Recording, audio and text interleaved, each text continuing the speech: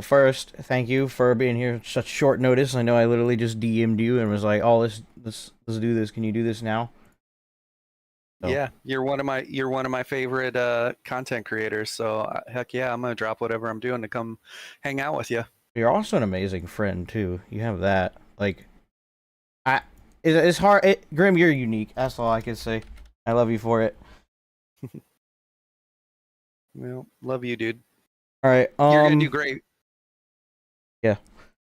We're doing such a short notice little stream here, so this is for context because I was going to make a video on how bad the update 48 PTS patch cycle is, and I figured one of two things. First, I could stream it, so that way, we have people can interact with us in the chat. And then second, I think it's just good to have the whole discussion out there. So like, if anyone wants to reference back to it when I go to make my video, no context is lost. So there's like two reasons for that. This is not going to be like an ESO gameplay stream or whatever. This is literally just going to be us talking. What's up, Streak? And I've tried to reference Grim before in the past when it comes to discussion. Like, he picked up on it pretty quick once we hit update 45, I think it was, with subclassing, and also, the vengeance test. And I've been trying to explain it in the way he explained it ever since. I just can't. Also, make sure my audio is good. Is it good? I make a lot of mistakes. I think we're okay. But, where vengeance is going to become a full-time permanent installment, and also the direction of ESO is changing so dramatically, it's very, very hard to, like, really want to lock yourself down with this game, because it's not the same game that you fell in love with anymore. It's going to completely change. Like, we had a big discussion about it, and I recorded it. Maybe I could find the footage, but I figure I'll just stream it before I start working on a video. Yeah. I mean, I love this game. I really do love ESO, and it has changed. It's way different than what we grew up with, right?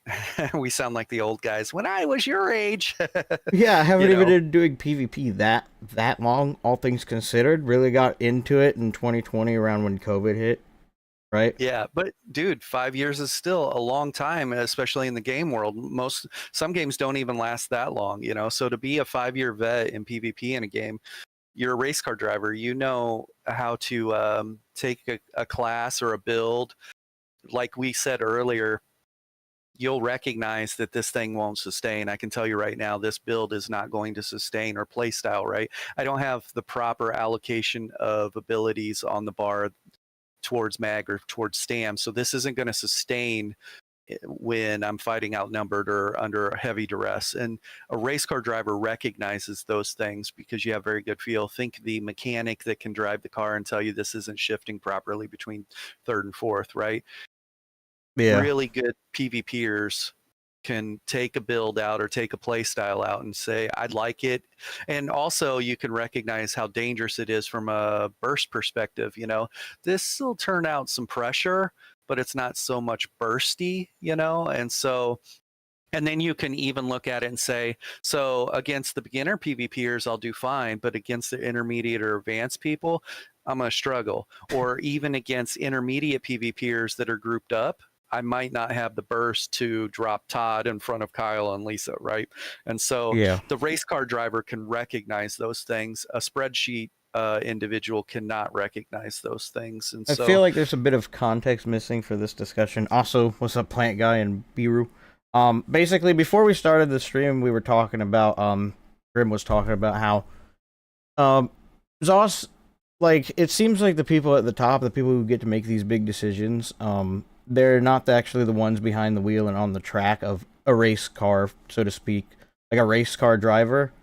So, like, you know what happens or how things should work if you've been in the seat long enough, driving the race car, doing the races, going through all that stuff. And it seems like they're just the spectators. And Grim is saying whenever you're that race car driver, so like a content creator, an average player, you can tell when something's not right, especially the longer you've been doing it. And that's kind of where he's coming from, especially with like subclassing. Yeah, like if you, we always use this, the last 3 podcasts I was on, if you look up, What's that? I was saying hi to hometown. I can't exactly say hi to everyone. I don't want to interrupt you. Oh, no worries. Hi guys. If you look up, just Google or look up on your phone the first car built with Common Core math, right? And look at that image. It's a car that has like the windshield facing the wrong way, the engine's not where it needs to be, the tires, everything is messed up on it. Now that car can drive, and that's what we're experiencing with ESO. That car is a representation of what they've built, what the current combat team has built. It's something that can move, and a race car driver could do some things with it. Like we'll help that car hit its potential, but it's nowhere near optimized, right? And that's where balancing comes in. And so a spreadsheet individual can see all the numbers, but having never drove the car real fast, they don't realize that, hey, you know what, this thing would work a whole lot better if the windshield was facing this way, instead of the direction that my spreadsheet has it facing. And they seem to be adverse to asking people, like, let's take the two communities, the PvP community and the PvE community. I would say a really good vote for the voice of PvE would be Skinny Cheeks, right? That should, without a doubt, be somebody that ZOS goes to for balancing concerns or questions, because he's very in tune or very in touch with the sets in the game, the numbers, right? He's a numbers guy, and he's great at communication. So, and he also uses tact. He's not going to tell the dev, "Are you dumb? That makes no sense. Why would you do that?" Right? He's going to say, "Well, you could do that, but if you do it this way, you might be able to get this bonus instead." Right? He uses tact, and so, but you can see that wearing a little thin with him. Yeah. How he is in the PvE community, there are individuals that could do the same within the PvP community, and both of those things could be balanced separately too. For the longest time, they've been putting PvE community against PvP because it's always the air quotes, crying PvPer that thinks they should decide how the game should be balanced. And the real PvP community doesn't want to affect PvE community at all. We're all on the same side. We want a game that we enjoy. All they need to do to make changes is use the Battle Spirit passive, and your warden functions this way in PvE, and we won't affect anything about your warden that you love so much. But in PvP, due to the Battle Spirit passive, or anytime Battle Spirit passive is present, this thing exists, or it functions this way, and they should be balancing that. And then that kind of rewind in time back to when the torch was passed to Brian Wheeler and his team, and the original combat development team was removed, let go. Do we know when that was? I don't even remember what year, but it's been a minute, and now we're at kind of critical mass. Like, we're at this part where, what do they call it? Is the point of no return with a black hole, right? The event horizon? We're at this event horizon right now where we've seen a couple moments where people are like, this will be the death of ESO. This is the worst thing ever, like hybridization or whatever, different things. Subclassing, some people are like, it'll be really fun, but also there's a lot of terrible things attached to it. I can foresee if balance isn't done properly, this could be really bad. Anyways, yeah, I feel like we're at this part because in regards to the PvP community, because of the proposed vengeance, right? And working. Hold on, my chat's bugging out. Also, you should pull up chat so you can like see their questions and whatnot. Yeah, let me do that. Yeah, program. But yeah, I agree, hometown, and I think Biru said something up here. Been 10 years and it's the worst it's ever been. Move in and find a new game or quit. Games focus on life, fun, career, fans, friends, and family. Gaming is boring. Gaming isn't boring as a whole. That's a completely different topic to talk about. You just have to know how to enjoy games like you used to. Like what made games fun. And the biggest thing is lack of internet. You go into a game, expect nothing, and use no resources, and just have a messy playthrough and have fun. Like that's how you should enjoy games. Like you can learn anything and everything about games in the modern world. Go onto YouTube, look up a guide or whatever. But honestly, that can ruin how you perceive and enjoy a game. Yeah. Fundamentally, like I'm looking at two examples recently. The first one was I played a game called Pacific Drive. Didn't use any guides for that. Had an amazing time. What's up, Empirics? And then second, played Abiotic Factor. Still haven't used a guide for it at all. I've learned everything I can by teaching myself, and it's been the most enjoyable experience. And that's all we'll say on these topics, I guess, so you can stay on track. We can get this video done. Hey, you know, it's very interesting too. So if you listen to the Three Skeevers podcast that we posted 4 years ago, 5 years ago, like we had 50 episodes of this thing and we were bringing content creators on it. One of the topics that we would ask the content creators is like, how do you feel about the current state of the game where we're at that time, right? And there were problems 4 or 5 years ago that were from 2 or 3 years before that. You know, we've never had a good feeling of proper balancing or them making the right decisions. It's always been these weird decisions, like redoing the animation for jabs is a very simple thing. Nobody asked for that, you know, but we're going to allocate our funds and allocate our time to redoing jabs animation, you know, and people are like, what are we doing here? Like, nobody asked for that. You know, you can't fix the block bug, or I'm running on top of my horse still, or, you know, my weapons are under my feet, like all these weird things, you know, but you're going to spend time redoing the jabs animation that nobody asked for. So just very out of touch with what the community is asking for, right? And so that's frustrating. It's frustrating to not have a voice about a game that you love and want to see. But anyways, if you rewind to 4 or 5 years ago, we were talking about, I had a feeling that they weren't allocating the funds from ESO towards ESO. Otherwise, things like that would get fixed. Now, fast forward 5 years, and we find out they were working on a project called Blackbird, I think it was. And the funds from ESO were going towards building a brand new engine, combat engine and everything Just for to that get canceled by Microsoft. Just to get canceled by Microsoft. That thing was in development, eating funds from ESO for 4 or 5 years to never see the light of day. And it's funny because, like, apparently the race it was car so driver, good. Apparently it was so good. The guy that even canceled the game couldn't stop playing it. right? Yeah. They actually had to take the controller out of his hand, right? Yeah. Yeah. So another thing that we talked about back then too was, how do you fix PvP? Because Cyrodiil, there are times where it's just completely unplayable. Skills not firing. Even light and heavy attack wasn't working sometimes. Like, you're trying to light and heavy attack because abilities aren't firing. Well, I'd love to heal myself right now. I promise you So, it's worse next patch. The PTS. Yeah. So it's just been very interesting to see the decisions that they make and the things that they completely turn a blind eye to. And you have people like Skinny Cheeks, who is a numbers guy, shows great tact, great communication skills, and absolutely in the know as far as what's going on in the PvE world. And they won't give him the time of day. They even kind of argue or fight against what his recommendations are. And I'm like, what are we doing here? Like, what's that all about? This guy is offering this information up for free, and if you were to just listen to it and implement it, you would make a lot of people happy. Yeah, like Empiric says, why are they so out of touch with their community? Don't they listen? Yeah, that's because they don't play the game.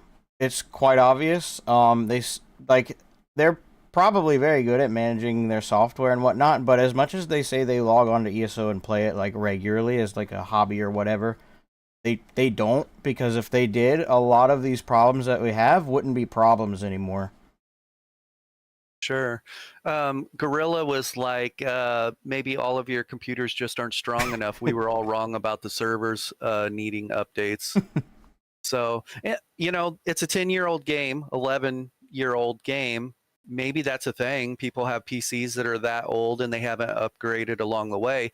But the software on their side of things, it's about that old too, you know, and they had to go through. And I really wish that combat system or whatever they were developing for Blackbird, if it's so great, why, and you guys wrote the code completely, why not utilize that in ESO, you know? So Yeah, my thing is, I forgot what I was gonna say already. Heck, just like I was gonna speak and then it just disappeared. Wow, that's so sad. JC said subclass was the nail in the coffin. Oh, right. Sorry, it just came back to me when he said that. Yeah. At this point, the problem isn't even the performance with ESO anymore. Like, it used to just be we had very bad performance issues that really hindered our ability to enjoy the game. Now we have a direction shift that doesn't support what the player base wants, it seems, a lot of the time, and we also have horrible balance changes that just seem to make no sense on top of this. And then there's not listening to the community as well. This has been like a persistent problem, but it feels like it's gotten worse in recent times because they say they're listening, but are they? I'm not seeing the fruits of that.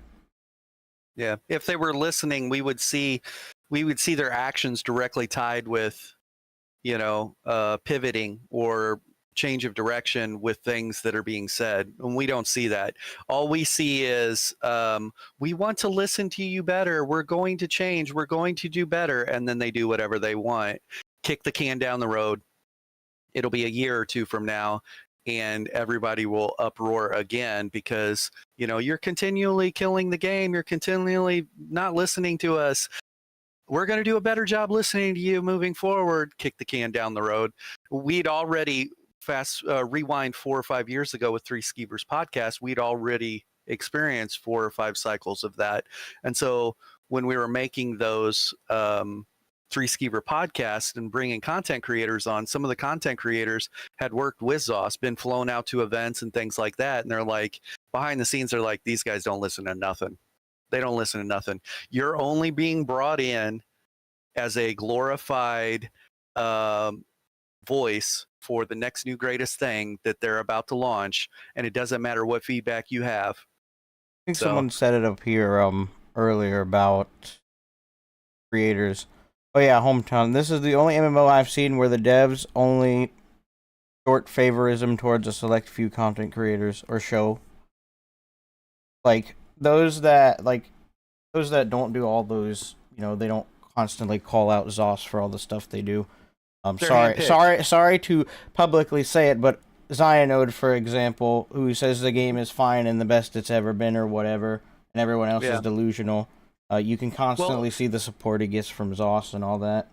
100%. He's getting support from ZOS and he's making a living on it, right? He's doing what he needs to do to pay the bills, you know, so you can't... I can't really be mad, but also it's like, as a hobbyist for content creation, it's like, I want to enjoy what I do, and this makes it very hard to enjoy what I do. Yeah. Well, this isn't the first time in life that this scenario is going to happen. You're going to run into this. Oh, yeah. You know, so I think you're going to do great no matter where you go and what you do, because people love you. They love your message and how your differentiating value proposition is your delivery and the way you see things. And oh, by the way, not only are you great at video editing and your presentation, but you also are a race car driver. So the PvP community can really respect you because they'll watch you and they'll be like, yeah, that dude's dangerous.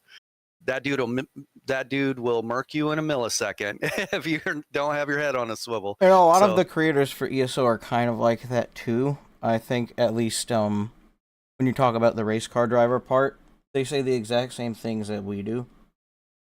Yeah. There's a lot of voices saying the exact same thing and nothing changes. Nothing changes. So I would have a much better feeling if I actually saw something change. There's 2 things that that if they were to address these 2 things, I would think maybe there's hope. Number 1, you have to get rid of the 4v4 and 8v8 format for Battlegrounds. It is one of the worst. My background is a PvP trainer for 5 years. I train people in PvP, one-on-one, small group, large guilds, whatever their needs are, right? And the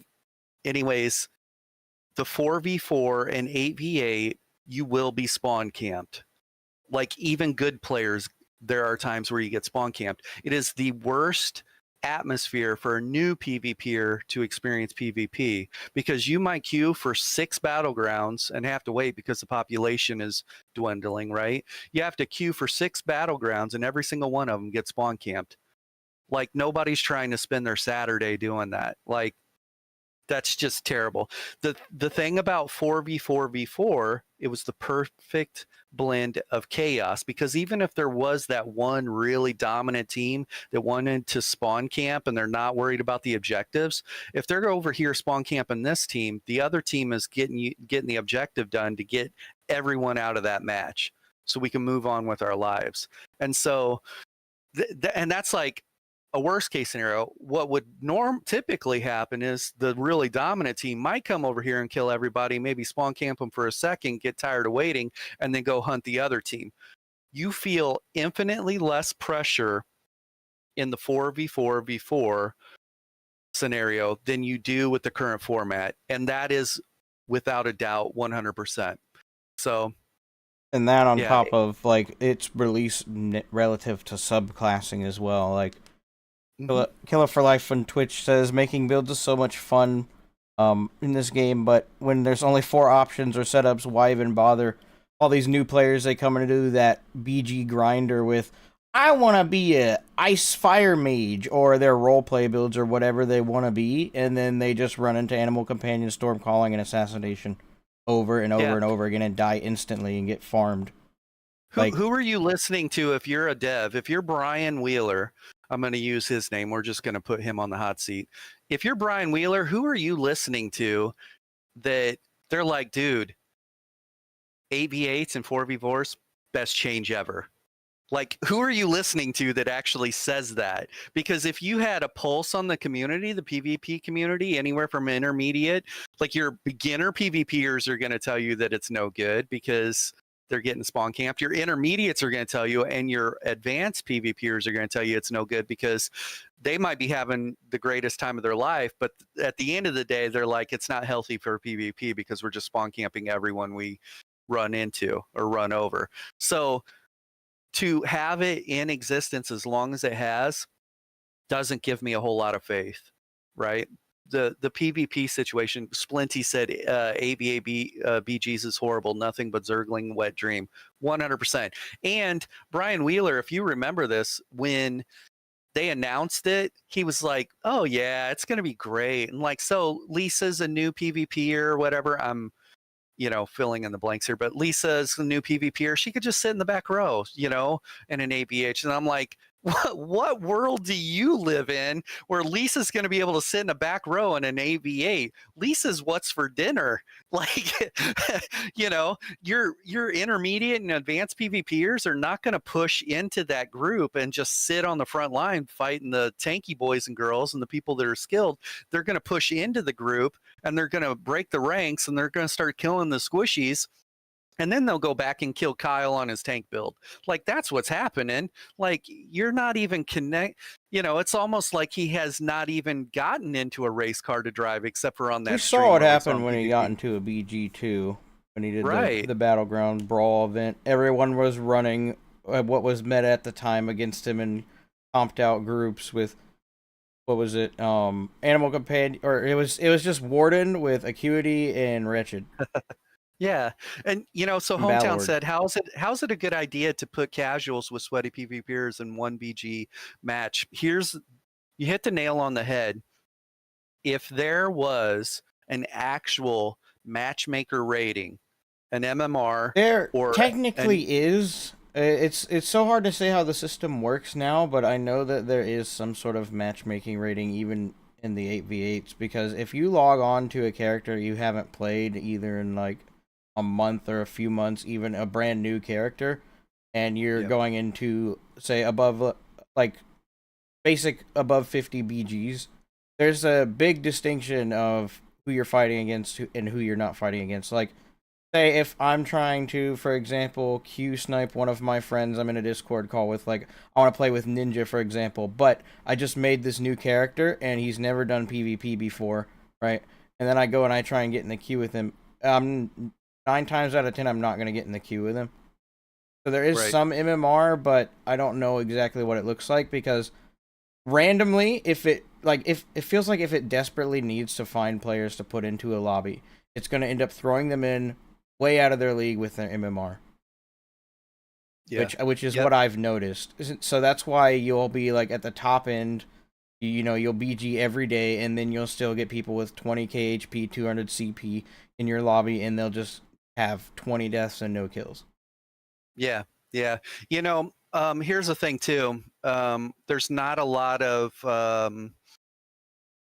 when it comes to balancing, have we seen them balance anything and we said they nailed it there? They did a great job. Think back 4 or 5 years, you know, and I mean, the Cowrian's nerf was a great one, but they didn't even put yeah, that in the patch notes. right, right. There's not a whole lot of those instances where they've proven to us that they can balance things. So if they can't balance things, can they also create an MMR system? Do we trust them to put more value on this thing versus that thing? You know, like kill to death ratio probably should have some heavy value to it, right? This person's just going through, not avoiding the objectives altogether and just murking people left and right. So I mean, there's also a eventually, case to be made for it where it's like sometimes, like you have the really sweaty ones that just want to do nothing but farm people that don't know what they're doing. Then you have some people that just want to log on and casually PvP, even though they're at the higher end of PvP. yeah, It's a hard distinction. And then for those that are like, you see it in Call of Duty with skill-based matchmaking, right? Where the better you get at it, the like your matches are so stale because it's basically the exact same thing every single time. Sort of. yeah, Like you get a kill and then you die. You get a kill and then you die. And it tries to keep you within that 1 KD ratio all the time. And what ends up yeah, happening is as you get better and better at it, in order to compete, you have to constantly be sweating and you can no longer ever play casually. yeah. Because you get I to am that more, point of like, oh goodness, my matchmaking rating is just too good right now. yeah, I am more hit the nail on the head though. He said if they actually defined or refined their MMR system, it would kill the queue. So you would be sitting there for hours waiting for someone, or you're, you know, specifically more so for the intermediate to advanced people, right? They're going to sit in the MMR a long time waiting for equal skill set people. Whereas the PvE community that's just trying to get in and get their dailies done and things like that, they might experience a lot quicker queue time. And so ZOS recognizes that, and they're not trying to make that happen to, you know, intermediate or advanced PvPers a level of understanding. And so they just seem to kind of throw them all in the same mix if the need is there, right? So They definitely don't see a problem with balance. I mean, look at the lead combat PvP where it's basically if they ignore the problem, it doesn't exist. I'd be curious, like Calidor said, Battleground in the current state is not playable for me. If you are a PvEer primarily in my chat right now and you have like an opinion on the Battleground system or like how you feel queuing up for the Battleground system, I want to know how you feel as someone who doesn't primarily PvP because that feedback is valuable to this discussion. Like, do you think the Battleground system is inviting of a new player or helps you succeed as a newer player? Or is it just like, I don't want to do it, I only do it because maybe there's an endeavor that I really need to get, or, you know, a golden pursuit I need to knock out? yeah, hometown hit the nail on the head too. And poor Jimmy that he's talking about never wants to step back into Battlegrounds again after that. He's like, that was the worst experience ever. I just got steamrolled for 6 games, you Yeah, know, thanks, but no I get thanks. that too, and that's why Cyrodiil and open world is kind of a cool experience if you're not constantly getting run over by Zergs. Um, but the problem there is performance, obviously. But the reason I really wanted to get into PvP is because my first night going into Cyrodiil, like, I didn't know how to get into Cyrodiil for the longest time. I played like 2 years when I first started being a role player. 2 years, didn't know how to get into Cyrodiil, and then I finally learned how to get into Cyrodiil. I was like, why do I have to go through the menu? Why can't I just walk through the gate to get into Cyrodiil? And I'm like, oh, what is PvP zone? And at the time, I hadn't played anything like ESO before, so I go into PvP, I'm on yellow, and I'm playing my character, and I walk out there, and within, I don't know, 20 minutes of me wandering around in Cyrodiil, exploring, right, I see this big Zerg of us, like, going over a hill. I'm like, ooh, these guys are going somewhere, let me follow them. And come to find out, this was back in like 2017, 2018. They were going back to a fight they had just lost with one dude. Yeah. It was on this rock. It was that rock between I know exactly where it was, and I've X'd there before, and I was like, oh man, I've come so far when I did that. But it's the set of rocks between Blue Road Keep and I think it's Sedge, like right there above Alessia Bridge. It was one dude. I even remember his name. I don't want to name drop him though, but he got like a 1v30 on us, and when I saw that, I'm like, you can do that in this game? I want to do that so bad. That's the kind of new player experience that people should have. Not, I'm going into BGs, and I'm just getting stomped by a group running the exact same thing. Yeah. Like, that's why I got into PvP, because I'm like, oh my gosh, I can do that? Yeah. I don't know. Well, I would have more faith in the company actually listening for once in regards to PvP if the first thing they did was reverted back to 4v4 and V4 Battlegrounds. That would tell me that they're listening to the community, because I really don't know who's out there saying 4v4s are fine, AV8's fine, you know, because that person's lying. They're getting, you know, they're getting spawn camp just like everyone else. So that would be the first thing that I'd like to see changed. And then, you know, another thing that I think needs to happen is along the skinny cheek side, each side of the community, the PvE side and the PvP side, there's levels to this, right? Like I was just talking about the beginner, intermediate, and advanced PvPer, and it has to do with their level of understanding, you know. That same levels exist on the PvE side of things, right? And so we've got people that are doing 200k DPS, right, on full parsing or whatever.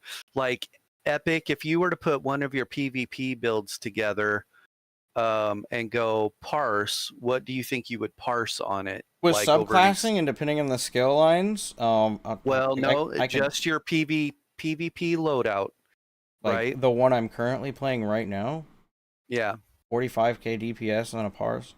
40, If I'm not attacking a trial dummy, it's just right. like the default. I don't know. You can call Yeah, him the because vampire it's dude. it's burst related, right? Like PvP is about burst and, you know, getting Well, them off the 45k board. is still good. The average used to be around 32k for a PvP build, and it's jumped up by nearly a quarter since subclassing.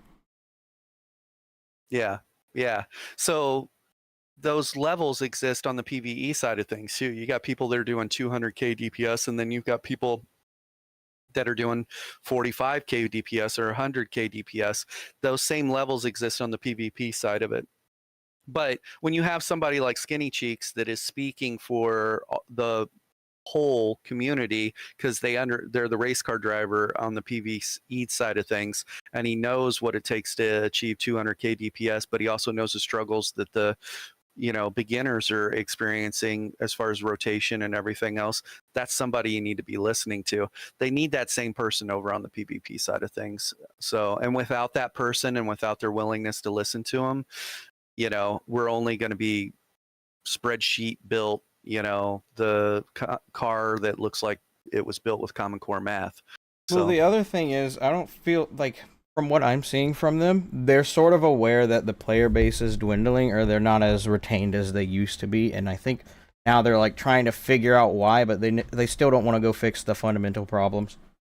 And they've made so many fundamental problems at this point, it's like, where do we begin on trying to help you fix your game, because you've ignored us for the past, I don't know how many years. yeah, and not only that, but even within the PvP community, there's so many different voices too, like, because it's all about what they want out of the experience, you know. Like the ultra sweats really want I think the biggest thing they could do at this point is just do polls on new features to see what the majority of people want. yeah, if they did them like a realistic poll and the results were shared and stuff, like something that wasn't skewed on their end to Like, go look with at what the I think. path of I least think that's what resistance. Minecraft does, and that's why like it's still got a huge community surrounding it. Is because like every time Mojang wants to do an update, they make like 3 different things. They showcase the 3 different things, and then they post a public poll for people to decide what is the one of the things from the 3 different things that they want. Yeah. And if there's any other optional kind of stuff, let us know, and we'll listen. Yeah. Hey, this would really, I don't ever suspect them doing this, but the second way that I would know that they're actually heeding or listening to people, number one, we're not experiencing subclassing. It's more like multi-classing, right? And this is just a verbiage thing, right? Multi-classing versus subclassing.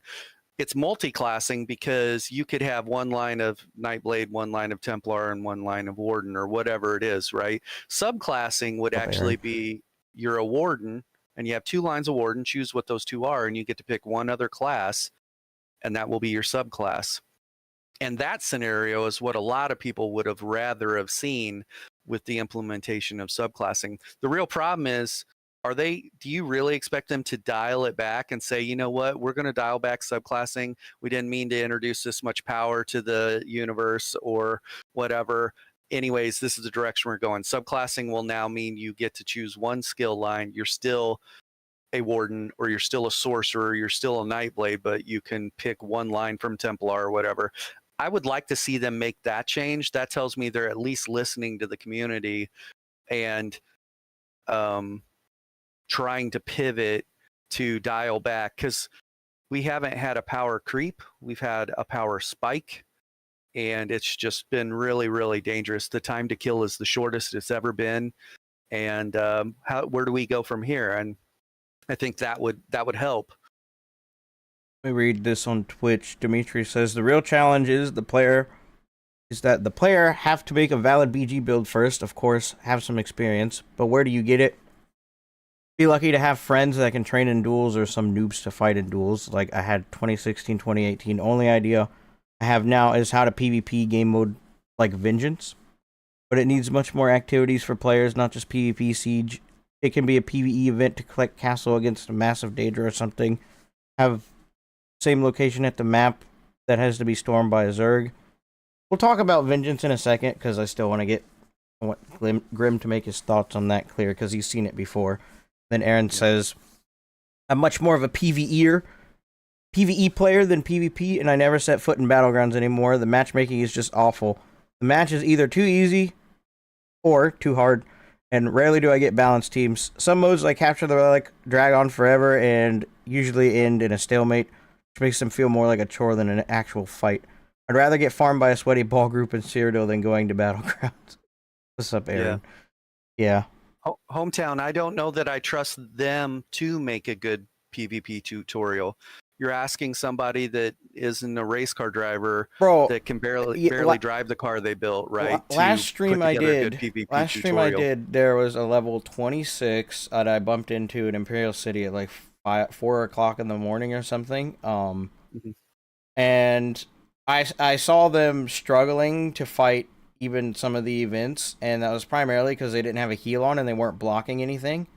So what I did is instead of being a sweaty PvPer and immediately running the level 26 over and just steamrolling him and moving on with my life and making the experience horrible for him, is I sat there and I followed him around. I helped him kill some of the ads, and then when he started to notice I wouldn't leave him alone and we started going and doing stuff together, I whispered him and I told him, bro, you need to put a heal on.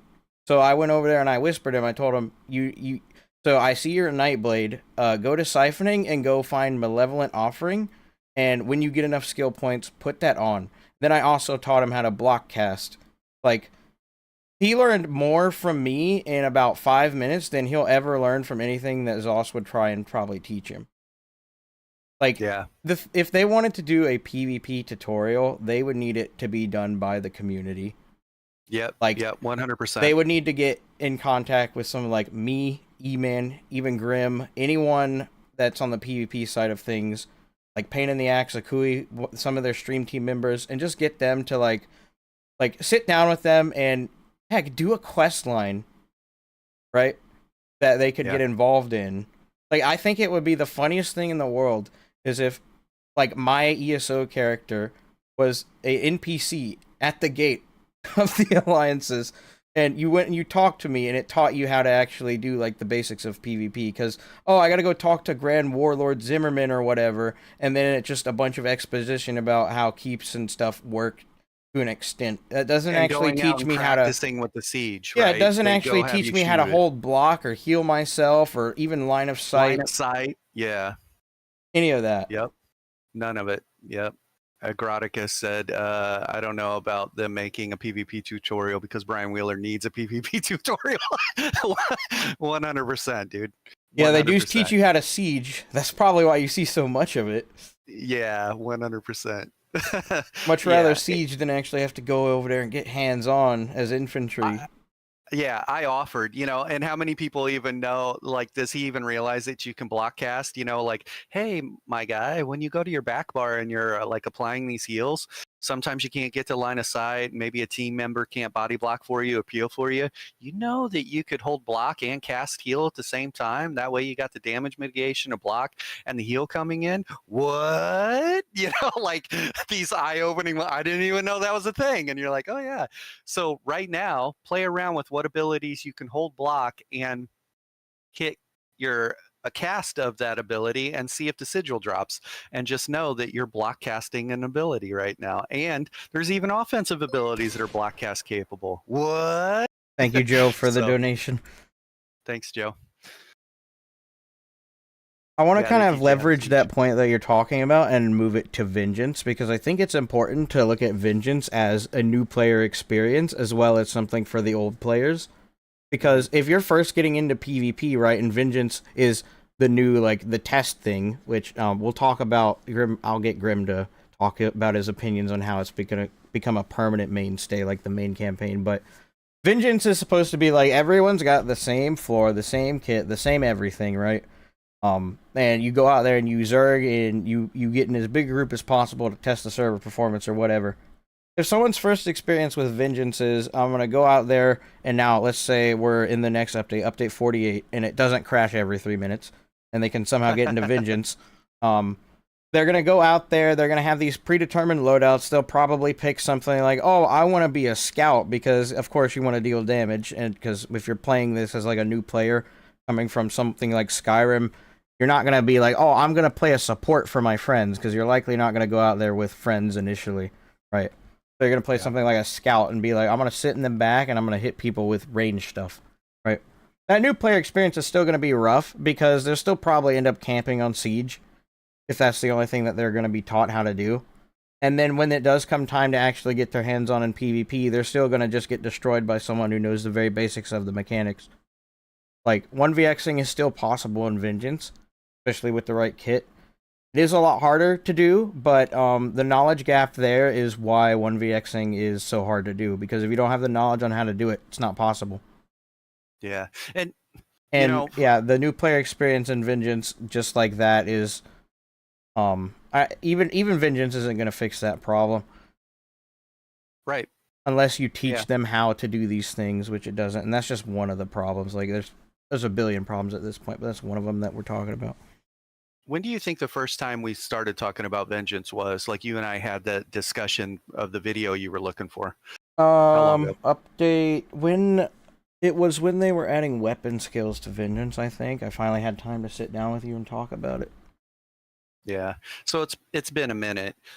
Here's the thing, like, if you rewind 4 or 5 years ago, the problem that the current combat team was going through, what they were claiming was, we didn't write this code, right? We're not the original combat team, and the things that we're writing is conflicting or not working with the current code. And so that's where our struggles are at, but we're working on it. We'll try and get better.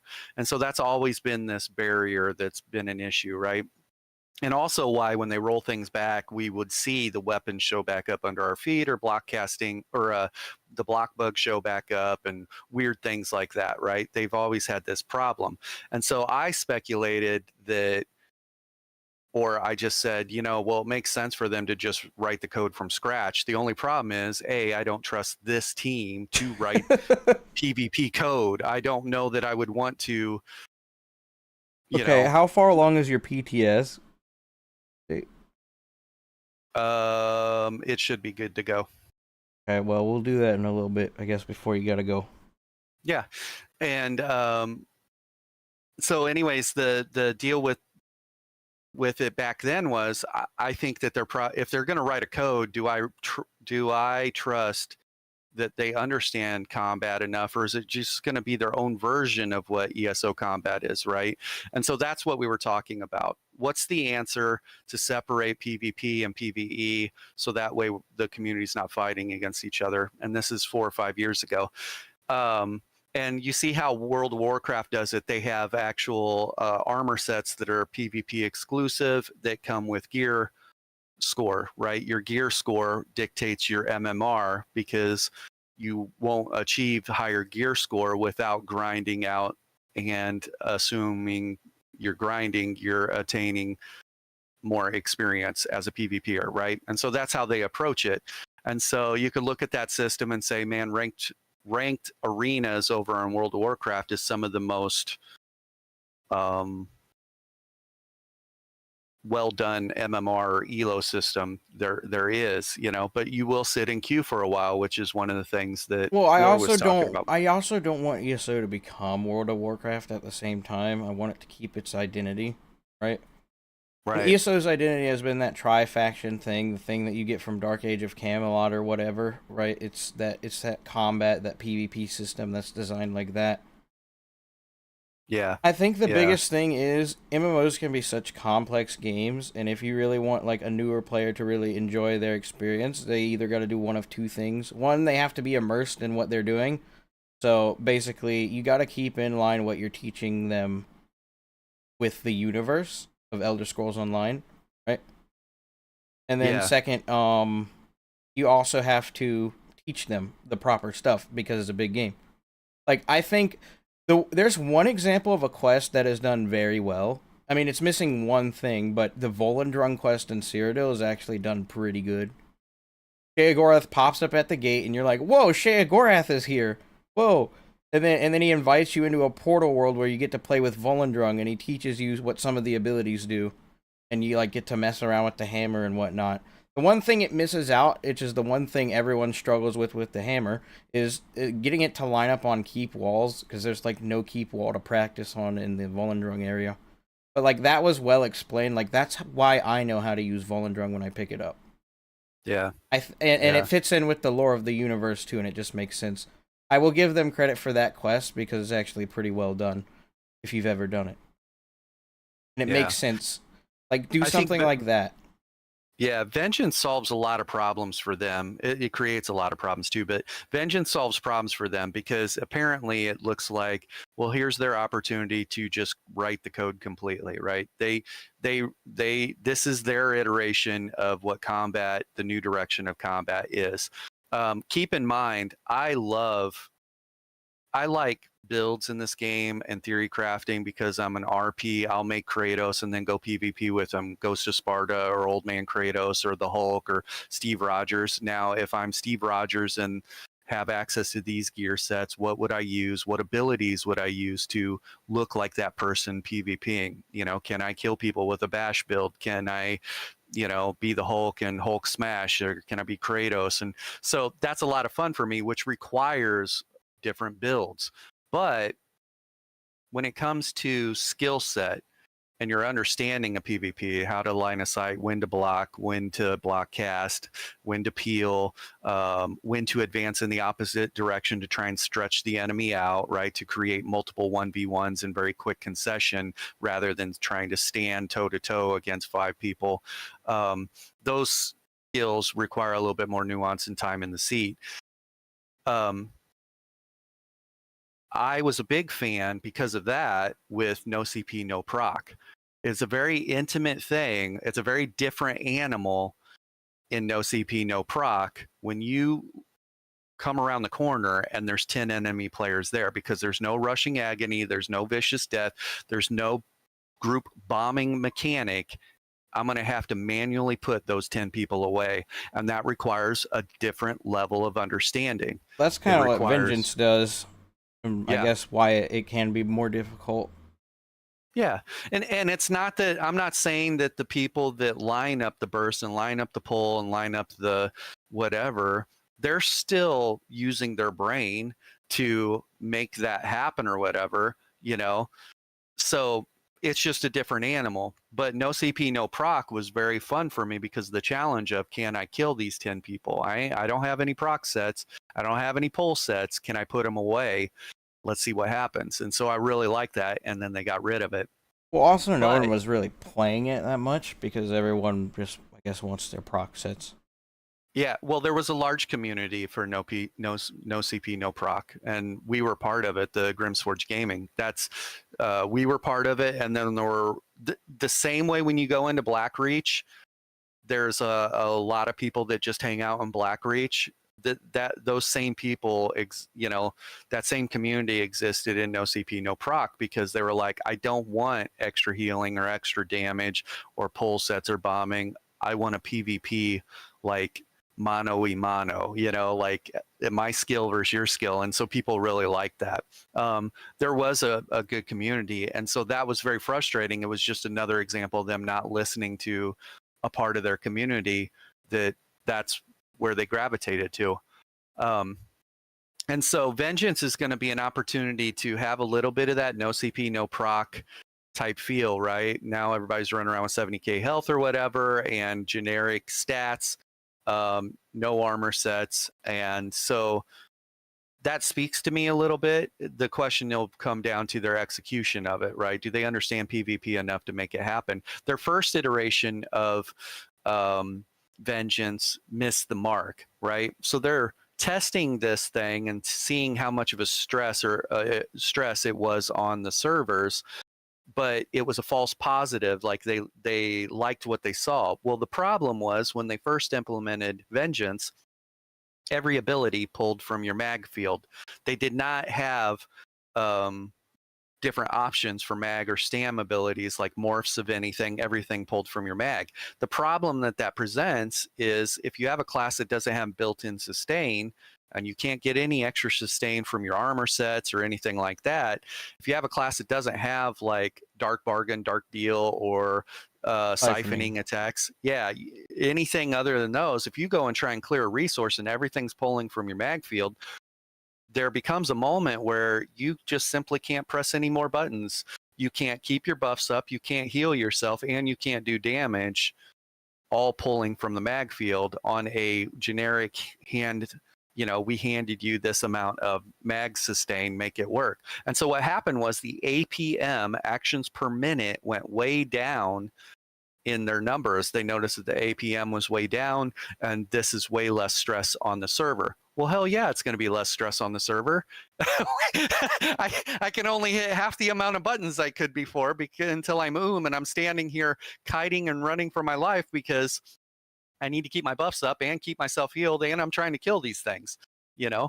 And so it was not a good implemented test. It wasn't a good test. And so I was calling that at the time, like, this is just going to reaffirm to them that this is the direction they should go. And I can't even see right now that they're executing this properly. So yeah, on the topic of you reaffirming, it's the same thing with like the 8v8 BGs and even subclassing, I think. For like the first initial hit of the 8v8 BGs, it was fun because it was brand new PvP content, right? But now it's run its course, is worn out, and it would be better off as a limited time mode maybe for a weekend or two, right? yeah. But yep. like the reason it's like still such a big thing and they're kind of proud of it is because the initial like response to actually getting a PvP, a new way to PvP, was massive because, oh, we're finally getting something new to do in PvP. Everyone was supportive and happy about it, and everyone was like, yes, do this. And then when we went to go play 8v8s, it was kind of exactly what we expected, but we were happy because we had something new to sink our teeth into, right? So we still gave them positive feedback despite all the shortcomings. But now that they said, and remember, it's been like a year and a half since they released this new BG thing, they said that they would bring back the old 4v4 modes as like some week event or whatever. They haven't done that once.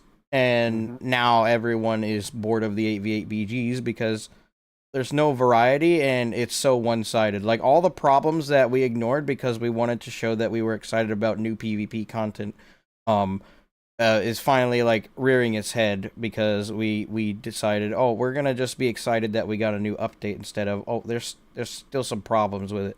Like, we had that you can only start the match with 8 people problem for how long, right? Right.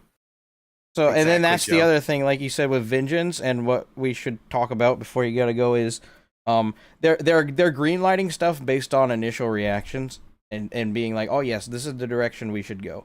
Like with Vengeance, everyone had low actions per minute. The servers had little to no stress because no one could cast anything. And that false positive was like, this is the direction that we should go. So we're, and of course they were gonna do maybe a follow-up Vengeance test. They said it was like a ambiguous thing, like if it doesn't go well, we're just gonna scrap it. But now it seems like the direction that they're going to go is they're going to do Vengeance full time, because now we have this new perk system, which is like, oh, so you're not going to bring passives back, but now in order to make new builds, you got to do this perk system, huh? Mm-hmm. And it's the same thing with subclassing. When subclassing launched initially, there's a lot of interest around it, a lot of hype around it, because, oh, look, something new to do. Even though everyone was telling them for 2 months, like after 2 months of this, it's going to be the most boring and stale thing of all time. And wow, we're living in the future, huh? But everyone was kind of excited, and there was a lot of stuff to test and play with. And I guess player retention was at an all-time high during that time because everyone was testing combos, making builds, trying new things. But now everything's been figured out, and that, you know, that short-term gain is turned into the long-term pain. And now everyone's bored, and I have not seen this many people not playing ESO at the same time before. Yeah. Like, they take those initial reactions, they gain an inch, and they take the mile.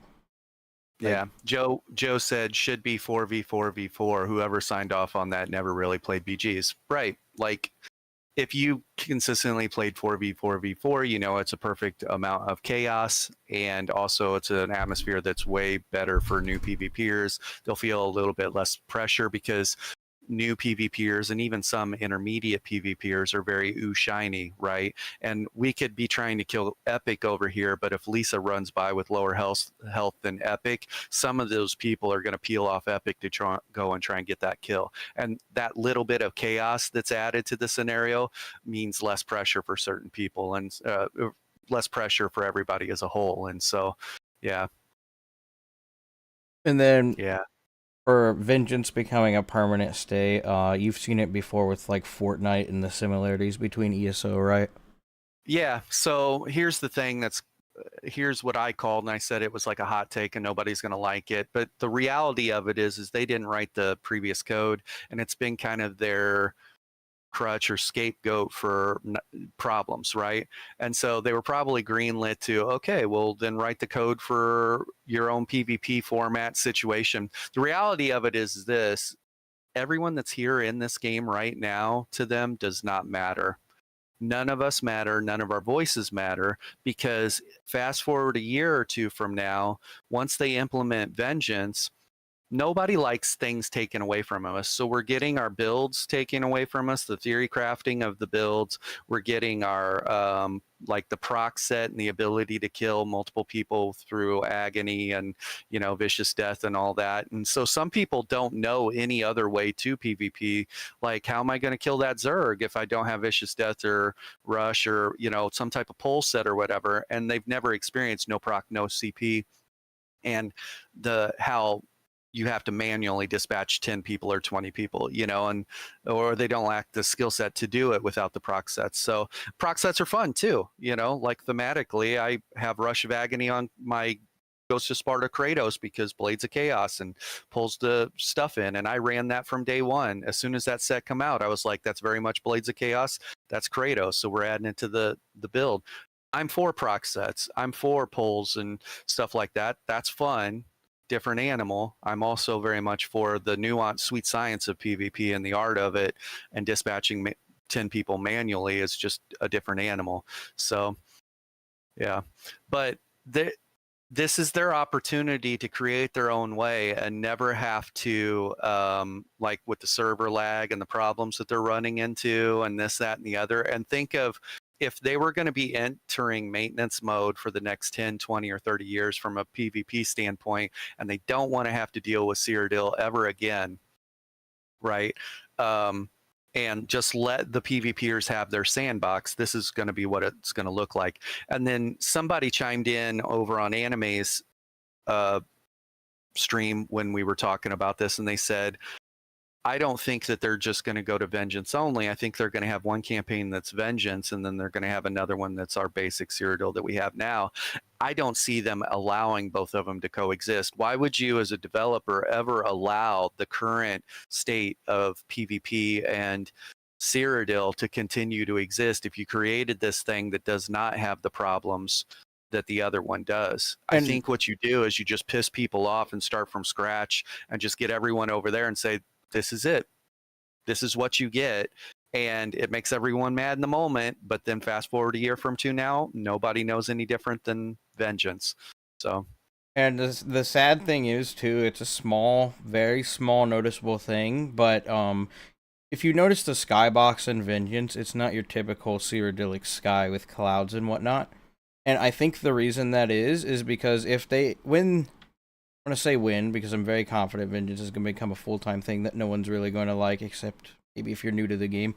When they decide to go full-time with Vengeance, that's their excuse to throw the never-ending Alliance War into a realm of oblivion and turn Cyrodiil into a PvE zone for questers.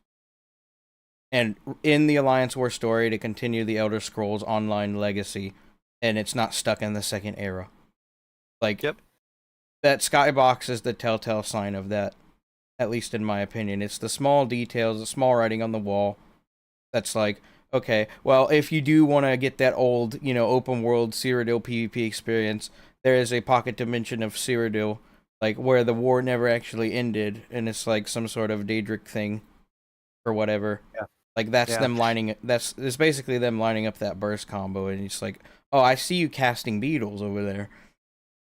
Do you remember what year Imperial City came out?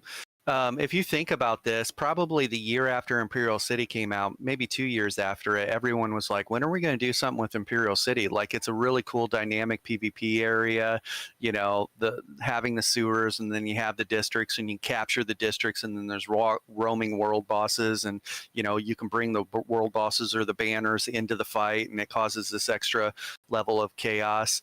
And so they're trying to end Guerrilla. They're trying to bring to an end the 3-banner war. So, and they've said that probably 2 years ago, which would have been They about also the time. have Fallen Banners DLC, and then also with the release of High Isle, you have all the Alliance representatives, like the Breton guy right here, the Elf Woman, and the Nordman. They all came together to fight a common enemy on High Isle, right? Mm-hmm. That too. Like, this might be the long game that we're seeing coming to fruition, but it's them trying to line up, okay, well, the Alliance War is going to end. Yeah.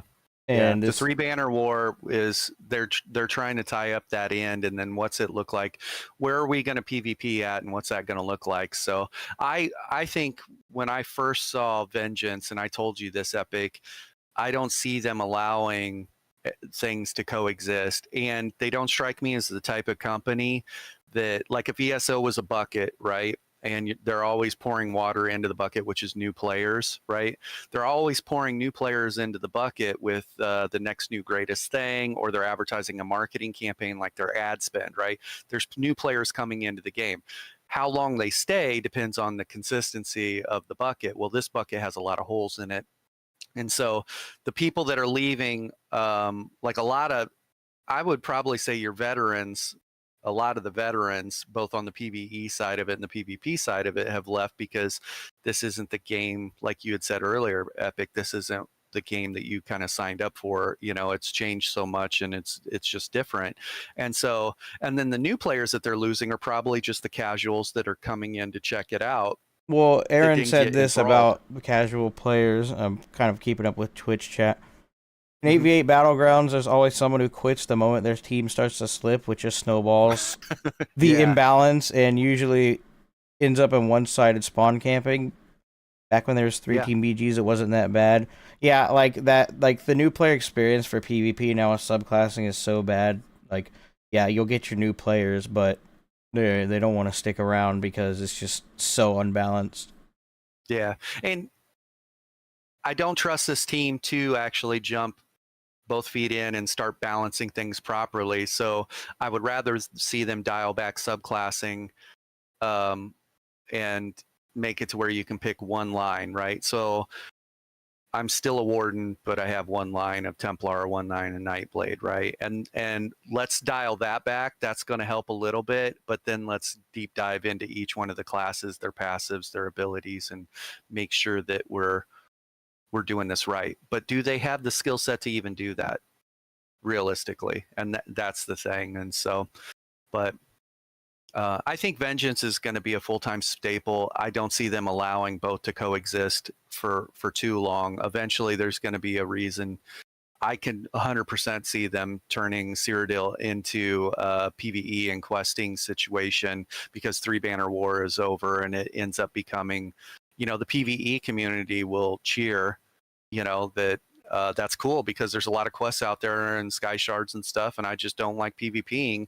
And now that whole area kind of opens up to them with limited risk.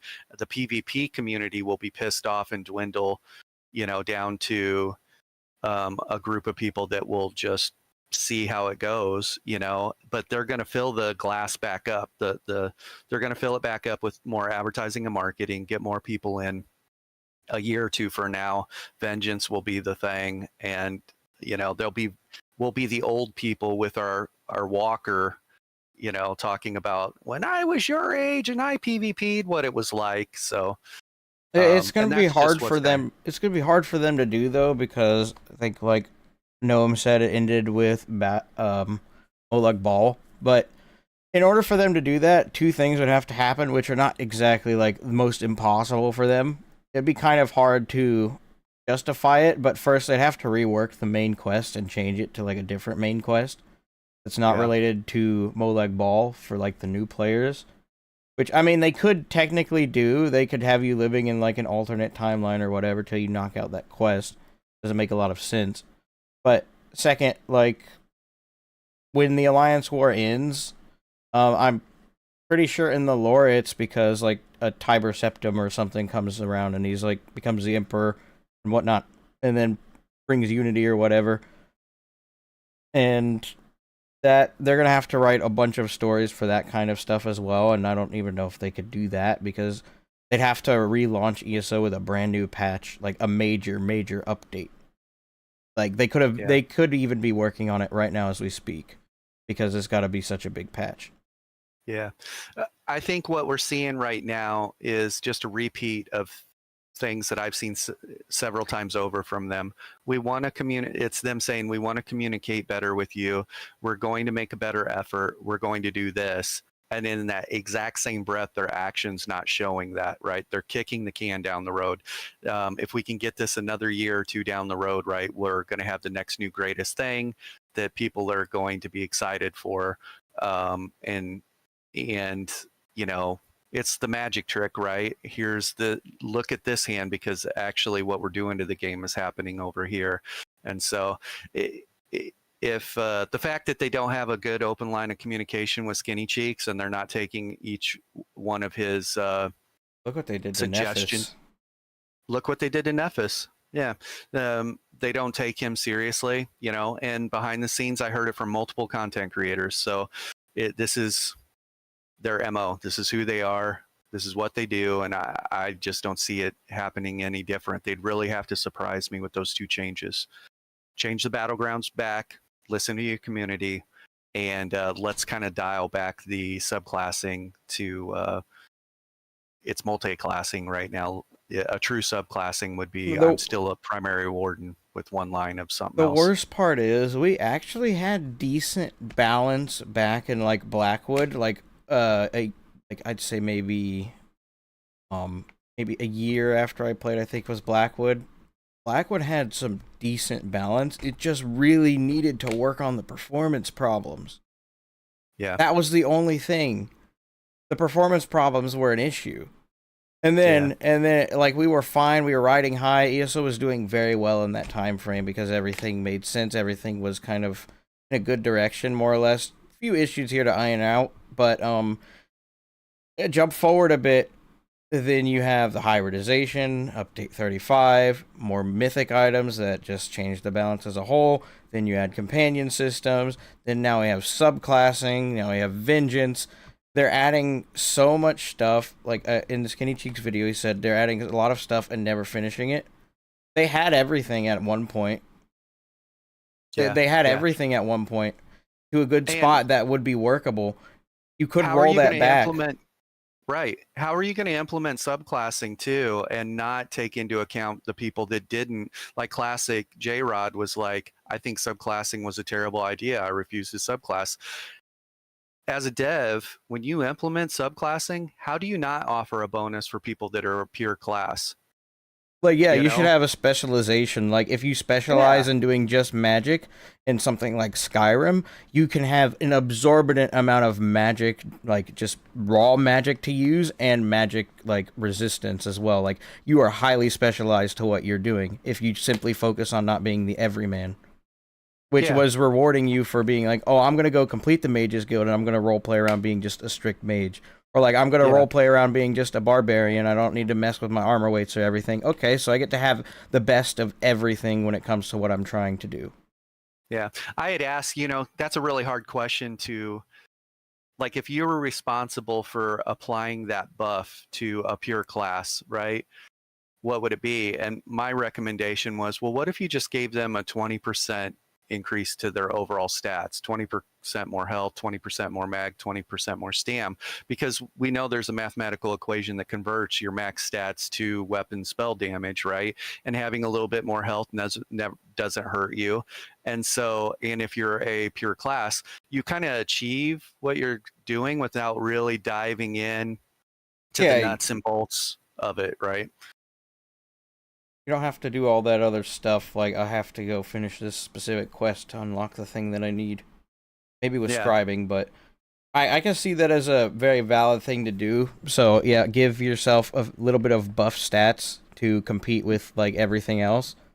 And then also maybe a specialized perk, kind of like how you have class sets in the Infinite Archive. And be like, oh, for Sorcerer specifically, what is Sorcerer very good at? Well, it's very good at being a spellcaster, but primarily it's movement, speed, and damage. So let's give them an additional bonus to not only either sprinting speed or movement speed, but also their ability to deal just raw damage as well. And then, Oh, go ahead. And then something like Dragonite, for example. What is Dragonite really good at? Well, not only is it a very like solid, class to choose to be a tank, but also when you want to brawl or do anything with it, it's very dot focused. So you could have like a turtle mode where if you kind of like extra burning light passive for DK, like when you stack X amount of dots or whatever, you get another dot that is kind of like all encompassing of all of them and does a lot of extra damage if you're like a pure class DK, and then on top of that give you a bunch of extra block mitigation or maybe some health, something like that, something representative of the pure class. Yeah, see, I love that, but will we see that? I don't know. Do we trust them to do that? So, but the two things I'd like to see, and that will tell me they're actually listening to the community for once, is reverting the battlegrounds, and number two, dialing back the subclassing situation to just one skill line, to try and bring things to a little bit more manageable situation, since the time to kill is so fast right now, and that's not conducive, not a good atmosphere for new PvPers, or intermediate PvPers. So, but yeah, and then now we can look at this latest PTS cycle. I guess we can take a look at that. I gotta go to the bathroom first, but we'll talk about that in a second. And before you hop onto the PTS, I'll try and explain it. But I'll be right back. Yeah, you could just rant or something while I'm gone. Yeah, I'm sure Epic has some PvP training videos too. I have a thing called Own Your Battlegrounds, and I started it about 4 years ago, and I think there's maybe 3 or 4 episodes of it. I was just doing a podcast a couple days ago, and someone dropped in and they said, hey, your Own the Battleground series still applies even to today's PvP, because it's talking about when to dodge, when to block, when to line of sight, You know, simple concepts like how to view entering a PvP area, right? Picture yourself as Spider-Man, and when Spider-Man's web slinging into the city, he always knows where his next sling point or catch point is, what building he's going to be slinging from, right?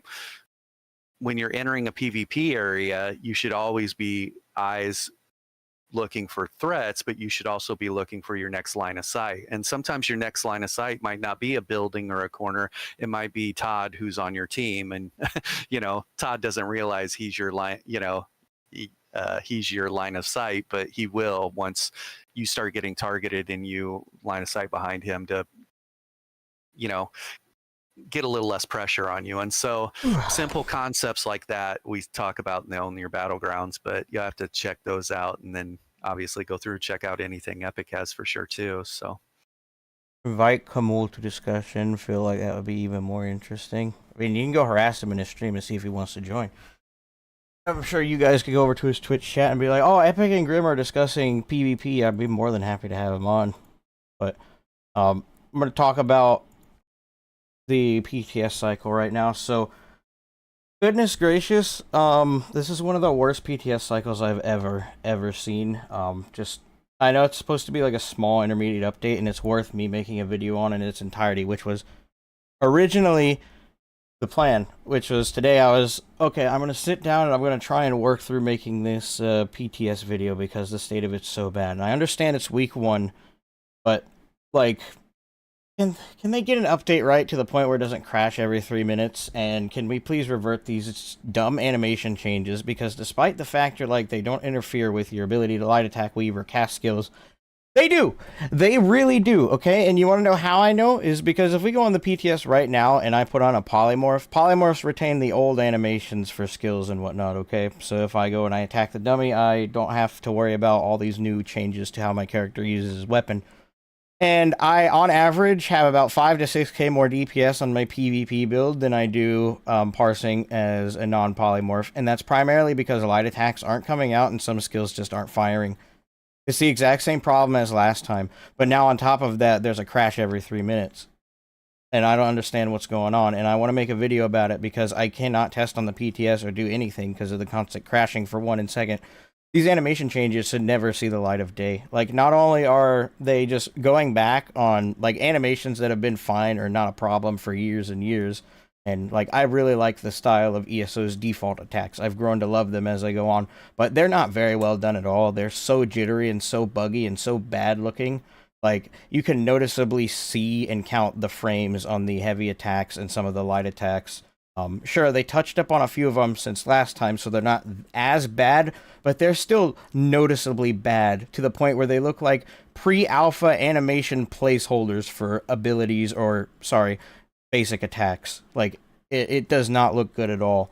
And I don't know how we're going backwards with this stuff. I just don't understand it. Are they writing the code for the animations from scratch again, and this is what it looks like? Because they're not virtually indistinguishable. They're very noticeably bad, like worse. And also, they do affect your ability to weave. I went on the forums earlier today. It's been a week, and I looked to see if anyone had any posts about light attack changes or whatever, and the cutting back of frames and whatnot. Not a single post is on the forums. No one has gone on the PTS, so I don't think anyone knows that these issues are an actual issue. Because no one's gone on the PTS to test stuff, because, oh, I'm going to go on the PTS, oh, what's there to test? Oh, Writhing Wall? I'll play that when it comes out. Oh, look, the Vengeance perks? Okay, maybe a few PvPers have logged on and sat in a menu for a little bit and just, messed around with trying to get any of the perks to work, but they still don't work because they're bugged. And on top of that, oh, well, no one's going to go sit there and just hit a dummy or run around and do heavy attacks and light attacks or whatever and just see how bad the new animations are at all. But when you do that, you notice there's a huge problem with the current state of the PTS. Like, bad. Very bad. But unfortunately, no one wants to go on the PTS and test because it's just like, oh, it's a small update. It's update 48, there's nothing much happening, just a bunch of bug fixes. Why is it always the patches that are so focused on bug fixes that cause the most bugs? Why? Like, I want to go on the PTS with Grim, and I want to see how long it takes for him to crash when he starts parsing on a dummy. And I want to see if it's just my computer or if it can be replicated on other devices. Because I'm very sure it's an ESO problem, because this doesn't happen on the live. And there's one new change that they added, which is those animations. And I am very convinced that these animation changes are the reason the crashes are happening, because I'm not crashing to desktop like I would with a fatal error in my application, right? Like, my game is not crashing. It's not getting stuck in a loop and just imploding on itself and then auto-closing because it's crashing that way. No. It freezes on a frame and just doesn't do anything. Like, my game just freezes. And whenever you have a freeze crash like that, that normally is a rendering problem. GPU side or other. Most likely. Because it's trying to go to the next frame and render that and put that into your display, but it can't do that. So you just crash and you wait for a frame that's never going to happen because it can't do it. And the only thing they've changed is update. I haven't even updated my Windows quite yet. I'm not even on Windows 11. I know there was like a Windows update or whatever, but that's not the problem. It's something with the application. Because you don't get the same exact problem whenever you go and you play the live server either. Like,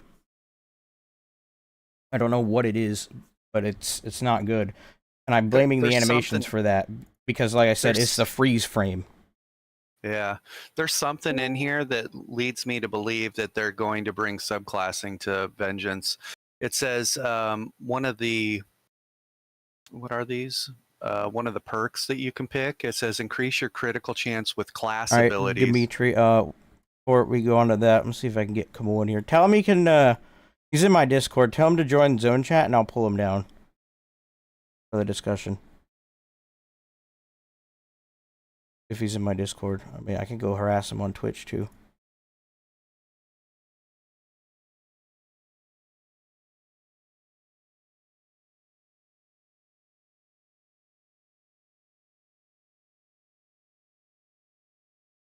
I don't know how to get him in here other than that. You could tell him that.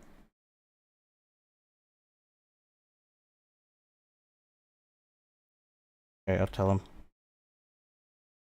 Join my Discord zone. I'll pull you in. 7. Okay, this should work. What were you saying, Grim, before I cut you off? So they don't have weapon skill lines here yet. It's all class abilities, right? No, they have weapon skill lines for Vengeance. Do they? Okay. Then I guess within the perks, I'm still setting that up. Maybe let me wait until I explore this fully. Okay, we'll go see it. See if we can get Kamul in here. Ping him.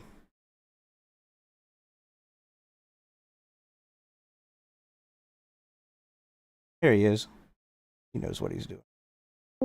Welcome to the secret club of secret society. What's good? Oh, we can hear you. Okay, good.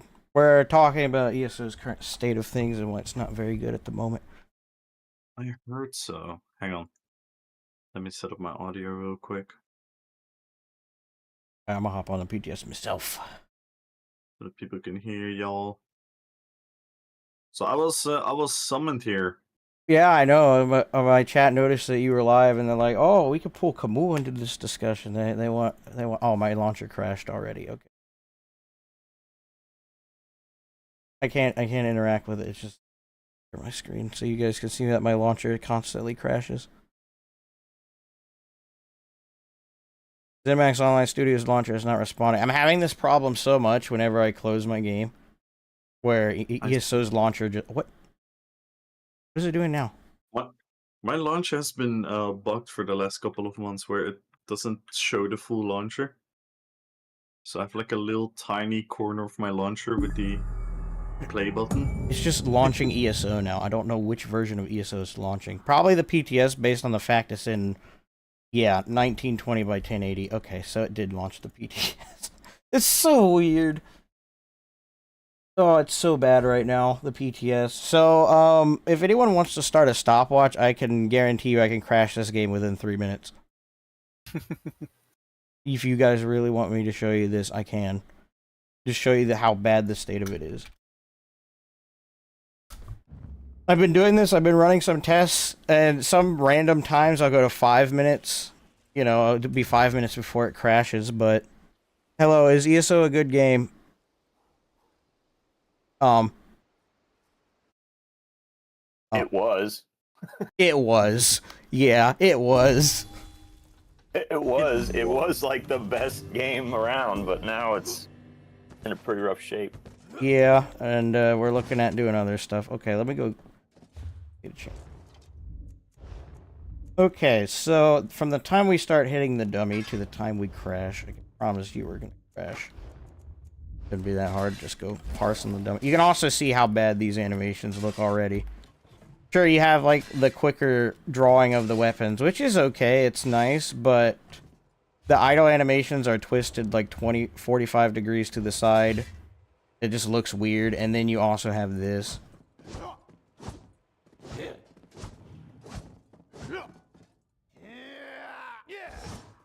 Which, arguably, they're better since last time, but they're still noticeably janky and bad, and I hate it. Like, you could see how, like, he look. If I was a robot polymorph, this would make more sense. ESO's a good game, lol. Okay, let's just parse on the dummy and crash it.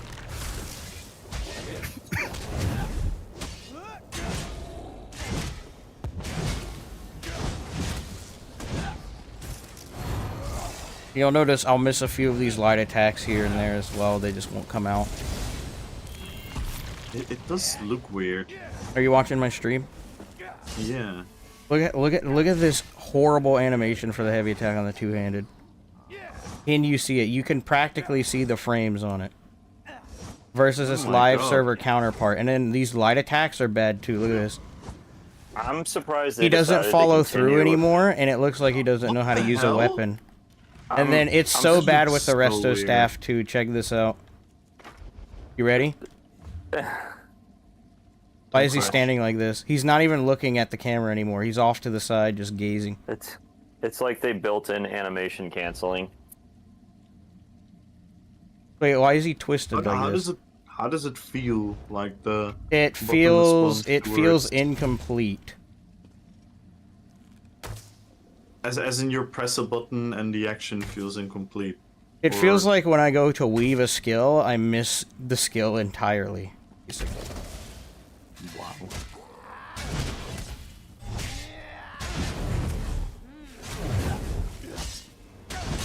It feels janky. It feels just like how the animations look. Like, it's almost there, but not quite. I said it earlier, it feels like a pre-alpha placeholder for an animation.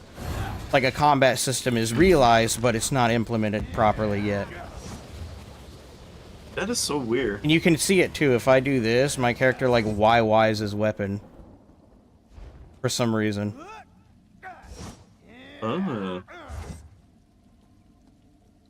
It's just bad, and it looks bad, and if I keep pressing the combat system, we're gonna crash. Trying to show you the animations before it happens. I remember when they were, like, last time we looked at this, they were talking about this. I'm surprised they haven't made any, like, improvements to Why is my character looking down at the ground? Where's the enemy at? No, look in front of you, you bot. Look at him. And he's also, he's so stiff, too. Look at these light attack animations. What the fuck? That looks so weird. It looks so bad too. At least the dual wield heavies look a little bit better than they used to, but not by much. You can still see the stutter there on that follow, like that follow through right there. The follow through looks so fucking weird. It doesn't look right and it doesn't work right. Can you hit it on something, the heavy attack? Yeah. You can see it's even more jittery there, daggum. Oh my god. It is such a weird follow through. What happens if you press a skill afterwards? You mean with the heavy attack? On the Vengeance campaign, it just completely canceled it. Like, it took 2 seconds for the ability to cast. I mean, I appreciate that they're trying to fix the lag and make the game playable, but I'm not convinced that changing the animations, Yeah, or it's a breaking big them problem at is all. the thing that is going to. That's what I be was the thing focusing my that's- video around because it's so bad. You can even see it with Race Against Time. Look how jittery this is. That was the thing that was going wrong all along. It was, boys and girls. It was the animations. The animations, the same exact animations we've had since the game launched. Yeah. There you go. I see. I tried to use a crescent and weave with that wrecking blow there. It didn't go off. It just froze. And the worst part is, if I go and I become a polymorph, I get every ability to cast things regularly again. Like, I get the normal combat animations again. You think that's a PTS thing, or This is you the think same they just problem fucked as it? last time. It's just the new animation changes. And now I can weave properly again like I'm on the live server. Did you report that last time? I'm gonna make a video on it. If I report, I did report it last time too. Just nothing ever happens whenever you report anything in this daggum game. You know this. They're just ignored. Just thrown to the Polymorph is side. meta. Right. Yeah, now I'm gonna try and crash the game. Take this polymorph off. Might take a bit, but it'll happen. It's like queuing up server memory in the background to a point of crashing. Which is my assumption from what I've tested so far. So polymorph is meta, indeed. I think we'll just read my chat for me. You know, when you science, generally, like, you don't want to change too many variables, because then it becomes unclear exactly what is improving or not improving, and this, again, seems like not the thing that is concerning, but has in fact created a new concern, like, in and of itself. And there'll be a ripple effect from it, right? 100%. Yeah, this is going to cause combat. I mean, it's also not going to be clear, like, what it, like, if there is a bug, if it's because of the weird movements and not completing, or if it's from some other aspect of coding at this point. Like, is it clearly, it looks really weird. I'm sure it feels super awkward. It does. Because it looks like trash. Like, It feels like I may have 100 FPS, but it feels like I'm playing in 30. Let me see. Oh, so it's just like Cyrodiil is currently. Yeah, but now, you know, it's going to be exponential, so, you know, if I'm playing like I have 30 FPS when I'm at 100, I'll have no frames when I'm lagging. Yeah. Hey, Epic, before I go, take that same character, look at your stats, see what your recoveries are, everything, because you know you're going to lose out on the gear sets, right? Switch over to the Vengeance campaign and look and see what your stuff looks like. It's a bit better from what I've seen, but the perks don't apply at all. They don't apply? No, you can try and apply the perks for Vengeance, they just don't work for builds. So we had about 0.1k mag recovery, and then about 3k stam recovery, 2.2k mag recovery, and then 1.5k recovery. Also, I hate this idle. You can see he's just doing it in slow motion, basically. Oh yeah, and then if we try and apply perks with some of the pre-configured loadouts, it's not gonna work. I've already determined that Scout is probably the best for what you want to do. So, oh, I want, let's see. But why doesn't it work? I don't know. I don't make the game. Okay, then increase sprint speed by 20. Give me more stamina. Alright, so there, I have applied my perks. We can go back, we can see my perks are here. Bolster critical, bolster running, athletic reserve. But if we look here at the perks and my scout loadout, hasn't changed. I'm gonna put a different skill on. Sort of two-handed Ulton with cut. But you can see if we go back here, now I think my kit does change, but my perks still haven't. Like, my skills for my scout loadout have changed, but my perks haven't. So I can't test the perks if I wanted to. top of Yeah, that. and if for nothing else, what's the PTS for? You know, they're like, please go to the PTS and test this stuff out. Okay, well, can you make it work? That'd be great. All right, so if we go out in combat, okay, I can't change my perks while I'm here because you can't change if you're away from your alliance base.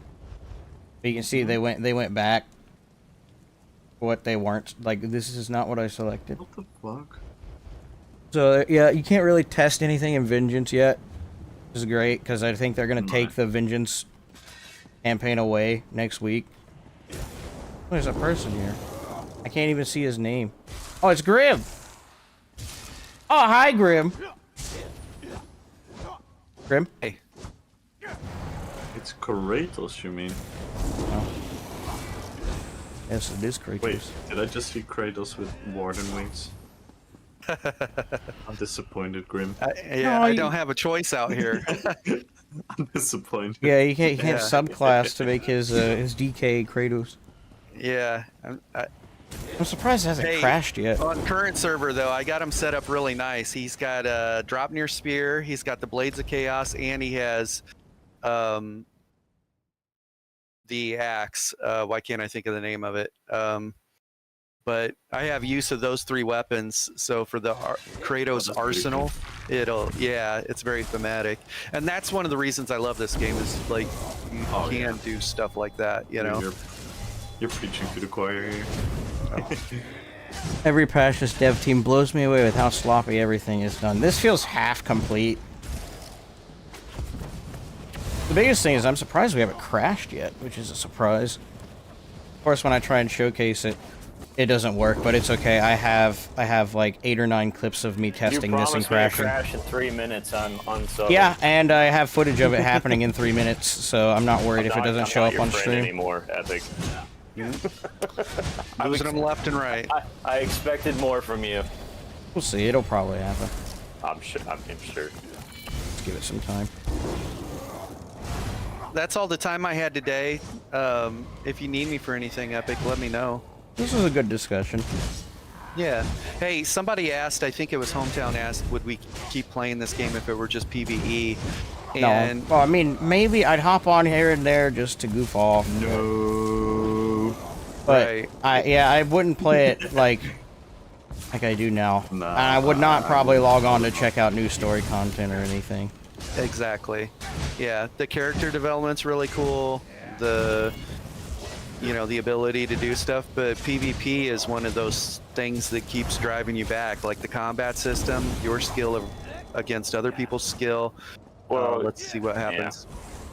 Yeah, that's it. Like, I mean, the PvE can only ever be so hard because it's always going to be a computer-driven thing, but when you're playing against other players, that's where it's really interesting. Yeah, I think both are interesting in their own right, but sure, one without the other is just an half. No, yeah, they work better together. I agree. And that's one of the things that makes the ability to cross over. It makes ESO very unique in that way. Yeah, right. It like feels you can cooperate and you can fight against each other. There it is. That's the whole MMORPG experience. right. Exactly. There we go. Crashes. Took a little longer because I was messing around in the menus and showing you the animations, but when you're engaged in active combat, like from the time I entered my house and fought for 3 minutes on the dummy, it crashed. It's very reliable to do. And it's a freeze 12K crash. odd over here. Did you check your Oh, that's just Vengeance tooltips. They're normally high because you have, what, that much health? 70k health? Yeah, your dizzy swings or wrecking blows, even snipes can hit for 15, 16k, so Okay. they hit hard. Hard enough to kill stuff. Okay, now I have to That manually and your close this. resistances are on the low, fully buffed them at 22k.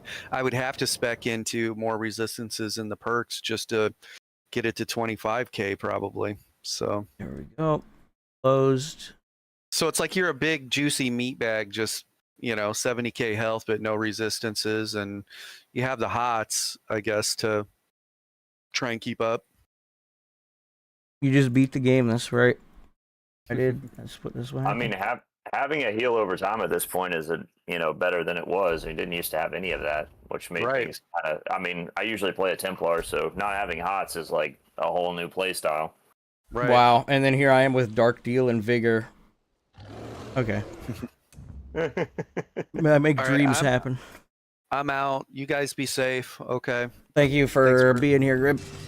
Yeah. High five. You guys be safe. Yes, microphone. Later, man. Bye. So, Kabul, what do you think about Vengeance becoming a full-time campaign versus something like Grey Host? It doesn't make any sense. It breaks the whole purpose of being an MMORPG. Well, we talked about it in all its the lore-wise stuff as well, if you'd be curious to hear those thoughts. But I just... You mean... how it would fit in and what they're probably going to do, because it's kind of obvious. The writing's on the wall here. Yeah, no, it's definitely gonna be a permanent thing. Like, they kind of set that in stone now, adding like perks and all these kind of things. Because if it would be a realistic test, then they would now slowly add things that we have on the live server, but they're adding nothing that we have on the live server. They're adding like new things and new calculations, which clearly is not testing. No morphs. This would be the one where they either brought back morphs or passives, but no, we're getting perks? Yeah. Exactly. Okay, so we're not trying to find the stress point on the server anymore. We're making an entirely new campaign. I think that has been an absolute lie. Well, at least now. Maybe it was their original plan. See how I missed that javelin there? Their communication is a bit dishonest and disingenuous, but from all the information we have right now, I don't see any form of they're not trying to push a absolute change into Cyrodiil PvP. Maybe it's going to be optional, so having both, that could still be a thing. But I'll talk about it all the time in my community on my stream. Like, I'm an MMO fan first and foremost before I'm an Elder Scrolls fan. So I always look through the glasses of an MMORPG enjoyer, and I think if you kill the whole purpose of leveling your character, gaining skill, learning all the skill lines, finding items in your adventures that work towards your power fantasy of becoming a more powerful character, and you just have a PvP mode where you load in and you do some, some pre-loadouts where that whole journey, like everything you've done in the game doesn't even matter anymore. It kills the purpose of playing an MMORPG. Because if I want to do that, I'm not gonna play an MMORPG. I will just play an actual PvP game. Like Overwatch or something. Yeah, exactly. There, in Overwatch, the sentiments. Well, of I having, mean, like, let's be honest. If Overwatch had ESO's combat system, I'd probably be playing Overwatch. To be fair, it wasn't just a test. Yeah, that is super easily saying now, right? Obviously, the tinfoil hat argument was already there, that it never was a test to begin with, but no one realistically knew. So saying that you already knew it's an empty statement. Camille, I think that's very insightful of you. Not just that it's not a test, but I think you're right, and I think about breaking the immersion, or whatever aspect of it. It really drives the gameplay and the reward system, which they've already diminished significantly through the Crown Store. And now, I mean, I think the way that they've done subclassing without any fixes is going to cause additional issues, particularly in that aspect, because without classes, you lose a sense of identity for your character. And so it becomes incumbent on the player then to come up with that identity. But without, having skill lines that are compatible or lend themselves to that sort of immersion, and then adding the, the lack of the PvP, element where you're just loading in. Now, I personally like the aspect where you can just load in and play, but having that be the only way to access it, I think is really detrimental. Yeah, like to the Guild game Wars 2 overall. has something similar with its like Battleground system, we'll call it. I don't like it. It's okay. It's fun if you pick it up and you play it for like 2 weeks, but long term, it's like you can kind of sort through all the builds pretty quickly. It's more or less becomes the same thing. Yeah, people are saying you can now make builds in Overwatch and stuff. I understand. I understand making builds and whatnot and stat specification. That is in a lot of PvP games, and Vengeance will probably have a form of that well. But it's not the journey of your character. Like if you play an MMORPG, you make your first decision that you make is I make this character, this class. Then throughout your journey, you're gonna make all kinds of decisions. What type of specialization you want to play, whatnot. You're gonna choose which items you're gonna farm, and from that whole scope of possibilities, you create your power fantasy to compete with everyone else doing the same. That is what, in my opinion, is the coolest thing about MMORPG PvPs. That's not in a PvP game, so to say. So I understand that in other PvP games you might have like options and choices and build creation as well, but it never compares to the journey of an MMORPG. That's why the argument that some people say of like, oh, but now Vengeance, it's finally fair and equal and people getting carried about sets anymore. I get that sentiment. I'm obviously not a fan of sets doing too much work for the player, but on the other hand, I'm gonna be perfectly fucking honest. I want to live in a power fantasy. I want to live in a world where my decisions, my journey, the effort that I put in the game will be represented on the battlefield versus the people that I'm fighting with. I don't want it to be fair and equal. That's not an MMO. Well, I also don't want to fight Animal Companions, Assassination, and Stormcalling every day I log on. That is fair. That is fair, but that's a different discussion. Well, I mean, yeah. So the obvious solution to that is just buff the other skill lines, and I think, and I mentioned this before, but I think one of the things that they need to do is, since they've broken all of the classes essentially into functionally skill lines, they need to rework all of the skill lines in the same kind of way that they have worked out like the different weapon skill lines and the world skill lines and things, so that they become kind of more comprehensive in and of themselves, so that you can then apply them to a character almost as if you're picking perks or something like that. Anyway, that's just my thoughts on that. I disagree on that opinion. I like going straight into PvP like Guild Wars 2. Yeah, that's fair. I mean, that's fair. That's your opinion. I think it kills the MMORPG purpose. We're playing an MMORPG, a role-playing game. Going straight into PvP with completable things kills the purpose of an RPG. You're just at that point playing a PvP mode. You're playing an arena game. RPG anymore. But I mean, I also understand the sentiment. Like, ESO is unique enough where you can also branch out and go do those other things, and sometimes you log on, you come home, you want to play PvP, right? But you also don't want to spend time setting up a build, going and farming the gear and whatnot, and then being able to play that and whatever. Like, people always come in my build videos and ask me for alternatives because they can't get the gear that they want.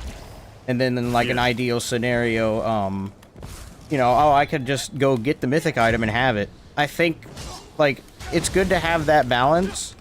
But at the same time, you're right, the roleplay aspect and ability to build your own journey and path is what makes an MMO and an RPG the thing that it is, and what's the appeal of it. Like, I love being able to run around as this goofy-looking cat and be able to do whatever I want, right? Like, I get to be me, technically, in ESO, and do all that stuff, but, sometimes I get home, either from coming home from school or, when I was working, when I wasn't in school, I'd just be like, I just want to just get on. I don't want to farm. I just want to play. And having that option and still wanting to play ESO is like, so you can't have both. Well, they're not necessarily mutually exclusive, though, because remember, we had tests in the past where we had like no proc Cyrodiil and things like that, and that sort of was a kind of a happier medium where you still had some choices. But there wasn't as much of a issue with some of the ridiculous power creep and lag constraints that were happening. Honestly, no proc was a perfect solution, but it wasn't popular enough. So also though, having like you know, single-digit FPS is not very popular. So, I mean, which is why they're running these vengeance tests, you know, because they, you know, and I think Epic brought up a good point previously, you know, when we were having these discussions, which is that I said it feels like they're reinventing the wheel, and he said that I think that's exactly what they're doing, because I don't think any of the devs who currently exist know how any of the coding actually works. So they're basically creating an environment, you know, where they are able to, you know, stress test different things. But and that may be true. I think that is partially true, but I think what you're saying is also partially true. Is also true, you know, as well, which is that, you know, they are creating a simulated environment. But I think you're right to say that they're creating a simulated environment with the intention of creating an entirely new game mode, which I don't really know how I feel about, actually. I generally great. think it kills the purpose of what we have been doing for 11 years. No, I 100% agree with you. I think without, you know, when you think about the game as a brand, right?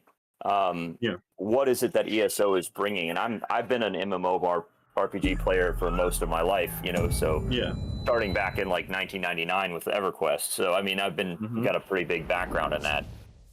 When you take away class identification and you start to I aged myself a little bit there, but but when you take away those elements of the game in the reward system that drives you in that game, you start having to ask questions like, why am I doing this? Why am I playing this game? Because if you just want a power fantasy, for instance, like go play Space Marine, like go play Space Marine 2. Like it is like, in my opinion, the peak of that. You know, at least currently, you know, I mean, it's not the same sort of, you know, genre, but you know, in terms of the aesthetics of it, but it is essentially just that. I mean, it is a power fantasy, you know, and there's build capabilities, and it's fun to play, you know, and it works, and it's, you know, it's PvE, and, you know, the PvP kind of died on it a little bit, but it, you know, it did have that, you know, and so, you know, but if you're talking about ESO, like, you know, I think you're 100% right, and that's kind of what I saw, like when they did subclassing. I came back, I had been taking a break from it, and I came back and I was shocked. They were like, yeah, I guess what they did. I was like, why would you do this? I think subclassing on itself is also like a very strange decision in year 11. Last minute. Yeah. And I'm still gonna say it was a last minute-ish decision. Like our rainy day solution too. We don't have any content right now. Yeah. Because I saw a point that Ness brought up in Jake's Discord when we were talking about like class rep and stuff, and it was that they must have had the subclassing system for a while, because notice how in one of those clips you had the Bone Colossus guy with the old Jabs animation. Like, either they were gonna bring the old Jabs animation back with subclassing, or more likely they've had this system in the works for a while, like a rainy day bank sort of system, because we don't have anything to release at the moment, which I thought was a good point. That's interesting. Yeah, I think so as well. Like, I think I talked about it as well. I think ESO is suffering from being a long-lasting MMO where they feel the urge to bring something big every year. And if the creativity isn't there, if the amount of devs being able to come up with cool stuff isn't there, they're gonna have to show something. And I think a lot of the things that we have seen happening in ESO is literally that. So yeah, I think you're quite spot on that. I think it is like some sort of a last minute solution, and some things these devs are like saying is also really worrying me. Like, for example, the swimming mounts. I heard them say in an interview or something that it costed them a dedicated team of devs 9 months to implement. Yeah, I heard that. That's the kid. I'm like, Really? sorry, skip fucking swimming mounts, please. This is what Grim was Use saying those earlier. people I for think the fixing new the game. people that they've hired to write the code don't actually really know how to do much of the stuff that they're hired to do. Well, so the reason it took them, they said no. Kamul's right, and the reason that they actually gave a reason for why. Oh, that wow, was. they gave It a was reason? it was because there was so many different kinds of mounts that they had to go back and modify each one. And makes I'm sense. like, I'm like, fair enough for your efforts, but aren't there like a million other things that need priority? Yeah, like why is this what you've dedicated spent the last everyone? 8 months on? Yeah. Yeah, like your AC is out in your car, like you need new tires, like your brakes are busted, but they're like, we should repaint it. Like, it's like, no, the clear coat's fine. Like, is this really important right now? Like, no, we're gonna repaint it. Like, don't worry. Those type of decisions, and I don't, you probably all seen the Skinny Chicks video as well. Yeah, I saw it. Where he's asking questions about hybridization and whatnot, and the answers they are giving are just so out of touch. Well, with Brian's what- answers were very out of touch. Nick was fine, and the other person was fine. I have to restate. It was Brian in this game. Brian, I it don't- was basically Brian. I don't know what his responses were or why they were the way that they were. It was like shifting focus away from what he was actually talking about something else, and can't actually tell you what it is because it's too important to discuss. Like, I'm under a non-disclosure agreement. Like, maybe it is, but why? I hate corporate speak. Yeah. Yeah. Oh, yeah, no, 100%. Well, 100%. That's why I kind of like that new fella. What's his name? Nick? He kind of seems to not talk that way. Well, I miss Matt because Matt worked on, like, Dark Age of Camelot, and he was the one with the original vision for, like, the PvP as it is with his ideas. Like, he was the founder, so to speak, of everything. And sure, management, like, underneath him and whatnot, you can't really get stuff done. Maybe his priorities changed, but I think the big reason he didn't have a big hand in ESO is because he was working on that other project. That's why when they scrapped it, he quit. Yeah, I'm not sure. He really Like, didn't have a hand in ESO. Like, if that's the case, that's super sad. But I honestly do not know the details on that. So. I mean, the writing's kind of on the wall there for it. KS. Yeah, no, sure. Like, I'm not saying it's not true, but I just don't know. Yeah, KS, bro. Yeah, I mean, I don't hate. I just want to be clear. I don't hate subclassing. I'm not saying that I hate subclassing. I'm just saying that. I'm just admitting I fucking hate it. I just think that it was a decision, right? But it is a decision that requires specific follow through in order to make it work. It's a funny gimmick. Yeah. It's fun for a time. You can't just the way that it feels right now is just basically like a bunch of guys just decided to like go on a cocaine bender and make a decision. Like, they're like, let's just do this. And it's like, okay, cool. Well, maybe that isn't the best way to just roll this out. It's just like giving everybody like the cheat codes. Like, guess what? Everybody gets this animal companions and spec bow, like win. Like, it just doesn't make a lot of sense the way that they rolled it out in the same. What it does, it propagates diversity, it propagates choices, it propagates freedom. In reality, it doesn't do that, which makes it a more homogenized version of the game ever. The game already has been homogenized by hybridization. It already has been homogenized by class changes throughout the years, where everything just become more and more the same. Even in their wording in the devs, like I remember so well, it's like a year ago when they did like a bunch of rebalancing to skills, and they kept adding the dev note. Yeah, we want to bring this skill more on par with the burning talents from a DK. And I'm like, no, let the DK have their burning talents. Give Nightblade something else that is powerful and an option. Don't give Nightblade a skill that is gonna do the same as burning talents DPS-wise. That's fucking boring. That's homogenizing the game. You need subclassing. Tenfold of that. You need it. Yes, everything Kamul said is exactly right. You need it. If you're building a game and you're going to have classes and you want diversity, what you need is to build it like rock, paper, scissors. Rock has to beat scissors. Scissors has to beat paper. That's how you have counter. And then shoe beats everything. Yes. But what happened here is like exactly right what Kamul said. See, when they went to hybridization, just think about it for anybody who's been playing longer than hybridization, right?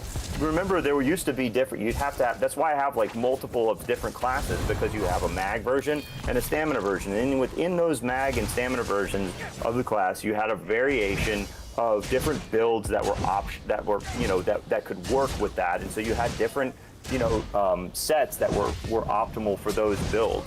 But then when they homogenized everything and they made it all, hybridized, there was just basically a meta, except for like niche options. So like who's taking the stamina morph of beetles? Like, with only few exceptions, like if you're running like Lamp Knights or something like that, or you have some unique, you're just poison running build corrosive or something like that, or you're not gonna take anything but the magic form of beetles, because who isn't that second tick does like 20% more damage than the second tick of the sub. Major and minor AoE breach is unique, especially for a single skill. Like, that's insane. So like, what you did is then you have a meta that then came forth. But now when you've taken away, so like it's this, the idea of, oh yeah, well, we've opened everything up. They're selling it to you like that, but it's a bunch of crap. That's not it. And the way that you know that that's not it is go into any BG, and you'll see that it's the same thing over and over again. You're getting hit with Binding Javelin, you're getting surprise attacked, and you're getting spec bowed, like over and over and over again. It's so obvious that those are the like, and you could go on. There's a few like other things that come out of there, but really realistically, like you don't have more diversity. You actually have less diversity because without balance, over 3,000 options. Okay, I'm gonna use the same 3 skill. Yeah, there's just a new meta, and everybody's figured out what that is. Technically, it isn't even subclassing. It's some Multi-classing. form of like multi-classing, cross-classing, whatever you want to call it. Because subclassing, oh my god, that like Burrito is saying in your chat, like he loves making pills, was getting. Oh, I haven't even been keeping up with my chat. Sorry. Can you imagine if they actually did subclassing, that it was subclassing? Then the options, the diversity, and everything went through the roof. Because then there's so much to do, so much to test, so much niche stuff you can go into, and with the current subclassing system, it's just not there. It really Well, isn't. at the beginning it kind of was. Everyone was testing different combos and whatnot, but from the get-go everyone already knew, even I knew, the first combo I set up on the PTS was I put Assassination in place of Green Balance on my Warden. Obviously, yes, of course. Why wouldn't you do that? Like before subclassing even dropped as a testable update, I had already thought that was probably the best way to do things. And I want to add something more to Burrito in your chat, because he's saying like the builds was getting dry and all of that. That is all true, and I hear these same arguments about Vengeance for Cyrodiil, right? I hear like if I'm critical of Vengeance, the counter argument is like, yeah, but current Cyrodiil is lagging and broken and whatnot. Why do I have to agree with something that sucks just because something else sucks as well? Like, I don't like that argument. To me, it's a bit. And sorry, Burrito, I'm not trying to like point you out as saying something wrong or whatnot. But yes, you are right. The build making was getting really dry at a certain point, right? Because they didn't make enough like small intricate changes that could like shift builds around and whatnot, so it was very still. And on the PvE end of the game, I heard it was pretty much the same game for a super long extended period of time as well. So I'm 100% agreeing to that, but just if you want to use that as an argument and you want to make it like fresh and new, and then that fresh and new thing just like objectively isn't great as well, I don't like that to be like, oh yeah, at least it's not that dry thing before anymore. I think that's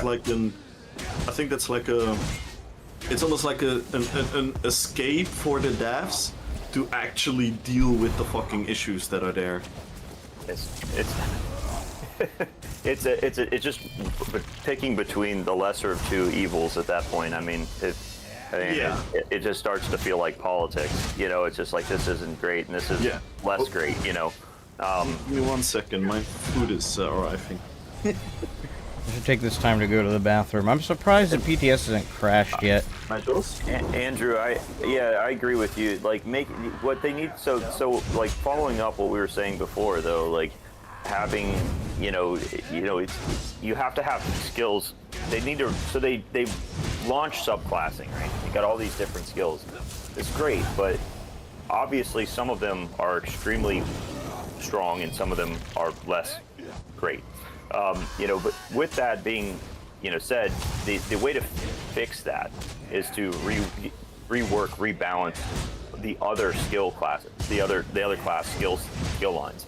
You know, it's been said that perhaps that they went to, you know, they chose to do subclassing because in lieu of balance fixes. But it seems to me like, regardless of whether, you know, that's true or not, they still have to do balancing.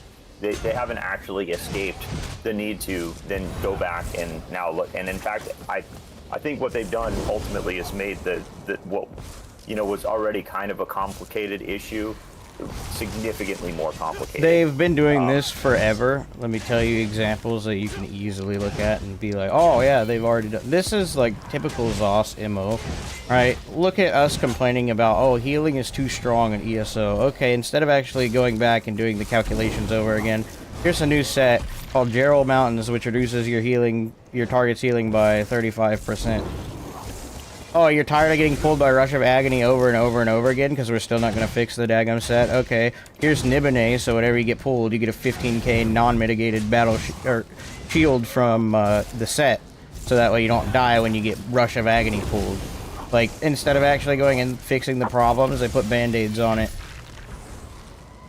Right, but they're band-aids that a lot of people are not going to use, because, I mean, are you really going to just be like... Yeah, now I have to go swap out an entire part of my build to counter something that, you know, is a problem, don't get me wrong, but I really can't get the same results that I need in order to, you know, still fight back against it properly. Right. And then that's their justification probably too, is, oh, well, we put these things in the game, so now we don't actually have to fix the problem, because, well, if you think healing's too much, okay, let's go, just go put Gerald's on. And there you go, healing's not a problem anymore. Now, the issue's deeper than that. You can't just pull a rug over it and expect the hole not to be there. Okay, one day that rug's gonna slip over because you keep walking on it, and then you're just gonna fall in the hole too. Well, and they make so many changes so fast that it just doesn't lend. I mean, and then they don't fix things sometimes ever. You know, so it's just it's hard to know exactly what their reasoning is. Also, because it seems like whenever you try to, like, you know, as has been noted here, if you try to report something or make a complaint about something, they're just like, yeah, okay, cool, thanks. If they respond to you at all, you know, but then there's never anything that comes from it. So it you know, it kind of makes you wonder, where are they getting their feedback from? I mean, you know, I don't really know where if they're even listening to any of the feedback. Yeah, the band-aid fixes are crazy. I think the other thing is too, like, JTK, this is JTK's point on all of this. He thinks that ZOS thinks that, you know, the ESO PvP community as a whole is just like a toxic mess. And, like, they're not worth listening to because a lot of them are just going to yell at them and be like, oh, you guys are bad and all of you need to be fired. I mean, there are those people, okay, let's be honest. But a lot of us are willing to sit down and be reasonable with you, so why won't you listen to us? It's just as easy to ignore those people as it is to just ask questions to your community. Like, just because one bad apple is there doesn't mean everyone's like that, okay? Obviously, I run a YouTube channel, I just ignore the comments that I'm like, okay, well, you're not helping me be constructive with my criticism on how my video could be better, so I'm just not gonna listen to you because, well, there's no valid criticism and here. In all honesty, I'm gonna say even something more controversial. I think a lot of people from the player base are actually also super wrong about the things that they're asking for. They are just asking for things that are super out of touch with what like a functioning MMORPG will be. And if enough people keep asking and asking and asking, you actually sometimes see the devs listening to that feedback. And that's why also a lot of changes has been happening in the last couple of years as well. It's a hard line to walk properly, for sure. It is. Like I'm not gonna pretend it's easy to run. That's why I think it's important. No. Like they used to have those class rep systems. You go out, you get someone who's reputable, or has a good reputation with that class, and you work with them to get the things right. Right? They have their own communities because they're by default a content creator. That they're more incentivized to play the game and push it because you're working actively with them and supporting them, and the changes that they know need to happen, you can talk to them about it and then explain why or why not that would be a good change if they wanted something done.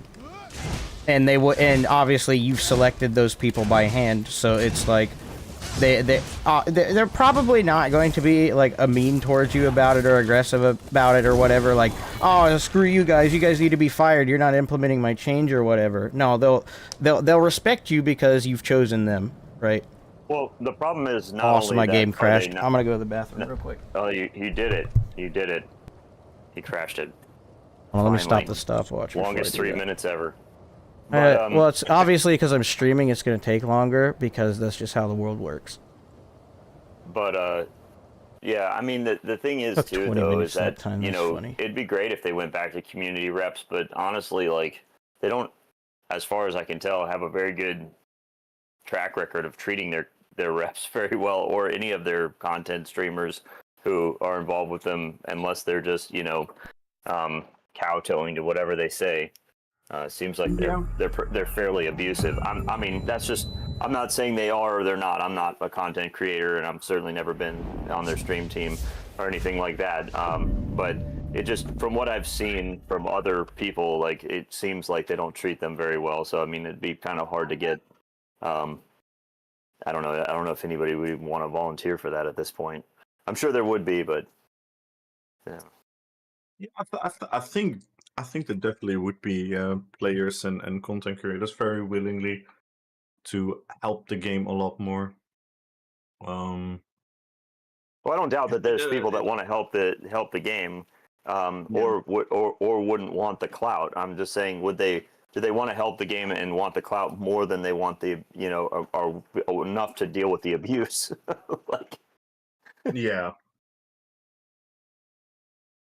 It is a tricky road because player feedback is such a double-edged sword. It really is. It is, and I don't I say envy it all the time anybody. as well. To my community, I say it all the time as well. Sometimes my opinion is purely my 100% biased opinion, and I'm not even sure if it's good for the game. Right. No, that's fair, and that's the hard part, Yeah. right? Is where do you you want to try to be, objective. Like, yeah, I don't want my class to be just, having a ridiculously unfair advantage just because it's my class. And how do you differentiate that, and find people who have enough integrity to think about the community as a whole, as opposed to, just what benefits them. And that gets to be increasingly tricky, I think, when you're dealing with, anybody, but especially, in some of these content spaces, because there tends to be some egos involved in that from my experience. Okay, I'm back. But not Epic, though. Epic doesn't have an ego. No. He's just a gank. Yeah, you're right. I don't have. He's a gank blade enthusiast. That's it. Yep. No, I lose myself lane, with the bro. competitive side of this game from time to time, and it shows. I make enemies. But, yeah, I feel like, compared to what I've seen, oh yeah, I'm not, like, as bad as some other folks I've run into. I was just teasing you, buddy. Wow. Yeah, it's like sometimes the word ego gets a bit too much of a negative. Yeah. Because you need an ego to be performative and exactly. No, that's true. compete. Well, there's an I get what element you're saying. that, where you have to have a balance with that, where you have to. I mean, having some ability to be self-deprecating, and humor and understand it. There's got to be a balance. Like, you can't have you can't be an introvert and be a very good streamer. Like, it's kind of hard to do. You have to have you have to be bringing something to the table to be really interesting and to want to have people watch your content. And in some, and usually that's more than just being good at the game. In some Whoa, capacity, my you have to- sensitivity on the live server. Goodness gracious. Wow. Interesting.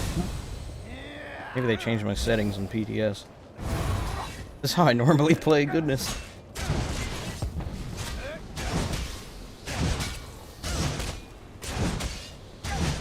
But yeah,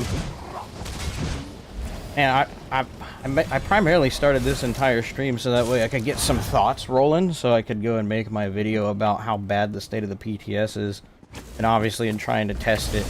I mean, it crashed 3 times. It shouldn't crash at all, but the fact I can still replicate a crash if I want to is not a good thing at all. Like TLDR, it doesn't matter how you put it, the application should just run, and it should do it consistently.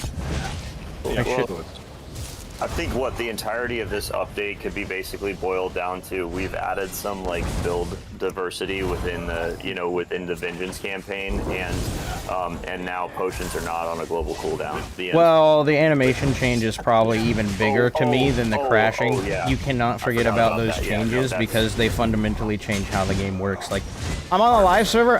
So far I've killed the dummy I think 3 times, no problem weaving whatsoever. Then on the PTS, I miss a light attack, miss a skill, it doesn't go off. Just like I'm playing in lag. Like, it does affect my ability to weave and cast skills, even though they said it They doesn't. actually gave us a PTS survey as well. I know, on the day I was, like, beginning to make this video, like, while I was mid, like, recording or planning, they released that survey and at everyone in the Discord, and I went and I also filled it did a out very- immediately. Yeah, I did it live on stream as well. What did you say? For their opinions as well, and I also made a very funny observation because genuinely I thought it was a good survey. It was easy. It was just a link. Click on the link, fill in the answers. That's it. Why is the Vengeance feedback having to work with you're getting an email and whatnot? Wait, what? If you want to give official Vengeance feedback, you needed to add your email to like some kind of list, and then you would have the survey sent to you and whatnot. Where I'm was like, why that is at? what? I didn't see Really? that. Why is that? You didn't see that? No. So you didn't even see there was Vengeance feedback? There was an option No. for that. Was that also in the Discord post? There was like a survey, and you had to fill in. Oh, I filled it out. you It didn't put on, like, ask me for any credentials or anything. They just let me fill it out. Maybe it auto-logged the me or something? Vengeance feedback. For Vengeance feedback, I don't know. The Vengeance survey. There's a Vengeance survey that I'm aware. See, exactly. This is the observation I made. Oh, there The wasn't? PTS survey was easy for everyone. You could just click on the link, do the thing. For the Vengeance feedback, you had to put up your email on the list, and they would send you the survey. So it's like a couple extra steps. People didn't even know about it, and those are the people giving feedback about Vengeance. I Bro, don't what? even know who gave feedback. Is this them trying to build an echo chamber? See, I don't like tinfoil hats. I don't think they're very comfortable, but I will wear it.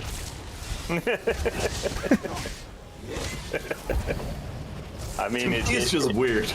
It, To me, it's just weird. it does Why? feel like they're trying. Even if it to isn't, to imagine filter. if it isn't at all. Imagine if there's like an entire different reason. Why does it look this way? It's just bad. Yeah, it feels like they're trying to like make it difficult, like to filter, your opinion and like, oh, how bad do you really like want? the Bro, feedback at that honestly, point? if they wanted to You're get making me rid jump of through us the as hoops. PvPers, all they'd have to do is say it, and I'd respect them more for that than just trying to keep it under wraps. Like, oh, we don't want to focus on our PvP community. If they would just come out and say that, I would respect them. Like, honestly, I would be upset, obviously, but I would respect them. Because it would just kind of be like, okay, now I understand why all this is happening.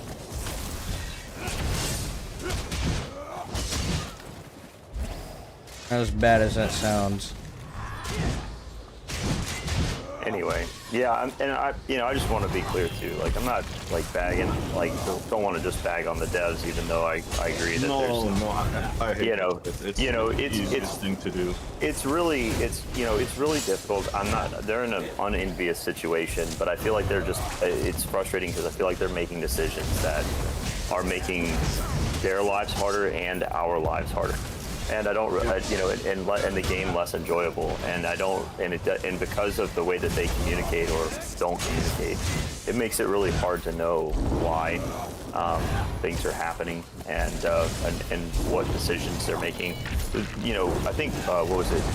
Wheeler did make a comment saying that at some point in the near future they were going to be giving us an update.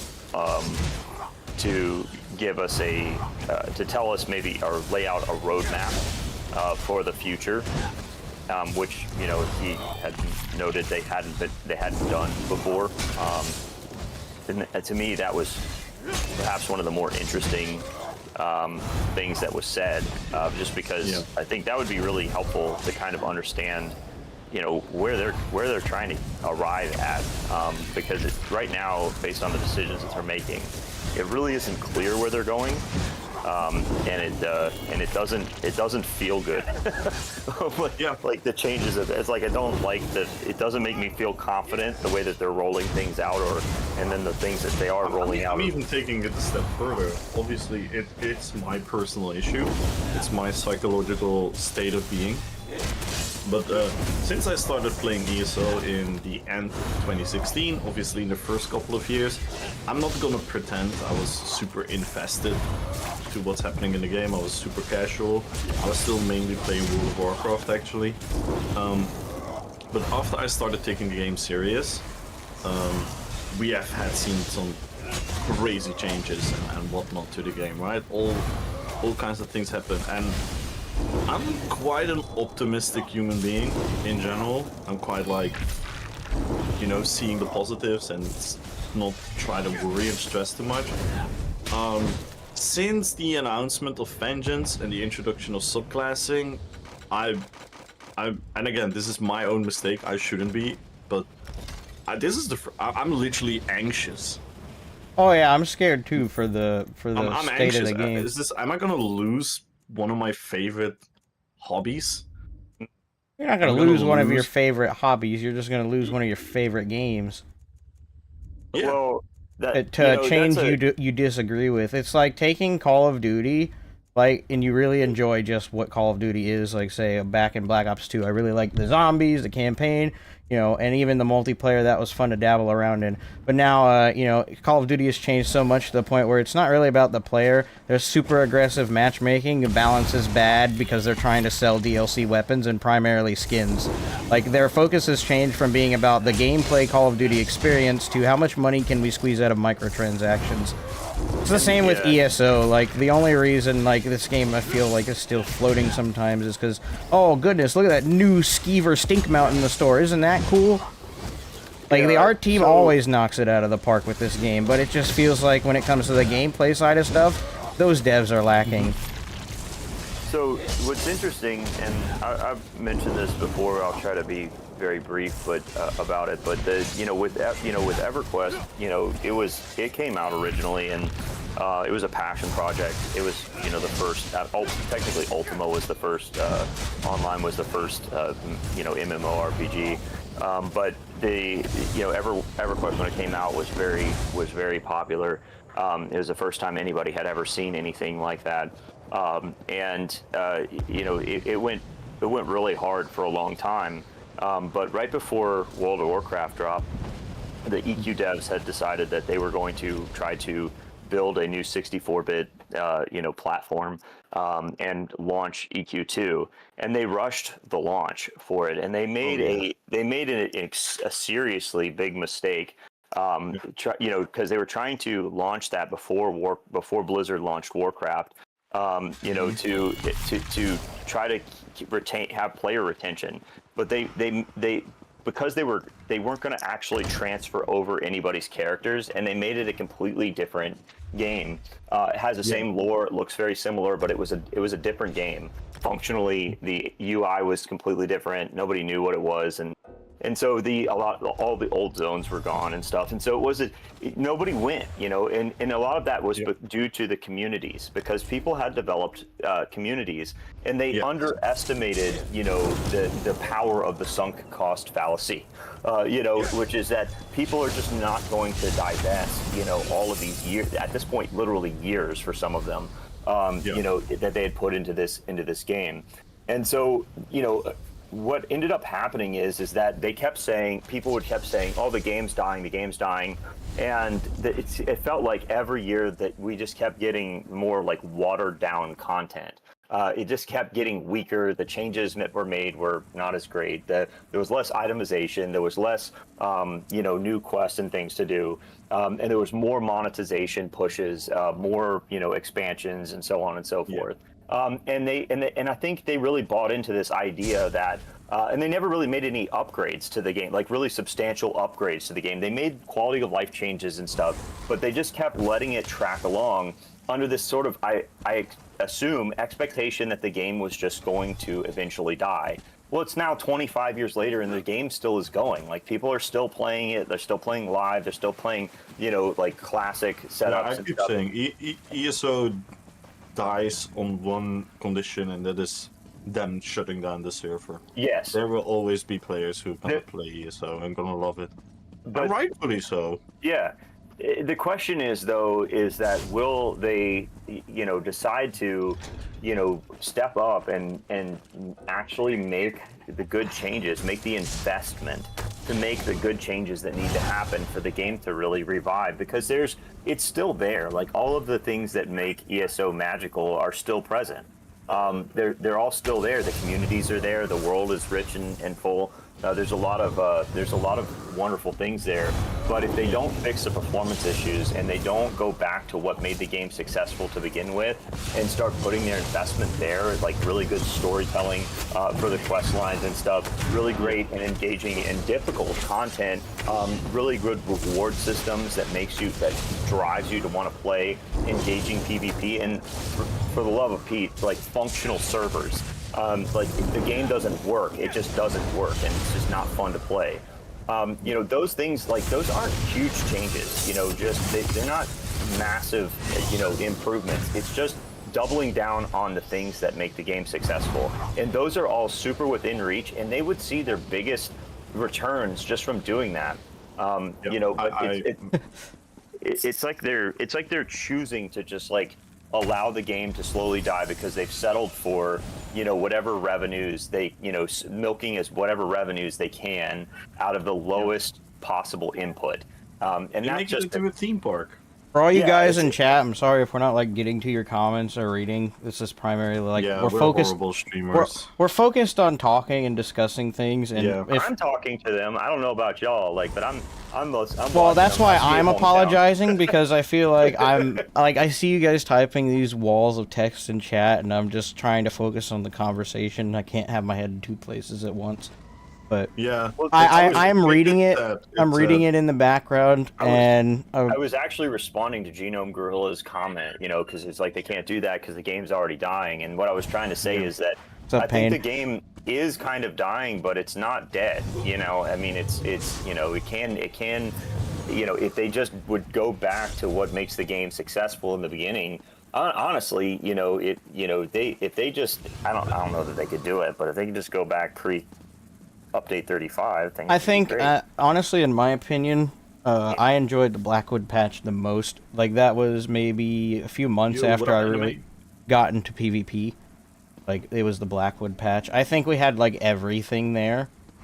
Like, the game was in a solid state. All we needed to do was adjust performance, and the game would have been like a chef's kiss. Yeah. But then we started adding everything else that not a lot of people wanted. Jabs, but yeah. No, Jabs was in its prime then. That's probably another reason why. Blackwood? Yeah, in Blackwood. They changed Jabs right around High Isle. High Isle came after Blackwood. Yeah. And that was the time that I remember. Even though it was kind of the proc set buff meta, you still had max stat builds that could easily compete because we were pre-hybridization and I whatnot. don't think he's talking about Blackwood as a story, though. I'm talking about the patch, like the update when the DLC chapter came out. That's the patch. I don't remember which update it was, but it was a good one. Yeah, I would generally agree with that. Things were, as I recall, pretty solid across the board. That was also before we had all these crazy obnoxious mythic items too. Like the mythic items made sense, right? They weren't like monomyth where I have like all my eggs in one basket for what I want on my front and all my eggs in the other basket on my back bar stuff, right? Like they made sense. You had Markin, which was understandable, Death Dealer's Feet, you had Wild Hunt, and then you had a few other ones that were like seldom used. I think Malakath was also like in adjustment at the time. It might have been pretty good still, maybe that 25%, but yeah. I was slightly hopeful, or actually quite really hopeful at the beginning of 2023 when we got the hardware updates.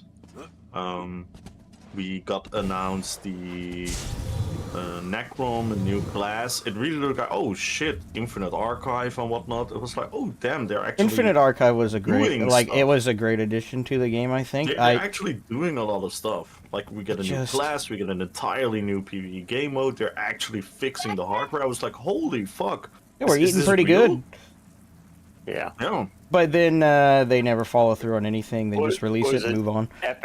Epic said that. I remember when Infinite Archive was coming out, he said, you know, this is probably going to end up... it's going to end up just like the companion system. Yeah, like it's going to be a feature they release, and then they're just going to move on, and the only thing they're going to add are probably a few new sets, and no new features. That was such a good prediction. It's been, like, what, 2 years? Yeah. I mean, it's that the potential's all there, then they just, like, they're like, and done. I was just going to say, pain in the axe. He says, look at the BGs now. Goodness gracious. BGs has still... I'm gonna name one issue about the BGs, because my list of issues with BGs is a super long one, and they're all really easily fixable. I'm just gonna name one issue. Why are we still getting an entire lag spike in the BG when someone uses the werewolf leap? Oh, for real? What? Come on. That's just one thing, and they haven't... Is it a render problem, do you think, or is it a calculation problem? Because there's two things there that could be the case. The biggest one is whenever you use the ultimate, you know how it has like these giant red lightning streaks that go in every which direction for the AoE? It could be a rendering problem, that's why your game freezes. If it's a calculation problem, then I don't know how it's calculating, but it's not doing it like in an optimized fashion, so it works right. Like, it could be anything. It keeps doing that, and they can't fix it. I'm sorry to say it. Just replace the skill with something else. Just take the morph set of BGs. Why are we allowing to have a mass lag spike for 16 players? Just take the morph set of the BGs. Yeah. Or just bring back 4v4v4. I mean... I think they should bring, like...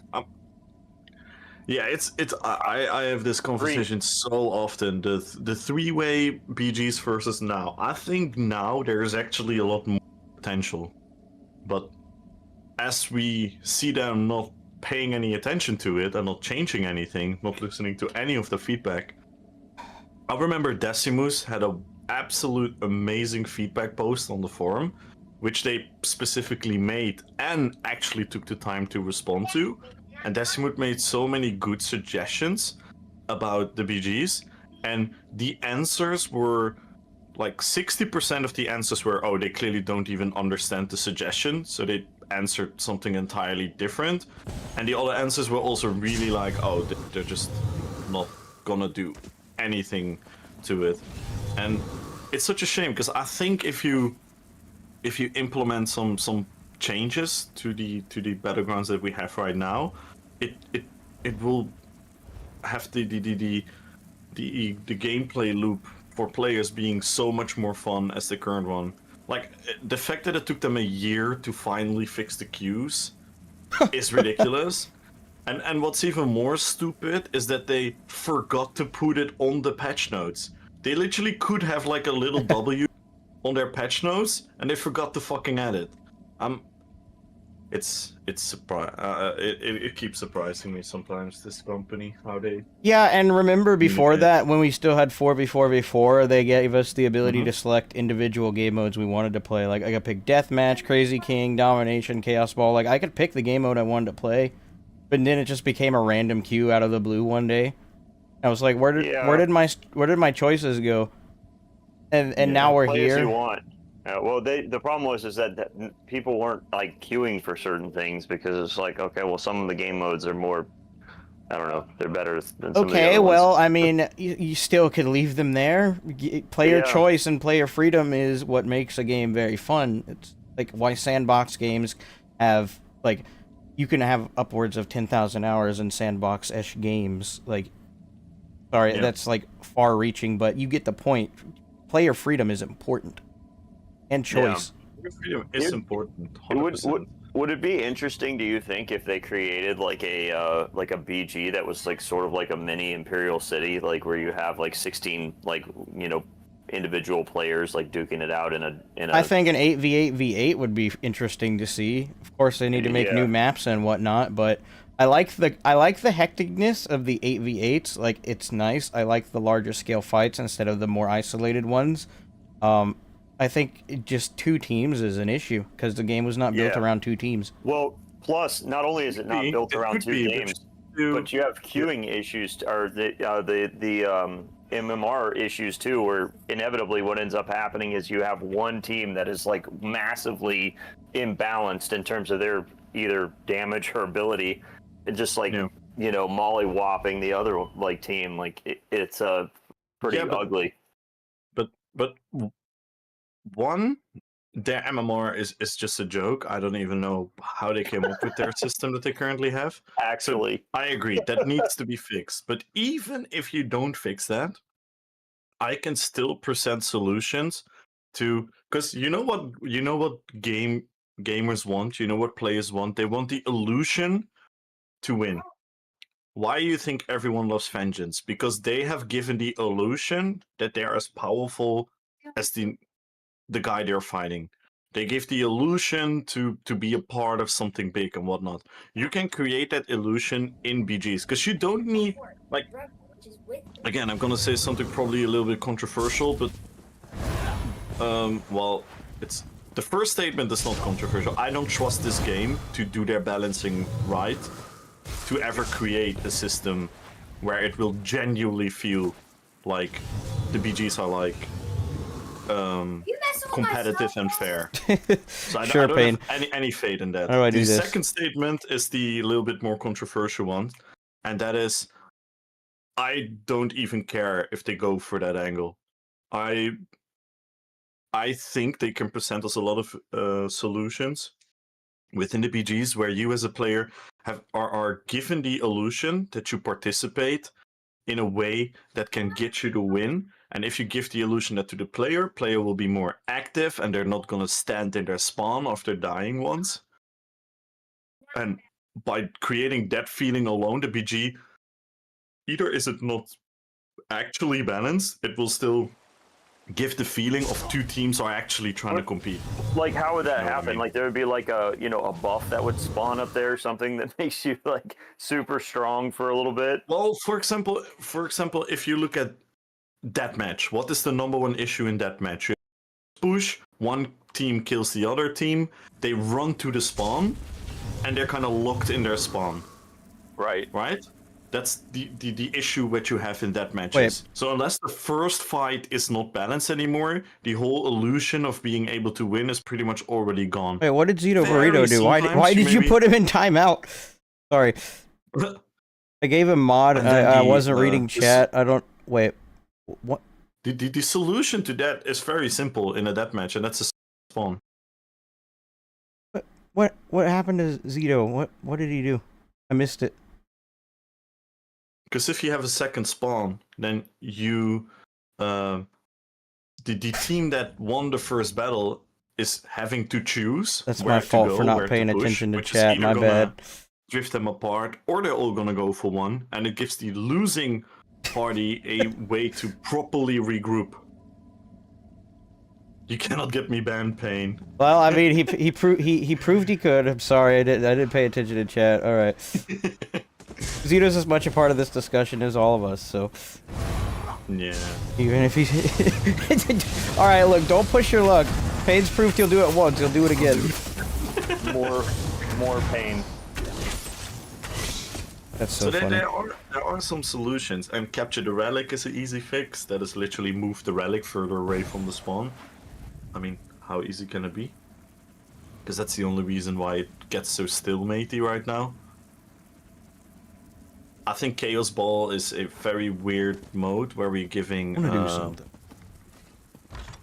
offensive transformations, and we're not even promoting to use them because the meta is still stand in your own base with the ball. Those are all fixes you can do. And 4v4, I'm telling you, 4v4 needs an overhaul, and you need to make it shuffle. That will make it so much fun. Like, people would just play there the entire freaking day.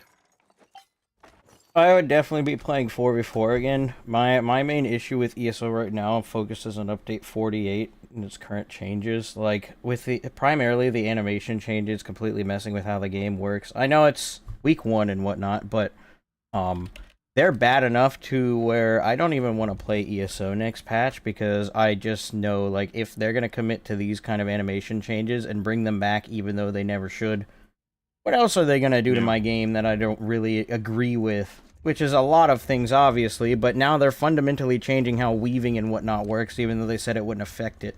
Like, I'm more reliably missing light attacks over there on the PTS and whatnot than I've ever been before. And now, like, on top of bad performance, say I'm in Cyrodiil and you keep these changes, when am I going to tell whether it's lag or the new change you added? And plus, on top of that, they look ugly as everything. They're so jittery, they're so slow looking, and they just don't look good. They look like a placeholder animation. And then I also said it in my video, which when I was recording it, is I don't understand the logic behind it, because, okay, let's look at it from a game dev perspective. They want to reduce memory, right? So, let's look at both memories. You have two types of memories they could be trying to reduce with this. The first one is random access memory, so that's on your GPU, the processing of it. So, you cut down on the frames, so that way, you have less, like, rendering load on your GPU while you're playing. And second, it could be you're trying to save storage on your computer or whatever by cutting frames out of an animation. First off, cutting frames out of an animation for storage is very stupid, because texture files are worth, like, 5 times as much space as an animation file is, from what I've done. And I've done a little bit of modding. I know why games crash sometimes, especially if you have texture issues and mismatches.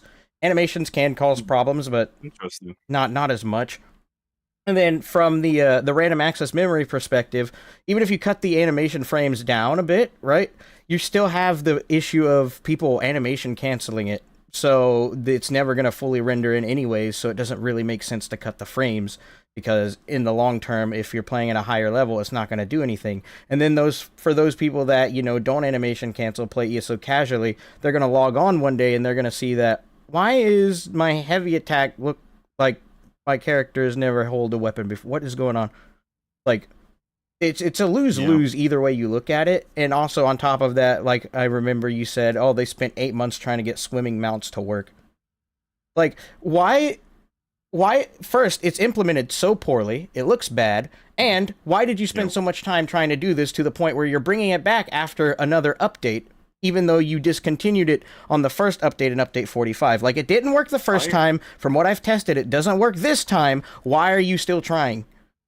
The game works fine without it. In the last half year, I've heard no one, and I mean no one, say, hey, what about this animation changes? Should we try that again? No one. No one was even asking for it. Yeah. Well, and if anybody was asking for it, they sure weren't asking for it to look like this.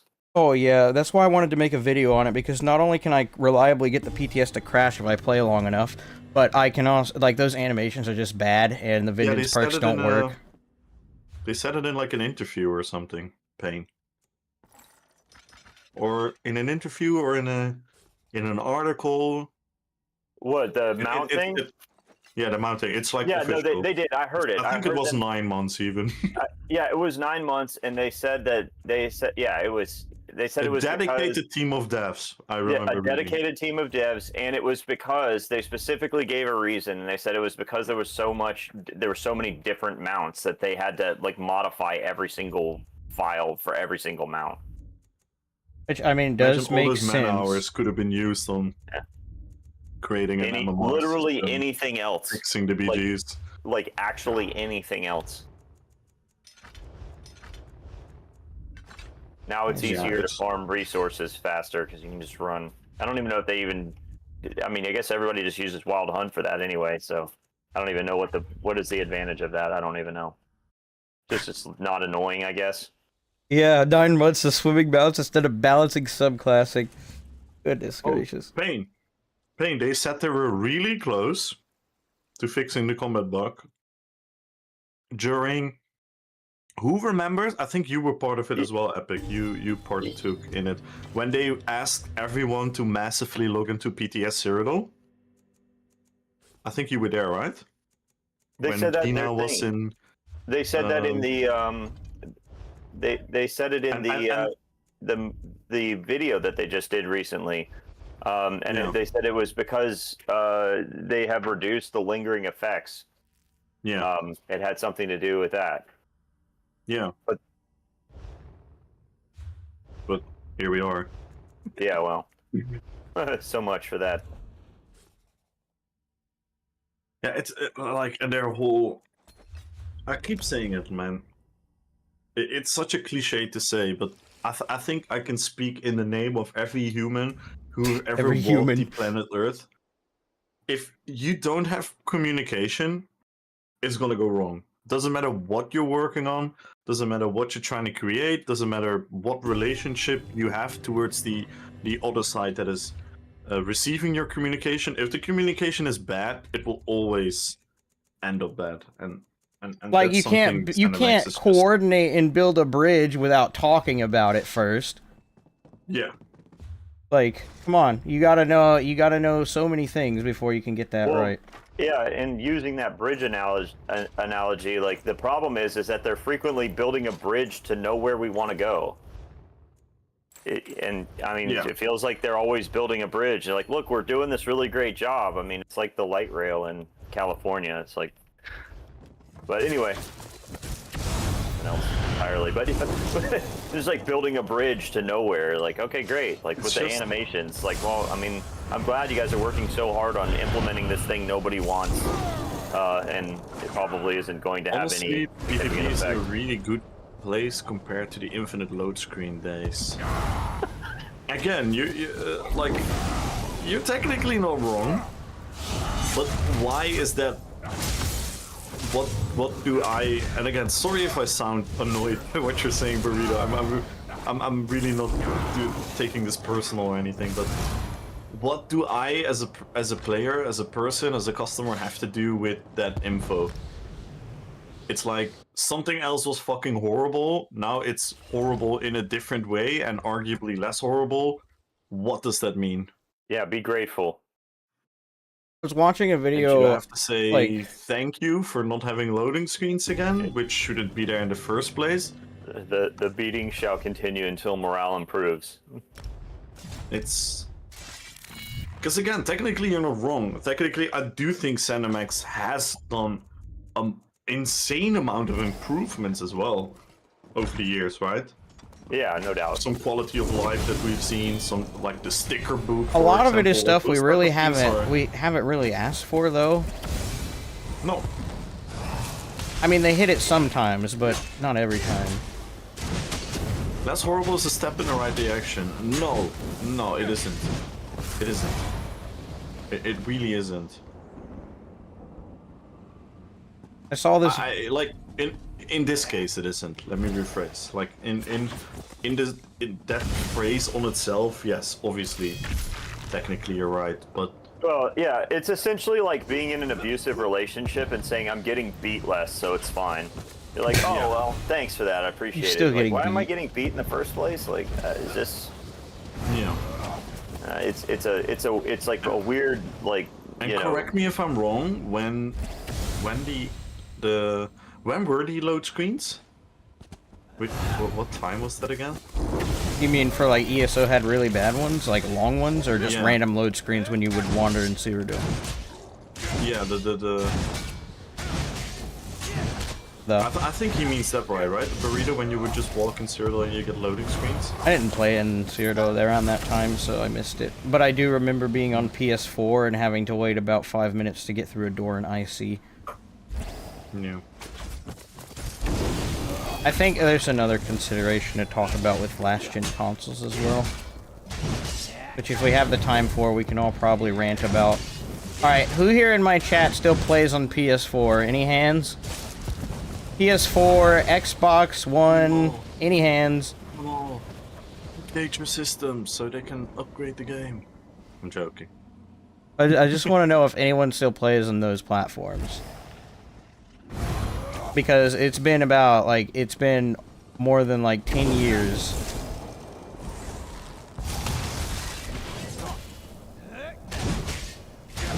So many people playing on the old systems. Well, you can barely play on the old systems. I could dust off my PS4 and record me trying to play ESO on it. What are the add-ons would work for PS4? Oh gosh. Work used to have infinite load screens and zero anytime you died on Xbox. Yeah, because why I asked that question when the loading screens were, if you want to make the comparison then versus now, then I would also make the argument, well, back then we also had like 3 times the population in Cyrodiil. Oh, real. Let's see what it is now. So yes, we can say Cyrodiil is better, but Cyrodiil also has a new layer of problems, which is not fundamentally enough players to make the map feel alive. Yeah, and then performance is the reason no one wants to be there.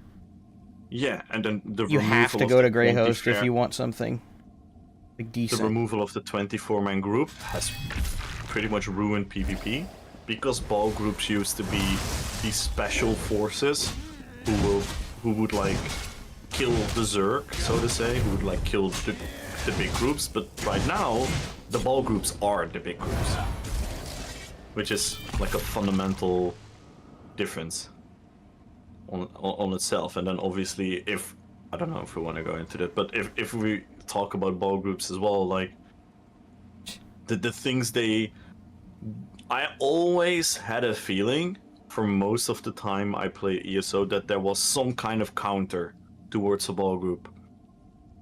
There was also always like a playstyle, a decision you could make to be a counter to the ball group, and it's what we pointed out earlier. It's about the rock paper scissors, because the rock paper scissors is not only about classes, it's also about playstyles and decisions on how you partake in PvP, and that has entirely been removed patch after patch after patch after patch, because now the ball group is pretty much like an unstoppable huge force in this less populated than ever Cyrodiil, which is a bad experience for most people, like plain and simple.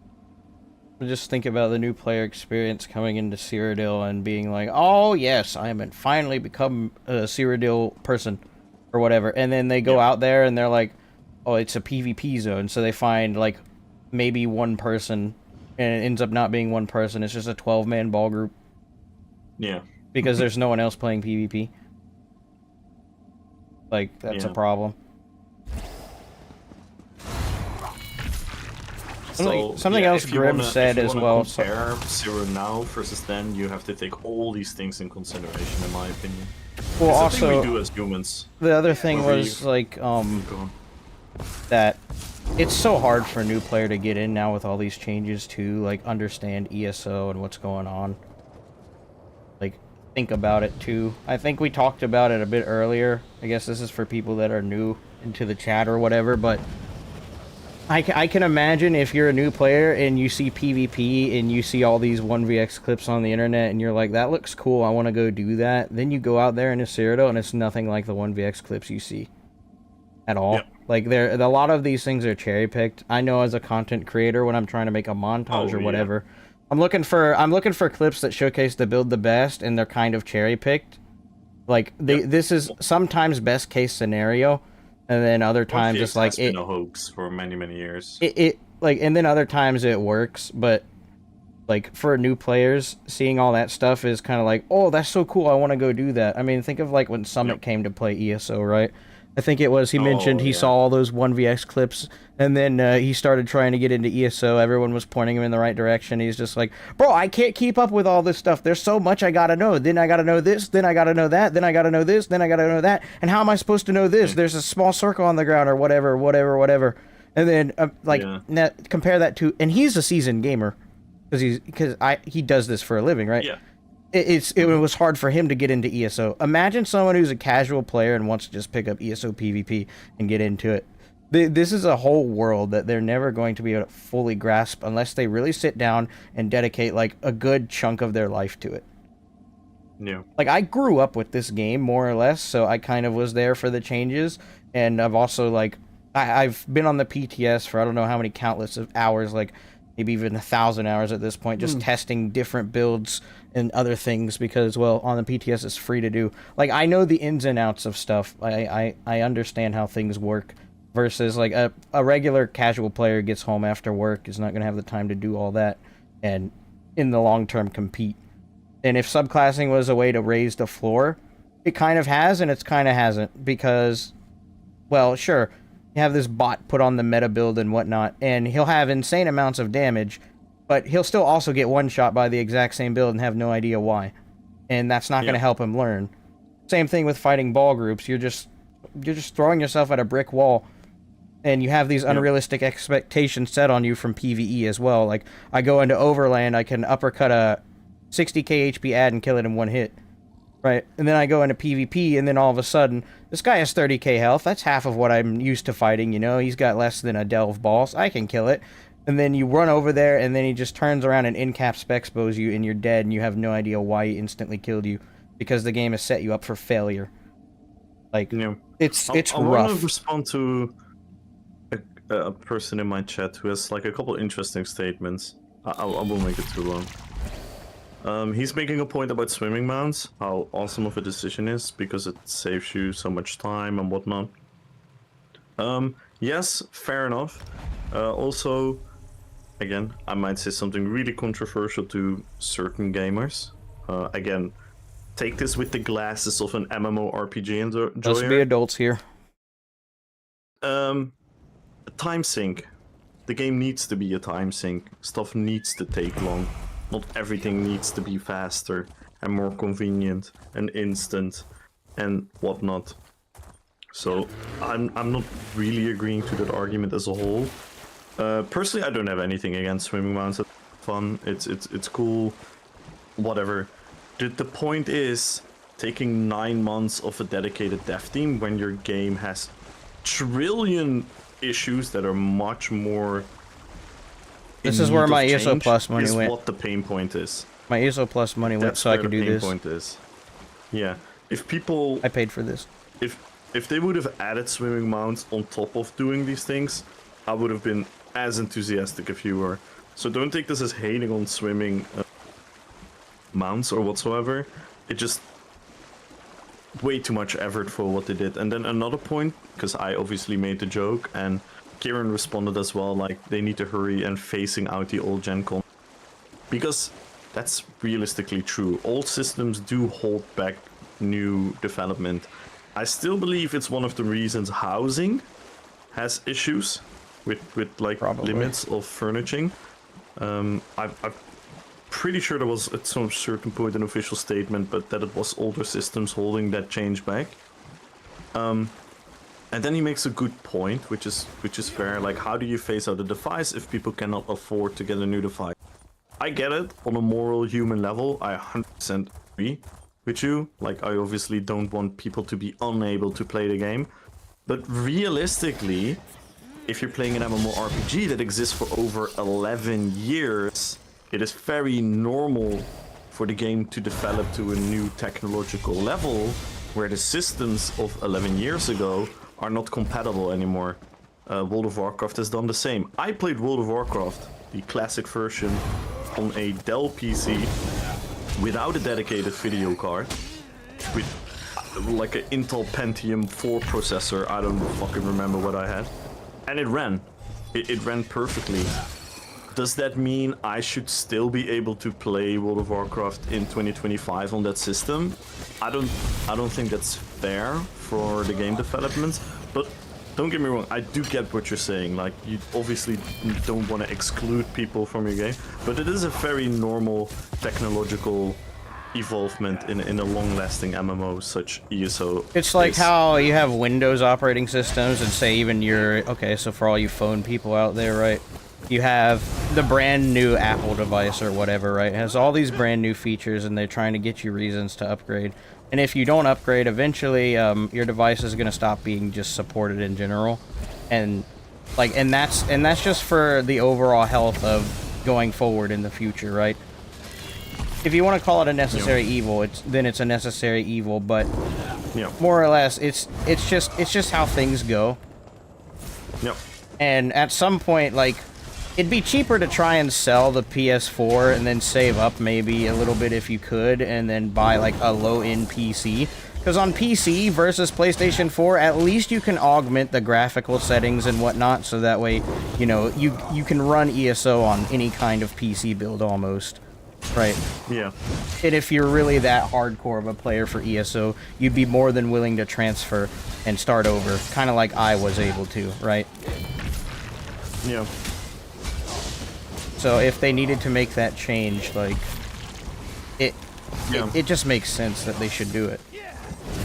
Yeah, from like, again, I'm not super knowledgeable about like game development and coding and whatnot, but I have some friends who are very knowledgeable about it, and he made the argument that there are definitely certain things that the game cannot evolve with unless they move on from a certain low minimum accessibility, which is super unfair. Don't get me wrong, it's always unfair and painful that people have to like move on from their device and have to reinvest just to play this one game, but you also have all these other players that want evolvement, so it's I kind of respect it in a way, because it's like, remember that Stop Killing 100%. Games initiative, right?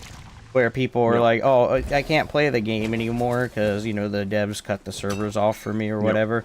I feel like it's that kind of idea with it, like, shutting off ESO support for last-gen consoles, which, of course, is going to be rough. And it is. I don't really know if there's a workaround to it at all, but, like, if you really want to grow, that's kind of what needs to happen, because we can't be limited to last-gen specs, unless you want to release a completely different version of ESO just for PS4 and Xbox One.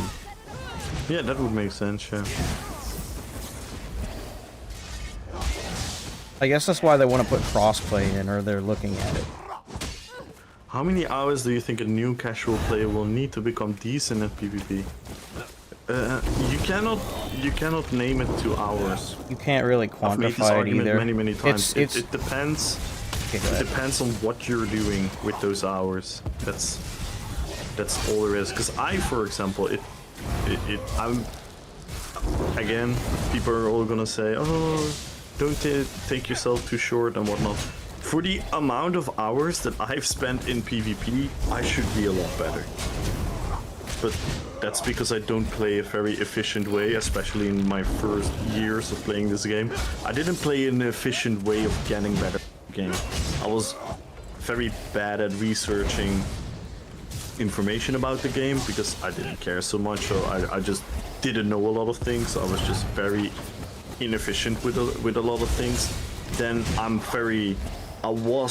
I should add, I'm not anymore. I was very stubborn about how I wanted to play my character. Well, if you're gonna be stubborn about how to play your character, you're gonna hold yourself back from evolving in a better player, right? Oh, bro, he's saying so much truth right now, like, actually. And all these things factor in how many hours. So it's not as simple as answer as that, Aaron. So it really depends on your mind. It depends on what you want to do and what your goal is, Exactly. okay? It also depends on what is your goal. Do you want to be proficient at duels? Do you want to be good at 1vx? Do you want to be good at all the content at the same time? Like, for dueling, of course, there's only one way to get better at dueling, and it's going to take some time, but that's constantly seek out people to fight that are generally better than you, and learn from those mistakes, and watch what they're doing, and try and read those. I've seen people come into this game purely dedicated to PvP, with a very isolated mindset on doing that, and I saw them genuinely becoming very viable and good PvPers at like CP 200. It is possible, and that would take you, realistically, that's a couple of weeks. Maybe that's a not month, that crazy. few It's months. a couple of weeks players. But I've also seen players that are just struggling and struggling and struggling and struggling. It really depends on a lot of factors. Why are you calling me out, bro? Now, I keep always saying, like, I think, like, right now, I've reached a point in ESO where I'm knowledgeable about the game. So I know what I'm observing, I know what kills me, I know what I can do. I know how to build characters, I know the builds that I'm fighting against. The knowledge is all on point. I'm just not mechanically the most gifted gamer. I've never been that in any game I've ever played. Like, my reaction speed and all these things it's fine, it's okay. I'm not like a total buffoon or something. But that's just the truth about me as a player. You have to factor those into, like, physical limitations.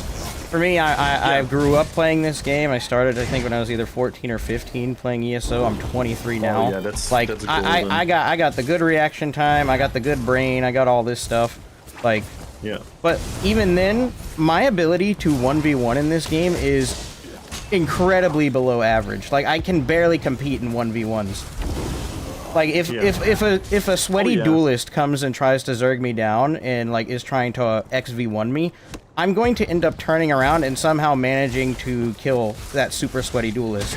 But then when it comes 1v1 time and I'm fighting him one-on-one, I'm most likely going to die because I don't know what I'm doing most of the time. And that's primarily because I don't enjoy doing dueling content. As a PvPer, I like the open world 1vx style because that's what I think is cool. Yeah. So when it comes to dueling, I fall short. But when it comes to 1vxing, I can fight just as many people as I almost possibly can if I do it right, but there's so many factors. Yeah. I can fight a lot of people at the same time pretty successfully, though. But I suck at dueling, and that hasn't changed because I've never invested in getting better at it.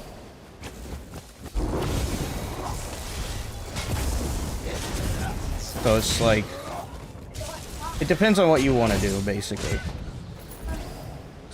Yeah, it really does. It's a fun question though. It's a fun question, Aaron, because it's like a very common thing where people sometimes also have the entitlement as a gamer, and again, this might sound harsh to certain people, but some people really have to put a mirror in front of them and have to be really realistic about their expectations, the amount of effort they put in, and then what they want from the game. Because certain people are just simply saying, I've played the game for this long, how come I still cannot do this? This means the game is too hard. And that's like a straight up wrong conclusion, because you have taken away so many factors that play at hand. So you're just gonna accumulate time and then expect some kind of result out of time. I will say that's not how stuff works. The single largest factor to being an efficient player or PvPer at ESO is using your brain. Okay? A lot of people are like, oh, how do you get good at ESO? They just want to come in here and pub stomp like they see other people doing or whatever, right? That's not the case. Like, I'll be streaming, right? And early on in the stream, like maybe 3 hours into my streams, I'll be getting some of the best gameplay, pulling off some of the best plays that you'll probably see from some random stranger on the internet. Like, I am cooking with my gameplay, and I am doing really well. But as the stream mellows out and we go 5-6 hours into the stream, maybe around the 5 or 4 hour mark, my brain phases out and I'm not focused on the game anymore. And then I just start taking stupid deaths over and over and over and over and over again. And it's like, okay, well, we were here, but now we're here. Like, ESO's very brain involved. Like, if I'm really focused, I can be one of the best players. I don't want to toot my own horn, but I can be incredibly dangerous because not only do I have those reaction times, but I also know all the things that I need to know. But when I'm not focused, I'll tip over like a cow, no problem. And that varies. That varies day to day. Okay, if you really want to get good at ESO, you have to use your brain, and I can't use all of mine because I get easily distracted. But when I'm dialed in, I can fight things I should not be able to fight. Oh yeah, I've seen. So if you're like a super focused person in general, like you don't get distracted easy, and it's very easy for you to pay attention to stuff. ESO is a great game for you to play, and that's why you'll see like a lot of, you know, the quote-unquote top players. They'll never really miss a beat with their gameplay, and that's because they're really, really focused. Versus, I'm going in here, I'm going to play casually, goof off with my friends. I'm not looking to watch combos, incoming things, or whatever. And then you can talk about time once you get to that point, because sure, you can be super focused, but then you need to know how to properly respond to something that's about to happen. Like, for example, people struggle with gankers a lot. The best thing you can do when you're about to get ganked, and you'll just learn this over time if you try new things when it happens, is just hold block. Most gankers can't get straight through block. I know this because I play one quite a bit. You can't really crack this. And then the other thing is you need to learn to hot swap potions and have a detect on hand at all times. Because yes, I want to use my tripod, but also I need my immovability and invis detect, because well, Nightblades, as long as anything's invisible, it's still a problem. And especially as a streamer and stream snipers, goodness gracious, if a stream sniper catches me when I'm not focused, it's just game over. They can farm me all they want because I'm not focused. But if I'm like on my game and then they go after me, I have every chance in the world to stop it, and I normally do. But like ESO is a very brain intensive game, and it's a good and a bad thing at the same time. And sure, there are builds you can make to make things more brainless. For example, meta builds. But even then, if you still want to do well with it, you got to be a little bit focused. Oh yeah, it's like I would actually love to hear your 2 cents on this epic. Like, I hate this sentiment because it's another big argument we hear when people are propagating for Vengeance being as awesome as it is. People literally do pretend that any player can just slot on the meta build and be successful. I think that's a ridiculous statement. It's so not true. You still have to be a good player. To an extent it is. Because meta builds, by definition, are most effective tactical advantage, right? So what that means is you're eliminating as many of the player input possibilities as possible to minimize the amount of work you need to do. So for someone who's a bot and doesn't know what they're doing, they just have to make sure they can do the bare minimum to do well. That's what meta builds are. And then, sure, you need some level of competency to do that. And it does take a small amount of skill. But ESO, with its immense build crafting and system, you can minimize that skill to maybe a 5%, 10% margin, depending on what you're doing. Well, so I think this is really circumstantial, right? Like, so kind of in between both of what you're saying, like, right? Like, if you, like, what Epic was saying earlier, like, with the subclassing, it raised the skill floor, but what he was pointing out is that there's still a difference between, you know, player skill level. And so, like, if you're, you know, this is where this kind of, you know, can make a difference, right? So if you're on a suboptimal build, and unfortunately I'm in the category of, like, Kamul, like, where I intentionally hold myself back and play builds that are, like, trash, you know what I mean? Like, I run, like, really goofy setups and stuff on purpose, you know, because I want to play a particular kind of way, you know, but that, you know, when you have a situation like that, a meta build can make the difference up between that, you know, if you have an unskilled player versus a skilled player, just because there's so much incoming damage or mitigation that you're having to deal with to overcome because of the difference in skill. But that being said, what happens with most people is that, like, they'll get a meta build, then they'll run in a Zerd, and then you're just dealing with like 20 spec bows. Like, like extreme, it's non-stop spec bows. You're like, I hate my life right now. 100%. This game is trash. You know, but what happens is that yeah, they might be on a meta build, but if you're able to peel one of those jokers out, like I mean, you'll just smoke them. You know, because they don't know how to. They like great. They know how to hit a couple of buttons, but they don't know where like how to heal or maintain their buffs or use line of sight or line up a combo or heavy attack weave or so you know so on and so forth. Like just like a bunch of other things that you have to actually learn how to do to play PvP effectively. And the only way to do that actually is to just get out there and basically be willing to get your face smashed in repeatedly for hours and hours and hours. And you're like, oh, what did we learn here? That's bad. Don't do that. You know, like look out for siege. You know, watch where you're positioning. Don't, you know, make your decisions. You know, which is one of the things that I noticed when I first started watching like Epic and watching other streamers' content. I would be watching them and be like, why aren't they going to secure that kill? You know, why aren't they running in there to do that? Oh, I you know, still have to work on trigger discipline. Listen, like, all right, like you're talking to like Mr. Toppling Charge here, so like you know, but Even I struggle with it. Is what I'm saying. I have the same curse. I'm so bad with it, but like I would sit there and wonder like why are you doing that? And it's because you're paying attention to your resources.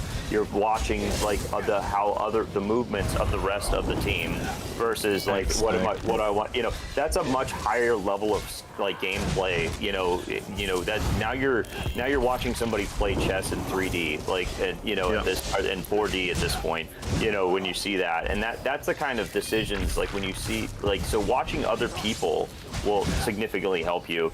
And what was it? Aaron was making a comment. You know, they need to have better facilities. Well, I agree that they need to have better facilities. Yeah, sure. They do. Then they have. I'm sorry to interject, but they have, and they've done that in the past, and then they just take it away. Well, what that should be is it should be like MMR, right? Like so that you're not getting like matched up against people who are like so significantly better than you. Because if you're instantly dead, you're not really learning anything. You know what I mean? If you're just getting zerged to death, you're not really learning anything. You're learning. I also do want to add on top of the problem, like, yes, it's obviously also MMR that if you're gonna face like a lot of good players, I also think the entire like time to kill and the burst potential and all these things have just gone out of hand in this game. I like the high time to kill. I just wish it was without subclassing. Yeah. Because with this high time to kill, even those tanks that normally would pose a problem to you, that can literally just walk around you and make fun of you. That's the counter argument. You can take them out nowadays with the right lineup of a combo. That's the counter argument. But it makes it hard for everyone else to do the same thing.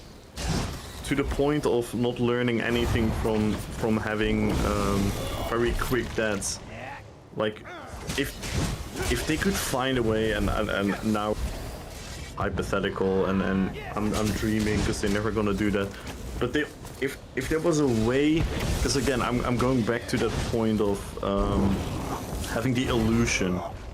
If you have a fight with someone and you bring someone to relatively lower health, and then in that same time the other person kills you, gives you a satisfaction of feeling where you're like, wait, maybe if I try again I can actually get him.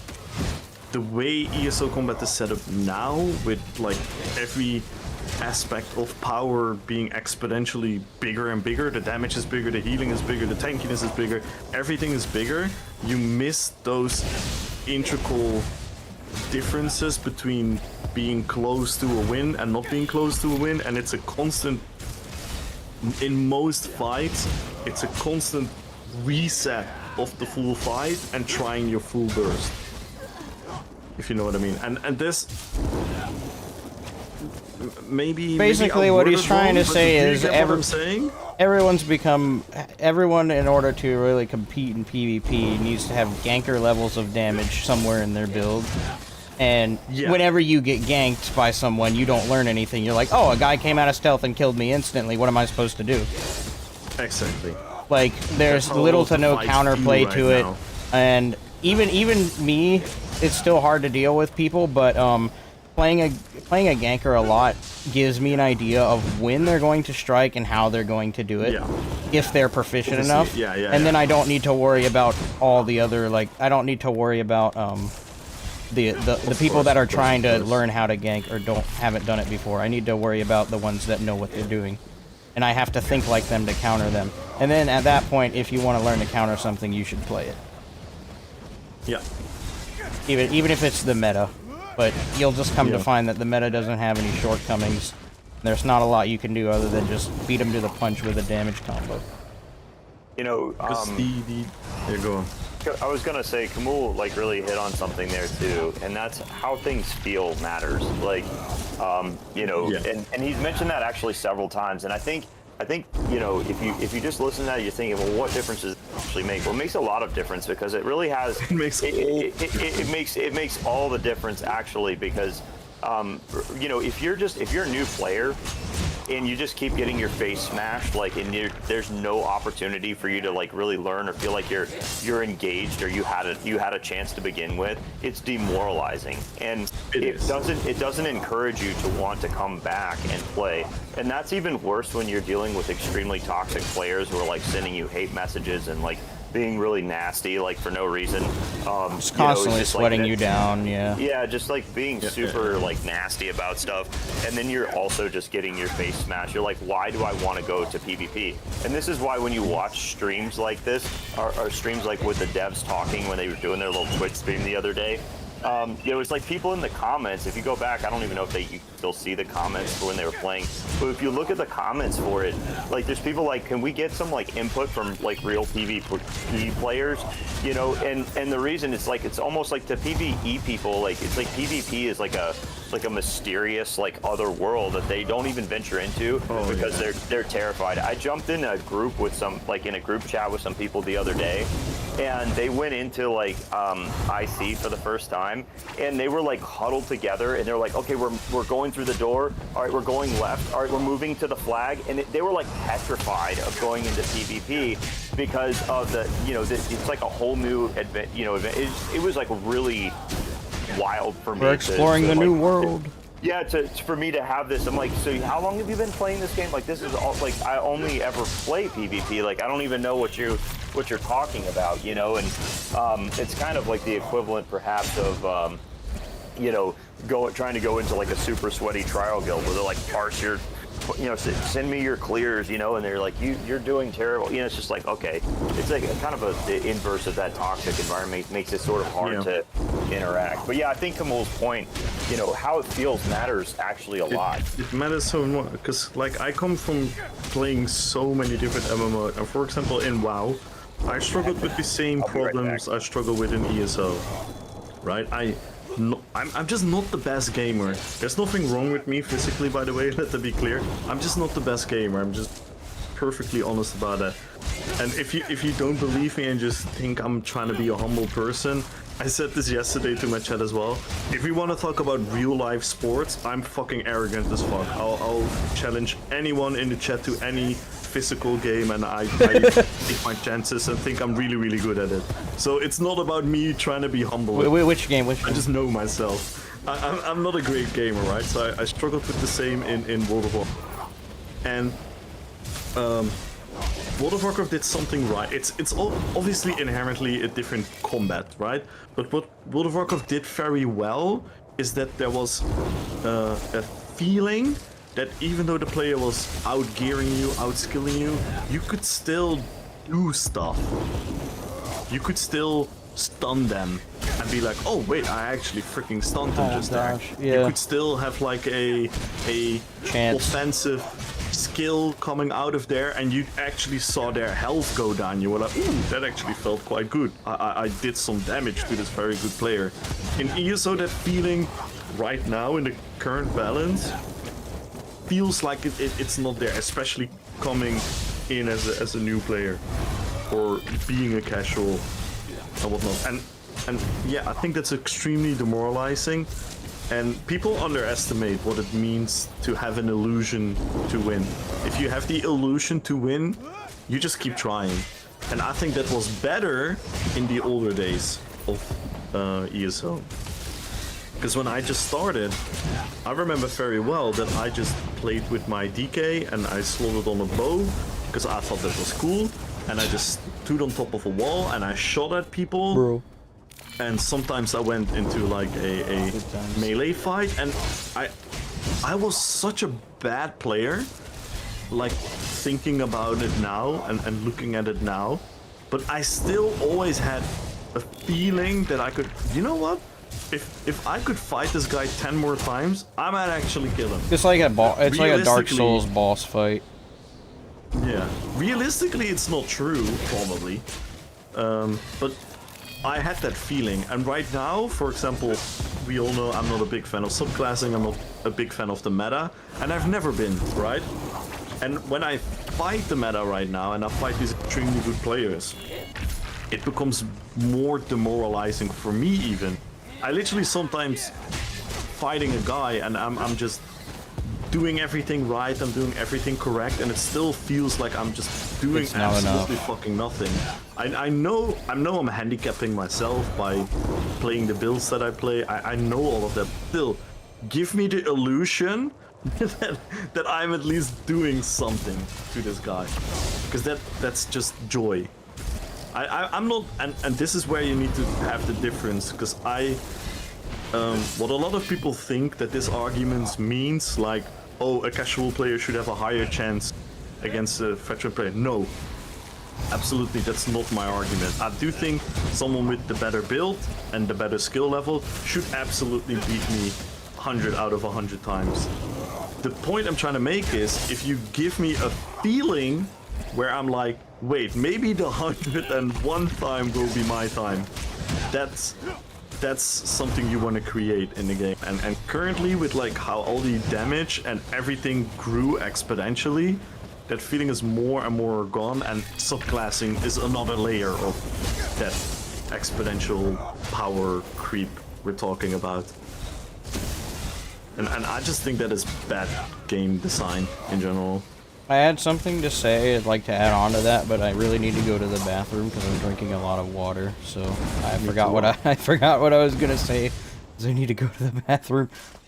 Oh, We'll be right back. Alright, all good. Hi, Epic community. Yeah, Let me scroll out of stream. Yeah, I'm looking at some of the chat here. It was 7. California Topper was 7 years of no meaningful PvP updates, not loud enough. Yeah, I mean that's kind of why I took a break a while back. Not that I'm of any importance or anything. I'm just a representative, of the general lay ESO community.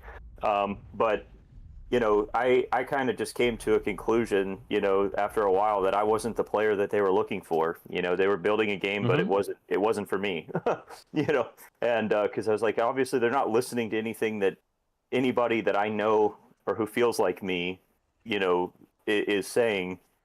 And I got kind of frustrated, and I took a pretty significant break for several months because of it. It's just like I said, I realized, it's not them, it's me. It's kind of, kind of a thing. I feel like they're making a game that I used to like, but, the changes that they're not making for me. And so I must not be their target audience anymore. Yeah, and the thing is, the thing what confuses me is, what makes them think that the target audience that they're now aiming for is substantial long-term? Because all the complaints people have always had about ESO, and they kind of got like fixed for that group of people, right? AKA it has become more casual friendly and whatnot. And by the way, I'm not against the game being casual friendly. Let me state that very clearly. But if you keep making the game more casual friendly and whatnot, right? And you kind of remove the feeling for the people that want to take the game more serious, that there's not much for them anymore in the game. But all those people that have reached that point always started as a casual as well. Right? Yeah, everyone's got to build up from somewhere. That means that the natural design of the MMO environment was there set for you to be a casual, and then be on the the crossroad to make your decision. Am I gonna stay a casual? Do I want to bring my PvP to another level? Do I want to bring my PvE to another level? We've all been through those decisions. We've all been casuals. We've all started somewhere.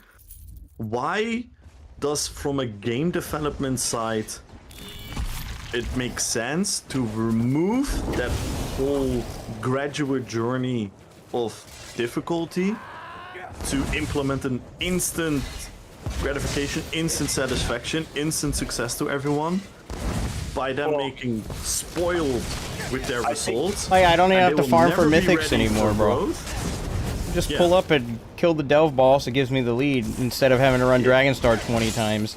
I mean, I like that new system for, you know, time's sake, but yeah, you're just handing things out. Well, it kills the satisfaction of the reward, you know, and 𝙗𝙗 understands this. He's playing like Warcraft. There's something about doing a very long, you know, that are having to do a very difficult, like raids in this game. If you played Warcraft or you played like EverQuest, like raids in this game are a joke. Like trials or whatever, like they're nothing. Like you're talking about like 40 to 70 player like raids where you've got like really intricate like mechanics that require, you know, I mean that's like when you get something out of it, you feel like, wow, that was something, you know. And that is that makes you, and it's something that you hang on to, and especially it's memories that you have of doing those things. You know, and it's a really foolish mistake, in my opinion, to ignore the in-game community, because those are the people who have not only, I mean, on one hand you could say, well, you know, mathematically, how much more am I going to get out of people, like from a finance standpoint, and I'm constantly looking for new people. But if you don't have the retention, you have to have a you know, a varied response as a game designer. But I don't think, I think to answer, you know, some of what you were saying, I don't actually think that it's from game design. Like, I actually think it's coming from, you know, some corporate boardroom where they're just pushing, let's get new people, let's get new people, let's get new people to drive revenues and profits. 100%. And they're not actually focused on the things that really drive revenues and just making a good freaking game. You know, there's no... It's always been that. I'm convinced that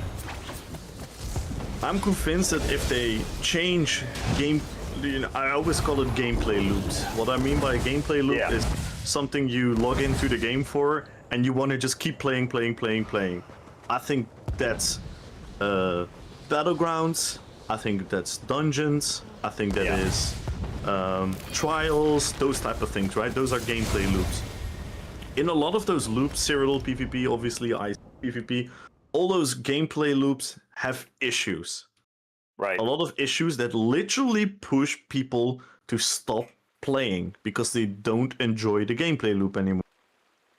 Right. Wait, I just realized Payne pinned something. He pinned a comment. Oh. He pinned.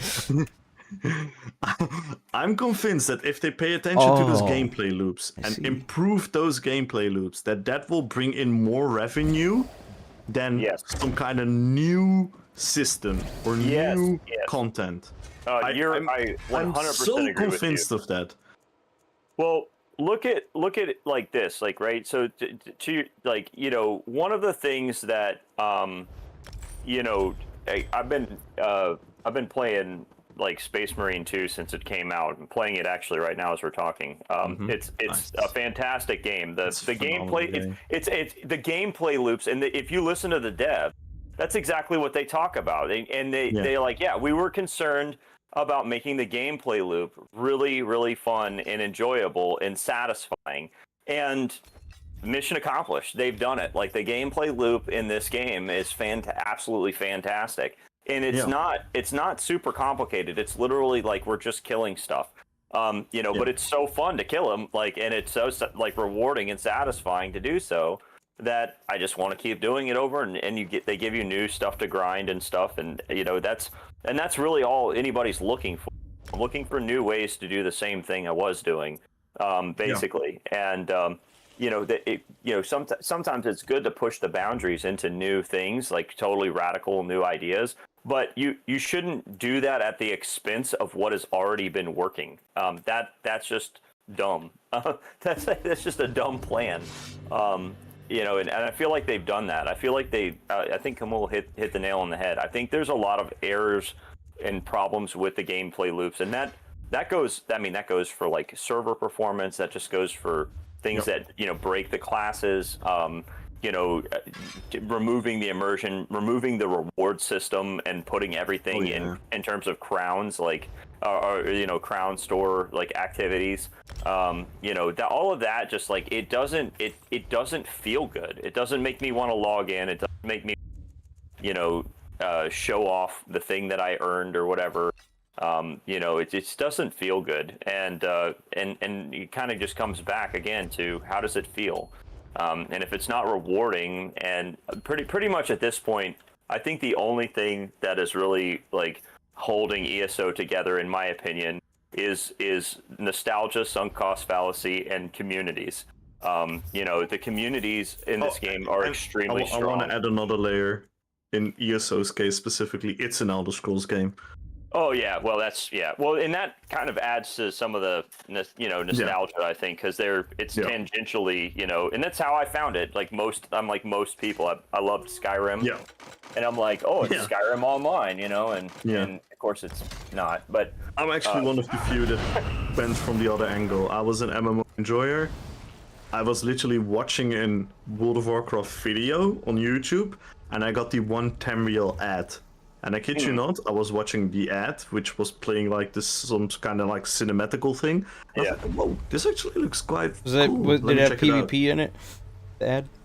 I'm not. I think so. Yeah. It had to if it was one Tamriel. I think it was some kind of trailer where you just see a bunch of like you know, the typical ZeniMax gameplay without any UI and just light attacking bullshit. And then it had some text over it of like open world PvP story and whatnot, like a bunch of those buzzwords, something like that. And I was like, oh wait, this is fucking interesting. Yeah. And then I downloaded it. I obviously played Skyrim as well, but that was not my angle. My angle was from, oh wait, this might actually be cool, because WoW kind of fell still at that period of time.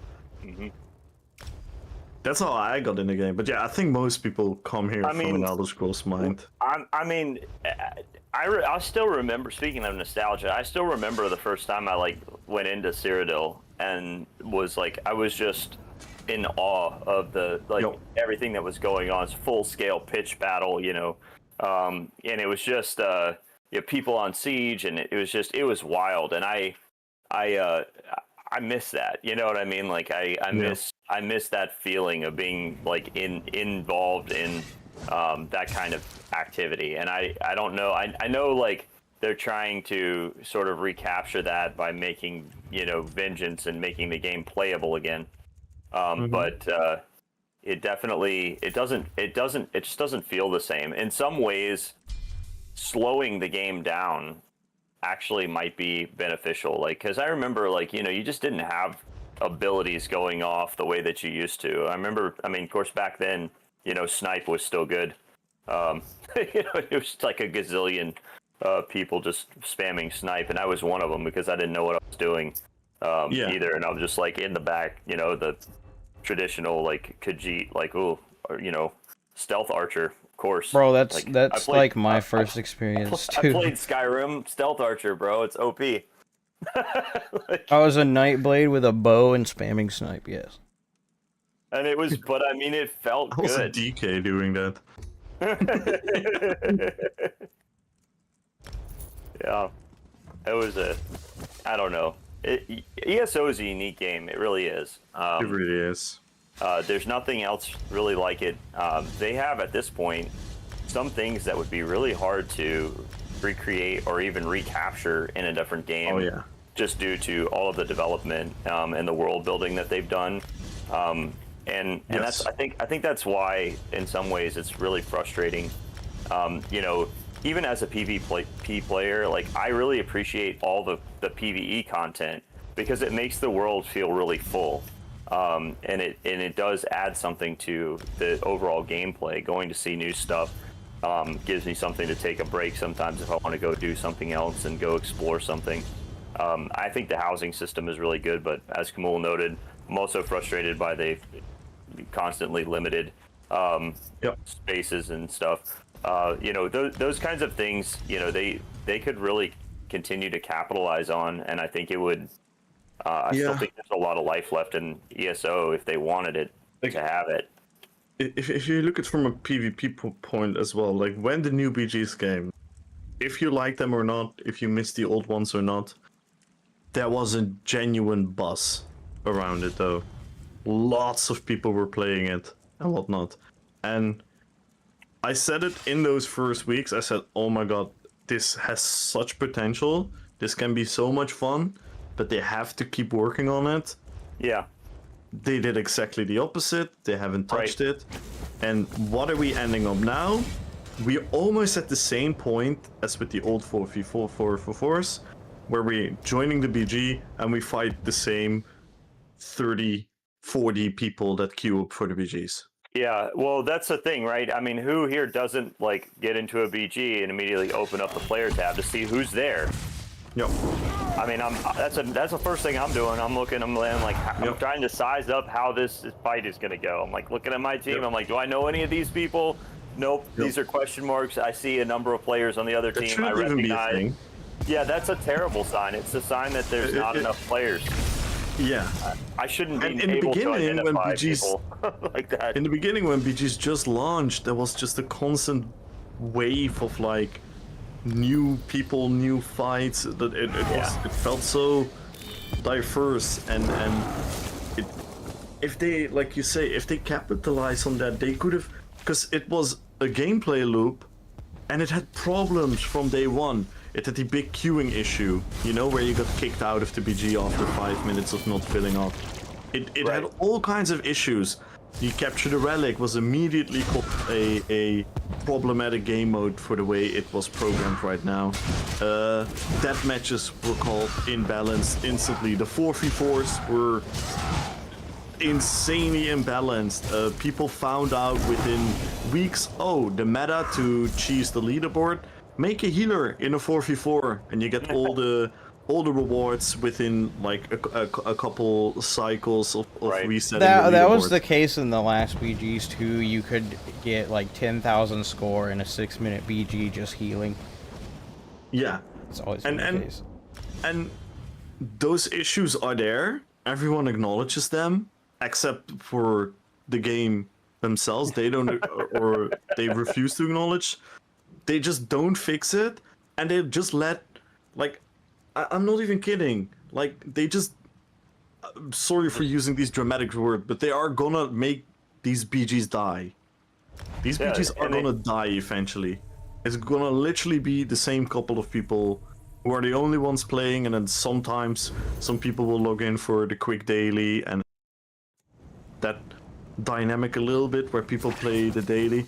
But I remember the first couple of weeks when they're coming out, I was playing on ESO until 1 or 2 in the middle of the night, and so many different players kept playing the BGs because it was fun and new and fresh. And that's, can you imagine if they fixed the BG gameplay loop where it's you join the BG and you know that most of the times you're gonna have fun. Yeah. You could play that BGs should be such an easy win for them because it's already like a very controlled system from the outset. They should be able to just fix it. I mean, and I like having like more people in the game, and I also think it would be beneficial to have a third team just to balance things out, because one of the things that having a third team adds, yes, it can lead to two teams ganging up on a weaker team, but it can also lead to 2 strong teams fighting and then a weaker team being able to overcome stronger team because of the weakness created by one of the other teams. And so it creates the possibility for there to be changes, you know, that can happen. Because right now, you still get one team being like overcoming another team, like just, you know, but right now there's no opportunity for the intervention of third team in the mix. And so having that extra dynamic, I think, is significant and beneficial. But yeah, I mean, I think it seems like it would be such an easy win for them. You know, Cyrodiil is a much bigger problem all around. Yeah. I think Cyrodiil is genuinely a victim of either on the monetary side of things, on like how much it costs and whatnot. Because again, maybe I'm the most naive human being on planet Earth. I don't believe that ZeniMax Online Studios had the plan to not do something fun with Cyrodiil for the past, I don't know how many years since the last time they added something there. I don't believe that. I'm sure they have wishes with it, dreams with it, stuff they wanted to do to Cyrodiil. Right. But I just feel that they can't. Because they realistically also can't. Like, sometimes we say like, oh, we need like an actual content change into Cyrodiil. But then you're asking the PvPers, like, do we want that? And most likely the first reaction is like, aren't they gonna break Cyrodiil even more then? Right. Well, but that goes back to the difference between, you know, creating content and executing the creation of that content, which, yeah, you know, as we've discussed, like they keep producing like really like okay things or interesting ideas. Like some of the solutions they come up with are like not bad. Like you noted, like with the new BGs, like those aren't bad changes. Like I think the maps are more interesting. You know, they're fun. Like you know, but you know, all that, there's nothing wrong with that. It's just that like they just stopped.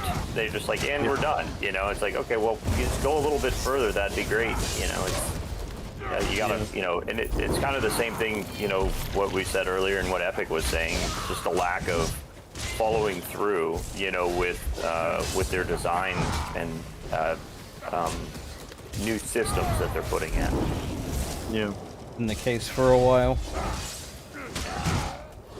Yep. It's just weird. I mean, that's a weird thing, you know, to have a problem with. Really for as much money and talent as they have, it's like, I mean, you guys, you know, what are you doing exactly? Like, how did this happen? How did this happen or not happen?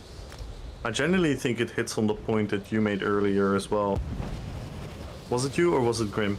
I don't remember who was making the point about like it being more like a corporate decision, or it was Epic talking to, I don't remember. Anyway, but more like it's like they need to do something, so they come up with this something, and then they need to do something next year instead of well, fixing. they're sitting on subclassing as a rainy day solution for when they don't have content. Yeah, exactly. Yeah. Well, you could even argue Battlegrounds is something like that. It's like, oh, we clearly cannot fix Cyrodiil, we cannot make IC more interesting or whatnot, whatever their issue is there. Let's do these BGs, and then it's like an unfinished product, which on itself is already an issue. But secondly, an unfinished product could still be finished, but they just refuse to do so. Yeah, and you know, I don't have a problem with the subclassing. I just want them to like follow through with it. But I'm concerned that they're not going to, and the fact that they seem to be not doing anything with it. You know, like they launched it. For at least half a year, we're not gonna see any significant changes to subclassing. Yeah, it's already set in stone. Yeah, it's fucking depressing. And that's a you know, to me that's from a business standpoint, right? Like it's horrible. I'm in business, right? So like if I'm making a product or something like that, I'm gonna be thinking about my customer, like who wants this? What problem am I solving? I'm not gonna like launch an unfinished product and then be like, and now we're not gonna the give new you, like, Apple glasses preview. Like no update or anything. Yeah, like that's a great example. Oh, we're gonna try and service. push a new product. It just doesn't work. It needs to stay on. It needs to cook a little longer. Yeah, but I mean, like to make a change like that with no plan for it, it just seems like an enormous risk.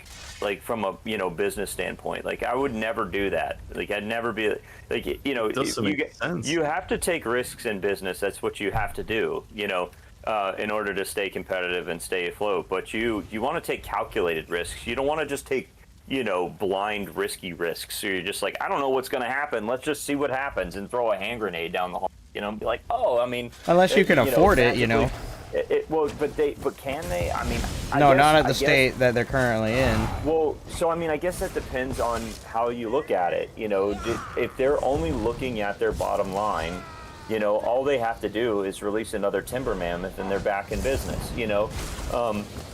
For another few months. You know what I mean? Or however much. I don't. Who knows? I know they just got rid of a bunch of people, but it's just like that. If that's all they're looking at, I think that's more depressing to me, than anything else. It's just like if that's, because then at that point there is no more passion. Where's Grim at? For the game? Oh, he had to go. Yeah. Yeah, I'm the knockoff Grim. Sorry. Yeah, I've replaced Grim with 2 people. I'm the wannabe Grim. Yeah. I'm the Teemo. I only had planned to stream for like 2 hours and then cut the stream off and then go make a video. Oh, that was Juggy US. Yeah, what up, Juggy?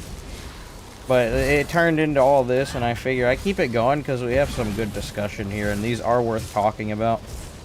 And primarily it's because I do myself, with all the changes, want to start distancing myself from ESO, especially after seeing the latest update.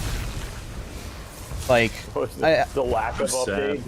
No, update 48. Like, they can't even do a generic bug fix patch properly without making the game crash all the time. And then removing and ruining all the current animations that literally no one asked for a change on. To the point where they just look so bad that ESO just looks like it's going backwards in terms of its identity. Yeah. Like, it's literally just regressing. Feels bad. Like, goes back to, it feels bad. Like, this is a change that makes the combat feel really, really bad. I haven't even played it. I just looked at your stream and knew that was trash. Like, you can see the jitteriness on the heavy attacks, and even the light attack weaves look out of place. Well, they look unfinished. It looks like it's gonna be hard to actually, like, it's gonna have, even though it's supposed to be just a visual thing, it's gonna make it difficult to time things. Without. Yeah, it already messes with the weaving. Yeah, because I mean, you're expecting certain visual cues. Yeah. And when you don't see those, you're gonna be wondering, did it go off? Did this not go off? I mean, I don't know. It's gonna be. It's janky. It's janky at best. Like, another not so great decision, I think, unfortunately.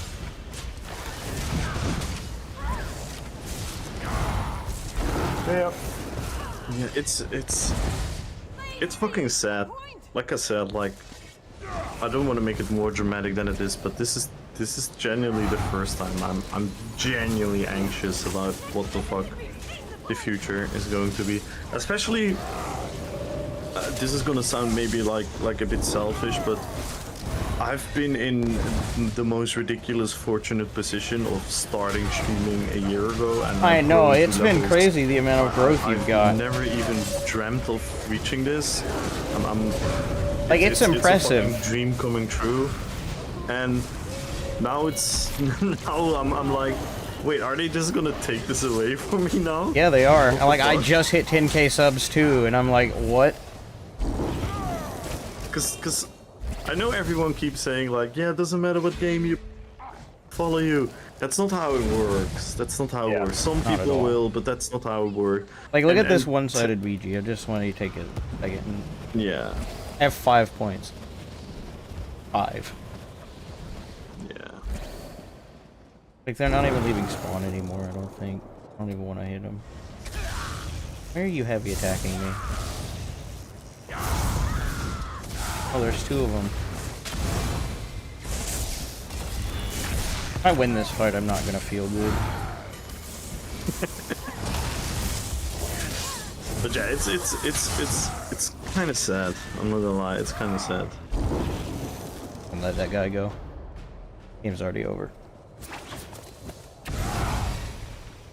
Yeah, and like for me, like I said, I want to try and move on and do other content that's not ESO related at this point, because like ESO, as much as I've had a passion for it in the past, like just watching it fail like this or go in the direction I don't want to see it go is, and the analogy I put in my video that I was probably going to make today, it's probably now going to be a little bit because I want to adjust some talking points, but it's like growing up and watching your best friend get cancer, become hospitalized, bedridden, and unable to do anything, and you go and you visit him from time to time at the hospital just to make sure that he's okay, but you just kind of know that long term it's cancer and his chances of beating it are slim to none. And that's kind of what ESO has turned into. It's like, I grew up with this game, I really love like playing it from time to time. It's fun, but I just continue to see the changes and the progression of its health, and it's just so depressing to watch in real time. Well, and I think what makes it even more frustrating than that is that all of this was completely avoidable. Yes, 100%. This is like a self-inflicted gunshot wound. You know what I mean? It's just like, what have you done? Like, why did you do this to yourself? Like, I don't understand why you're like, this is. I know that you know, the company owns this game, right? And they get to ultimately make the decisions for it. But at this point, like, and at this point though, like, we've been co-opted into this. You know, we are the, you know, it's like a you know, relationship. You know what I mean? Like, and so as the players, like, we've invested time and money and effort into this game, and I'm thankful for the time and the effort and the people that we've got to meet Definitely the friends way. I've made. You know, but at the same time, like, watching them like just self-destruct for no obvious reason and in ways that don't sometimes, at least from where I'm sitting, make financial sense. Like, I'm like, why would you do that? Like, what? How do you think? I want the game to do good. Like, but it just is seeking self-destruction. Yeah, it's short. Like, it just keeps going for the short-term gain and then the long-term pain kind of road. Like, they're not thinking a couple steps ahead, even though that they say they're planning updates in advance. It really doesn't seem like it, because if you were, you'd consider what things would do. But then again, that would require you to fundamentally know your game. You know what I would have low-key hoped? That I would have been the outlier, that all these changes were just be like, oh my god, they just hate whatever I do, but the game is doing well. I would have been like, okay, this makes sense, right? But if I look at the fucking numbers, I'm still playing. But so many people are not anymore. So who the fuck are they chasing away if it's not even me? And and you don't even have to look at the numbers. Like I'm getting chased away.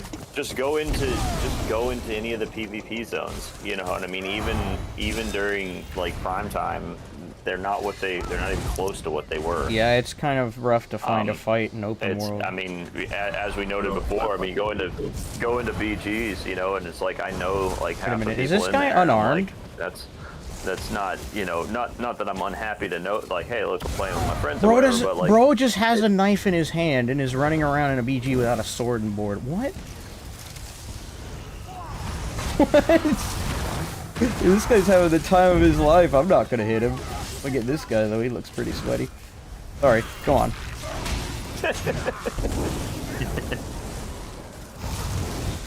He's like, I love this game. And if you're a new player, you probably don't even know like what we're talking about either. Like, that's the crazy thing. Like, you're just like, oh, there's so much to do here. Like, yes, but you know, they've gutted. Yeah. They've gutted. And it's cool. It's cool. They shouldn't care. No, they really I hope they have a great time. But it's just like cutting. Like, they've gutted the, you know, the end game. Yeah. And it's just like, why, you know, I don't know. I'm like trying to avoid people I know are just like, they're just here for the golden pursuit. Yeah, I keep wanting to log in for that, but even that's hard at this point. I'm like, 50 keys, bro. Yeah, it's nice. It's the only golden pursuit I've actually Bro, 50 keys, yeah, that's a lot. And it comes out when I'm trying to get black Gem Monstrosity as a shoulder piece. I know, and I'm like, why? I don't know. But honestly, it's like I'm looking at the next update, and you're completely justified not wanting to get on and go for it, because I'm probably not going to play myself next update if it goes live even the way it is. Yeah, and even another fun layer towards like saying, oh, new players might still be having fun and whatnot. And this is not even exaggeration, and maybe you've noticed the same, Epic. Before Subclassing got released, and at the beginning of Subclassing, I had a lot of conversations about it and debates about it, obviously me being super critical about it and whatnot. I had so many people saying how much they love it, and it's so good and whatnot. Half of them are not even playing anymore. I told my audience the exact same thing. I had a few people, and namely, if Yankee's in chat, he was super excited about subclassing, but he primarily does trading, so I think it was just because it got him interested in the combat again. But I told them, yeah, I'm having a great time making builds in the PTS and whatnot, too. I'm having a good time coming up with funny ideas, putting spec bow on everything I possibly can, but even I know, just because I have common sense, this cannot last, and it won't last. Yeah. Like, sure, have fun with it while it's here, but then once it's gone, you'd be like, well, there you go. I told you this was coming. And that's why player feedback is so useless in a way as well. Because how many people have said how much they love it? And they obviously take that as positive feedback. So they're like, oh wait, this is actually like, because I remember a lot of like polls people made, and I did a couple polls as well. It was quite like 50-50 in a lot of cases. I dare to say right now it's definitely more and more people are not a big fan of it anymore. Look at this. Now reminded me I need to log in and do my daily shenanigans. 50 keys, bro. My gameplay loop is log in and do the dailies and log out. That's my gameplay loop. That was the laggiest Dawnbreaker of my entire life. Look at what's in Crown Store and not like it, and then move on with my life. Yep, be moderately disappointed. Oh no, I'm dead. Minorly inconvenienced. Nope, still love it, and I don't use assassination. Yeah, but like, I love many things about this game, and I hate many things about the game. Yeah, I mean, it's not even our place to hold that as any authority of an opinion.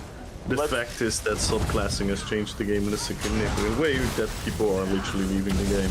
Well, let's be clear about something. The only reason anybody's complaining about it is because we like it. If we didn't like it, we wouldn't even bother to complain about it. We would have already left. Yeah, like, which has been the case in the past. I've just not complained about stuff because I've just lost the ability to care about it before. Like, it's happened before.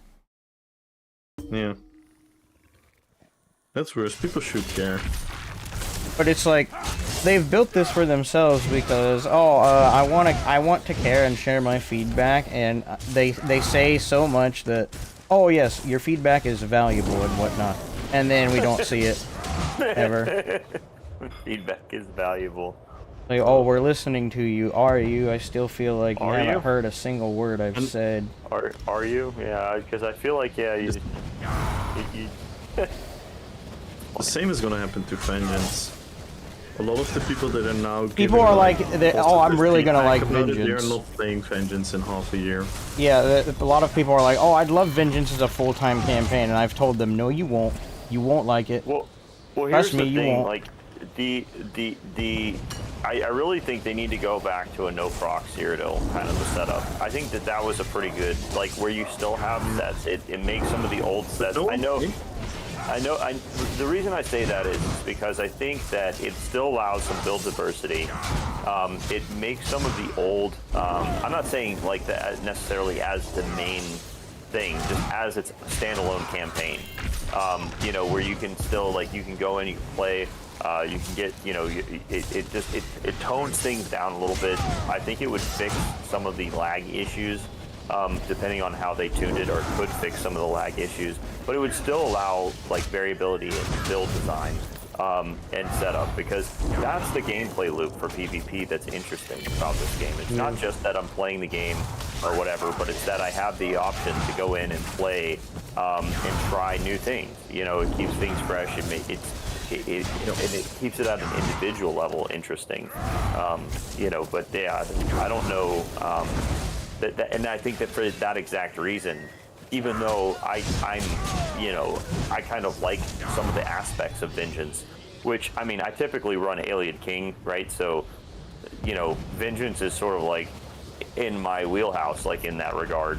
But, you know, it's like huge stat buffs and let me play my class. Like, that's all I really want to do anyway. You know, so that's not a big deal for me.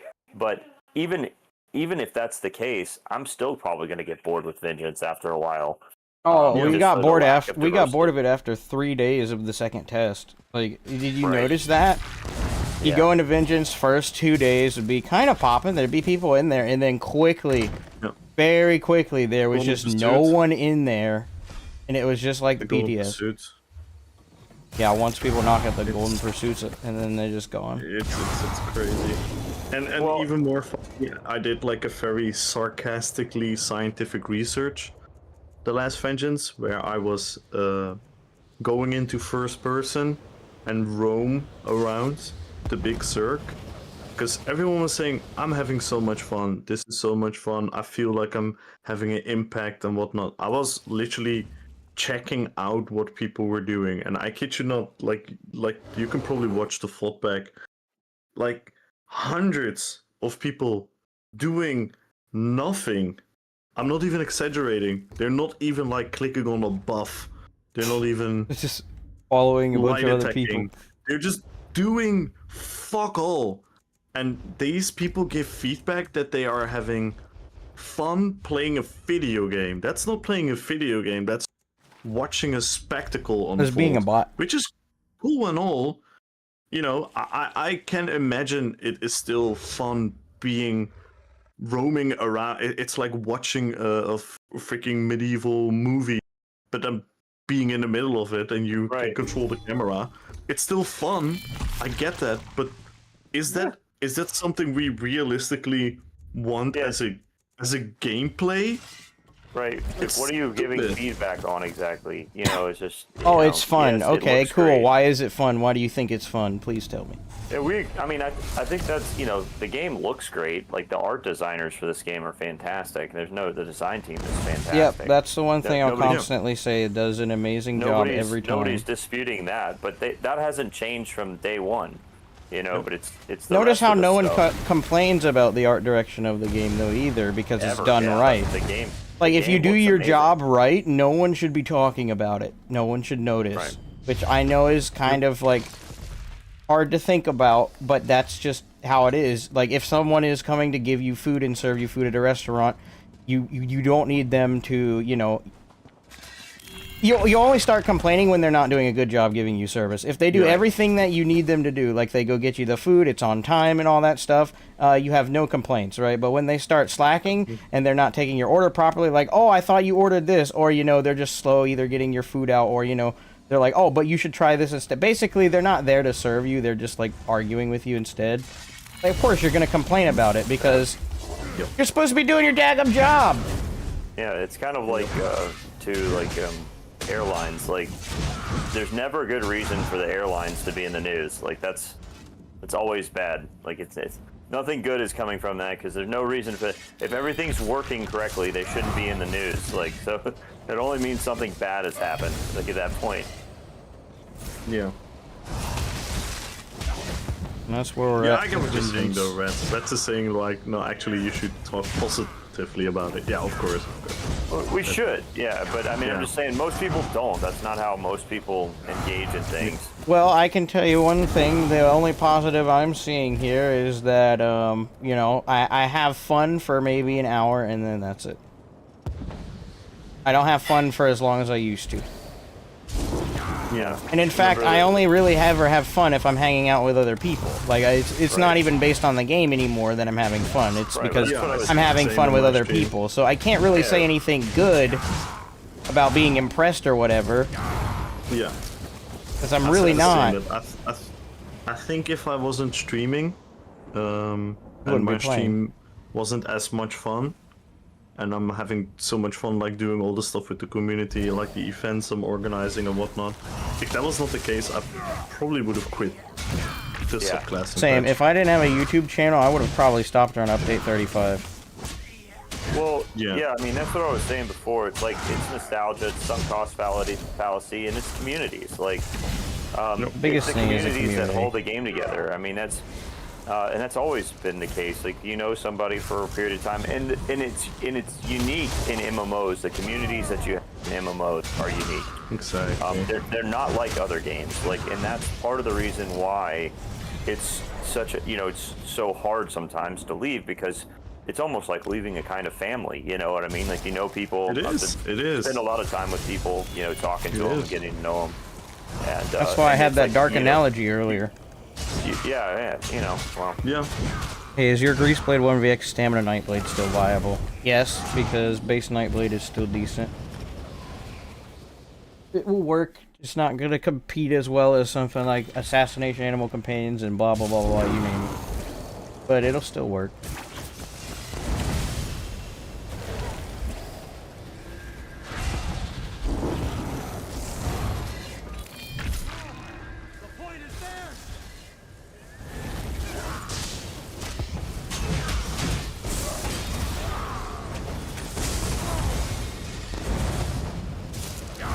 I got any more discussion points, or are you all worn out?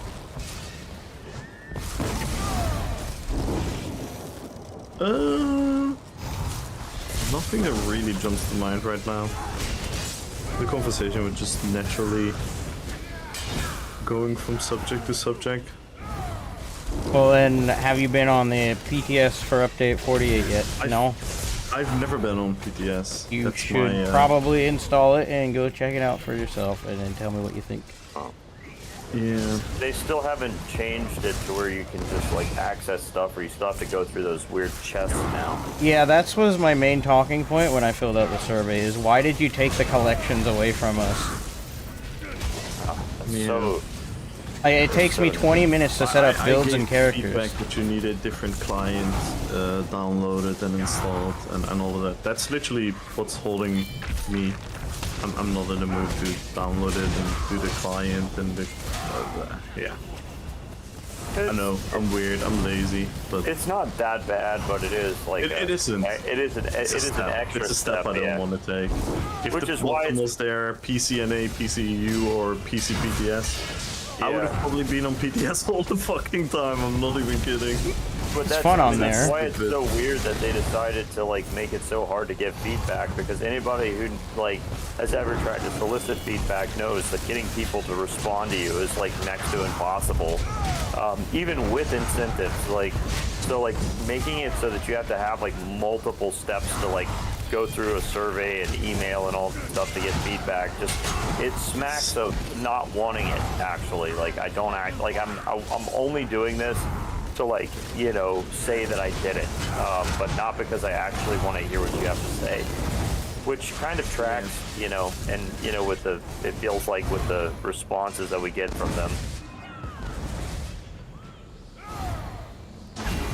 I want better communication so bad, and the few times they have good communication, I'm like, yes, finally, but we never get anything actually like relatively decent or too impressive. Yeah. I was actually being like, I saw that they were gonna do their Q&A thingy on Reddit. I was like, this might actually be interesting, you know? At first I was very pessimistic, and I thought like, oh, they're gonna cherry pick the questions, you know, the typical questions of like, what is your main class, Mr. Developer?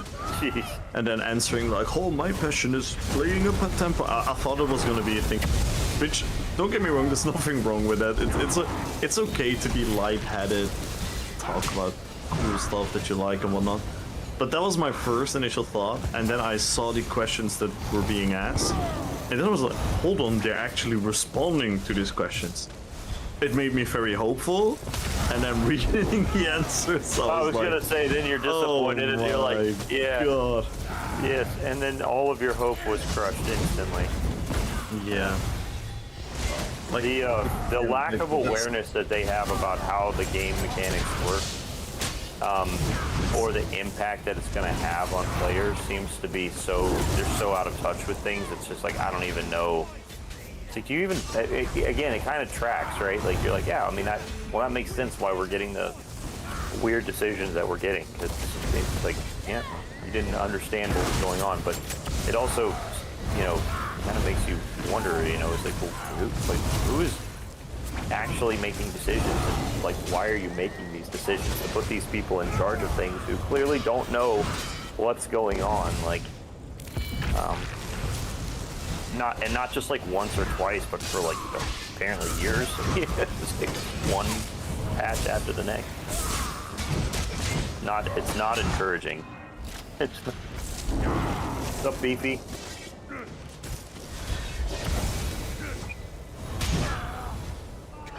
And then the biggest problem on top of all that just used to be, oh, it's just performance is a bit bad. But now it's like everything else too. I wish it wasn't. Yeah. I don't know. What do you think? Is there any hope? I mean, I guess there's some hope, but There's always hope. There's always hope because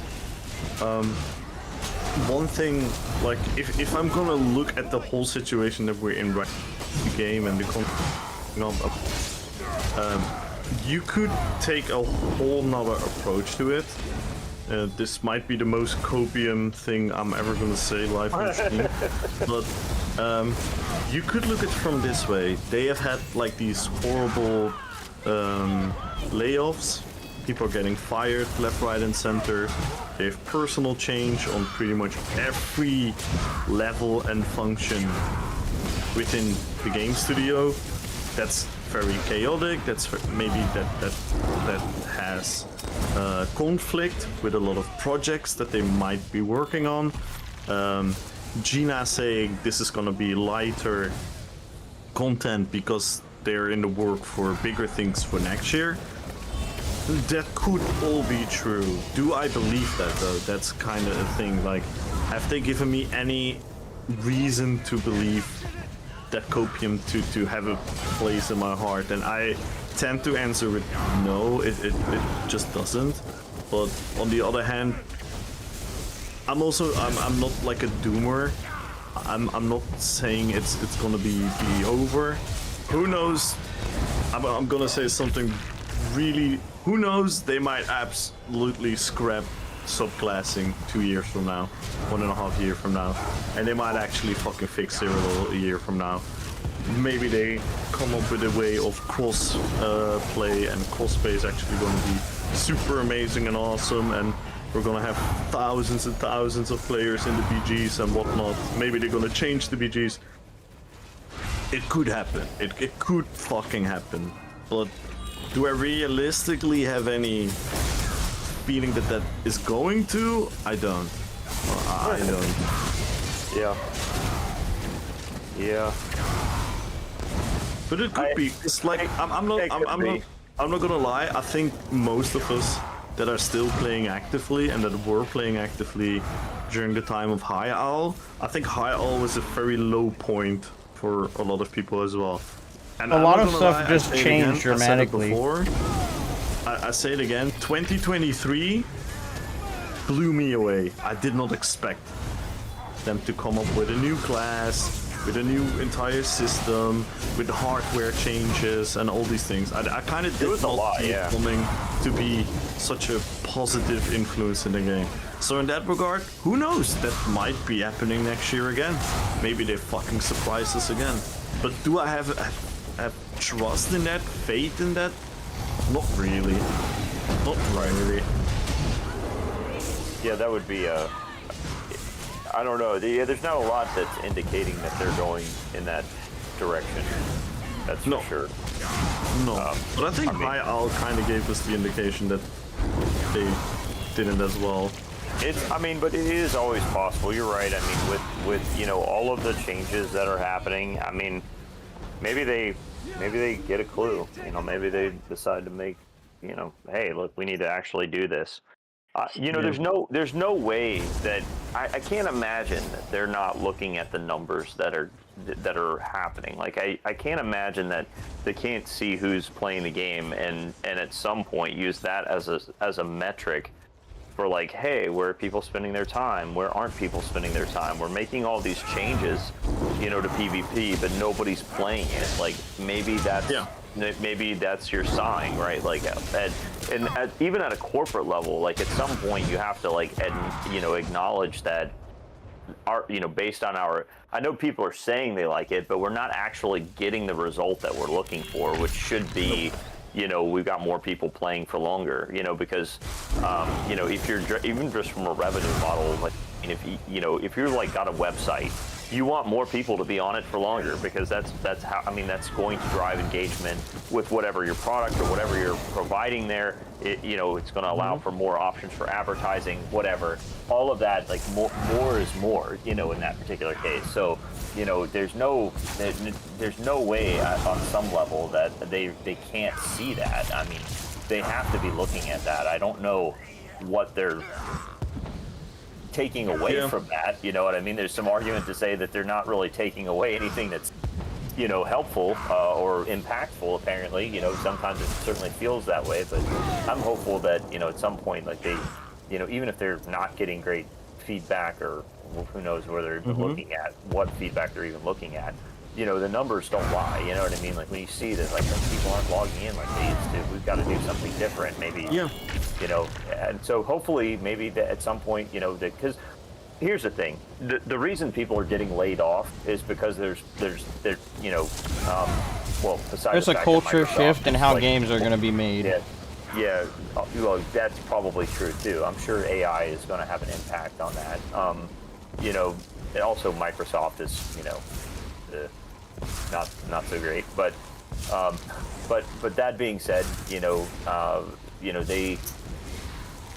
they're at some point they're looking at their bottom line and they're saying, hey, we're trying to figure out a way for us to make more money, and so if they're not generating revenue because people aren't logging in, people aren't engaging with your product, that's not a good sign, you know what I mean? No, and so they've got to have some kind of response to that. So there is, I think there's still... what's a fun indicator of the state of the game? And again, I don't want to throw people under the bus, and I don't want to blame the content creators. But if half of your stream team is not even streaming your game during a drop event, they're streaming other games, that's a sign. That's a problem. That Jeff Foxworthy, like, here's your sign, you know what I mean? That's like, a sign. sign. That's a sign they're doing something wrong. Like, how can you make it so that your stream team members, who should be extremely enthusiastic about, our fucking game has dropped, let's destroy the category in like the positive way of the word destroying, let's just absolutely take over, let's get more new viewers, let's hype up the game, let's be positive about the game, let's see people how much fun the game still can be in its own right. And they're just like, nah, I'm gonna play another game because I'm getting better viewers there, better drop campaigns there, better whatnot.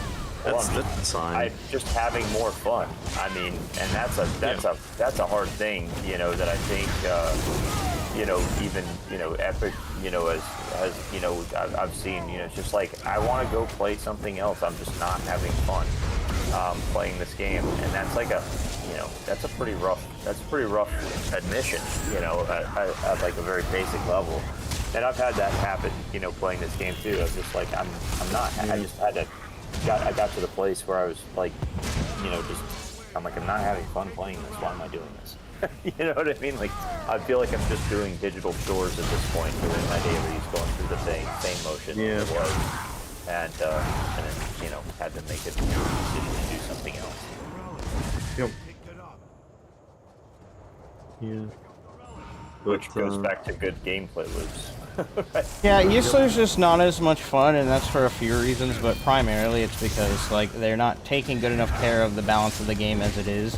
And then when you do actually get a good chance to play the game, there's so many other factors that contribute to you not wanting to play, primarily performance.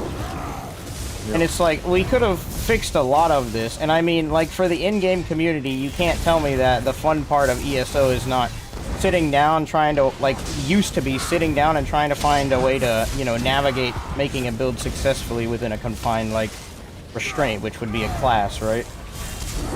And then with subclassing, it's become so easy now. I just put on the skill line that fixes my problem. Yes.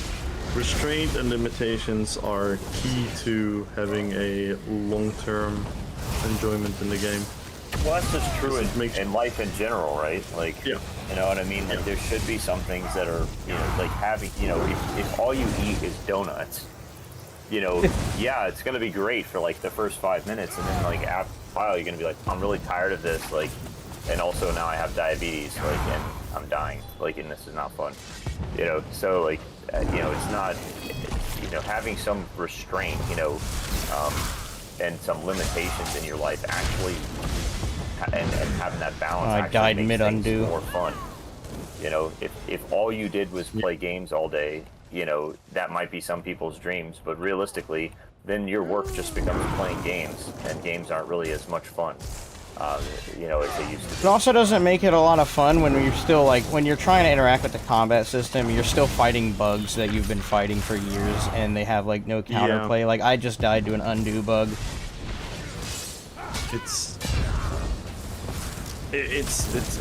nothing short of maximum frustration. It's the things you should not have to worry about. You know, like, you point out, like, balancing. And I agree. I think balancing is a huge issue. I'm getting hard focused in this BG. But I wish it was the only thing we would talk about in PvP. I wish the only point of conversation in PvP was like, oh my god, this fucking build is so obnoxious and this set is too strong, and I wish it was the only thing we had to fucking worry about. But we have to worry about performance, about bugs, about whatever you say to someone in chat, else you get perma-banned. You have to worry about so many fucking things in this game right now. It's fucking crazy.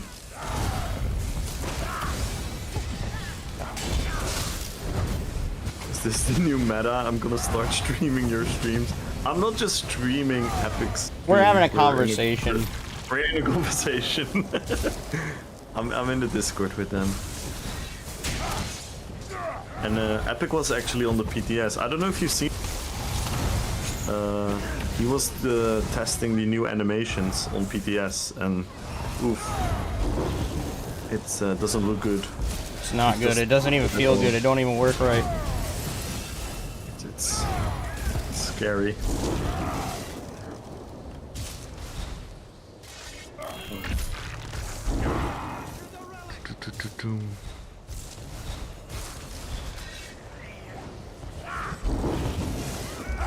I used to pray for the downfall of ESO, and I'm happy.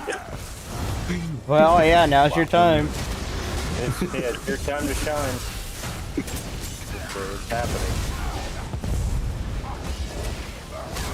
Where this game dies, all devs become chocolates.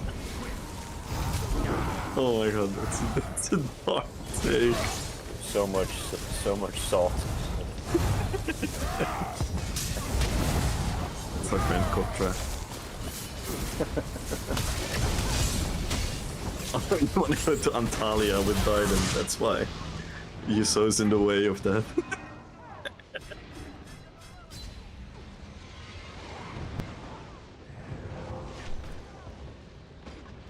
Yeah, and these problems just compound on each other. It's just like multiplicative, or sorry, it's additive. No, it's you know, it might be multiplicative. No, it's definitely additive. Assassinations, crossplay plus proxy chat, bring back teabags, and the game is perfect. I wish that was right. I wish that were the only issues. Nah. I don't know. I'm glad you see the game that way. I'm super happy for you that you're having so much fun, Burrito, but I think for a huge portion of the player base, it's just the problems are a lot bigger than that. Yeah. And I'm in this BG right now, and balance is like a huge concern. I'm just running around on a Torque build, and I'm fighting Rush of Agony, Animal Companions, Assassination. There's meta builds everywhere. And there's a few bots sprinkled in, for example. And also, it doesn't help that these guys like full focus me whenever I show up because I'm a problem for them to deal with. But yeah, it's like trying to get into this as a new player is just almost impossible too. So like, who's your target audience? Yeah. Yeah, that's the point I was making earlier, right? Like if your target audience is new players and whatnot, and everyone would be happy with the game, apart from the small percentage of veteran and game players, so like let's put them in that bracket, right? If that's your goal, then where are the numbers? Where are the numbers of that actually happening? They aren't happening. I don't know why I the decided to fight a opposite is ganker and a happening. no-lifer at the same time when they had damage buff. That was stupid. They're the best singer of our generation. Let's hear it, 𝙁𝙧𝙚𝙚. Yo. Sorry. Ninja, Wow. what's up, buddy? What's up? How do? How's Baldur's Gate treating you? Oh, it's great. Great. Have you been? That guy's engaging in undo the works furry just fine, and lifestyle? every time I use mine, I die mid undo. Why is it Yeah, always my rules filthy- for thee, not for me? Do I need to? Should I report you to the FBI yet? Not yet, not yet. No villages have been slaughtered. You can see this AP Game Boy just keeps focusing me the entire match with his rush of agony. Ugh. That's so cute.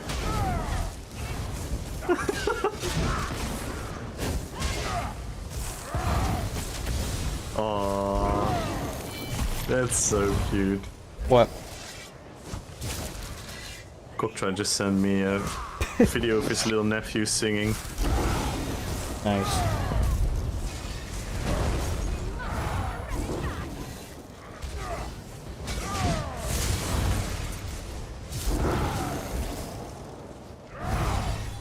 Yeah, Game Boy is always sweaty AP. Yeah, and it's like, I don't understand the need to play like this when the game is in such a bad state. And it just kind of annoys me because I don't know what you're gaining from doing this, and it's just more work for me to have to deal with. Actually. This bomber farming, like, yeah, this runs. He's one of the ones, and then there's Like, a few people other still ones treat that- this game like it actually is an esport, and that's they're just- completely another well, it's just- issue. The good at the they're just game running- culture. I don't know what I don't like. I But don't we've really, always again, been at I don't- odds with that. That's I really nothing don't good. understand what the purpose of that is. Like, are you just you're farming AP, or you're just farming kills like for clout or something? Like, I don't know. I mean, I have to stand up here a little bit because I'm a competitive person in pretty much everything outside of ESO. I don't think there's anything inherently wrong by maybe obviously seeing it as esports is ridiculous because there is no such thing here. There's no thing you can grasp and like a proper leaderboard or whatnot where you can hold on to and be like, there's something to achieve. And I think that is the issue. Right? Yeah. No, I agree. I mean, Yeah, would so make a it lot begs more the sense. question, why do people play like this? Like, I'm on a build right now, I'm trying to level up my Because it's Destro the staff, only way and because people I still have to wanna be deal with this. competitive. People still want to be the best they can possibly be. I think that's inherently nothing really wrong with it. Yeah. I agree with that. The thing is, you cannot do it properly in this game where you can properly be like, hey, look at me, I'm a fucking legend because I do this and this and this. And that's why there's also like, again, I'm not gonna pretend that ESO is the most toxic community on planet Earth, or It's not. far from, but there is a level of toxicity in ESO PvP because we don't have the thing we can look at, we don't have the proof, so all the proof that we have is making clips of each other, trash talking each other in Twitch chat, trash talking each other in in-game chat, in people's Discord, posting clips of killing a guy, talking shit to each other in dueling. That's the only competitiveness we have. That's The actually a thing with pretty good the- point. Yeah. The thing with the I'm not leaderboard. really taking a part of that, but it's the only competition you have in this game. It's the only way you can prove shit is by as many people looking at you beating another guy, either by making videos or talking shit or whatnot. That's the only thing we have to hold on to. With like these games, right? Like you said, there's no leaderboard, so you can't know who's actually better or not.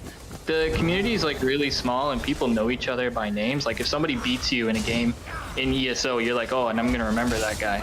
So there is like a mental, social leaderboard hierarchy, and everybody's trying to be at the top of it, even though there's nothing posted at the top.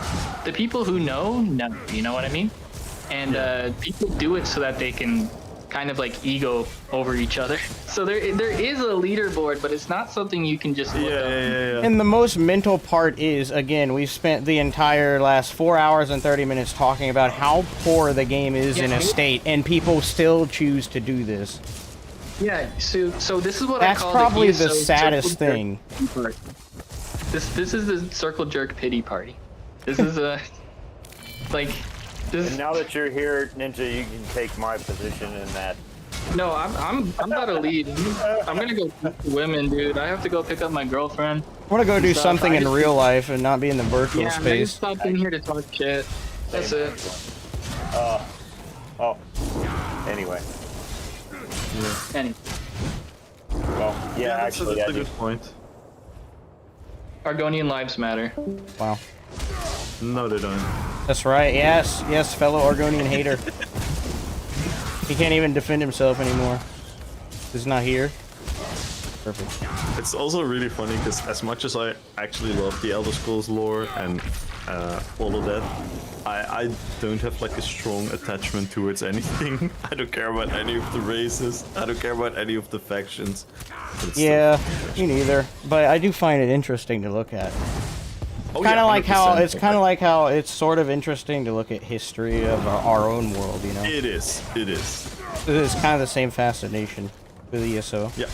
Oh, look at this 100%. nice virtual, or you know, this make-believe world. It helps you get immersed in it when you really want to, as well. Yeah. Yeah. That's the on racism in Elder Scrolls. Yeah. Yeah. I've watched like what's that channel? Fudge Muppet. You guys probably have seen that channel Yeah, I as have. well. Like I've watched so many fucking videos. And the other guy, Imperial Knowledge or something. Oh, I heard. Did you That I hear that like. Camel had his entire channel like hacked? You know who Camelworks is? He's another guy that so, does yeah. lore videos. Yeah, he lost his Yeah, entire yeah. channel because he left his phone without a passcode. And someone my stole it God. and then got his account banned. Wow. So all like 11 years of all of his hard work on YouTube, it's gone. He has to start over. Fortunately, he has the backup files, so that's good for me as well, because like watching someone go through this, kind of like, okay, so I know what to do if this happens to me, sort of. And I've already been doing it. I already archive everything I make. Yeah. So, but still, heartbreaking to see. Yeah, it really is. We trace this all the way back to ZeniMax being acquired by Microsoft. That's part of it, I think, too.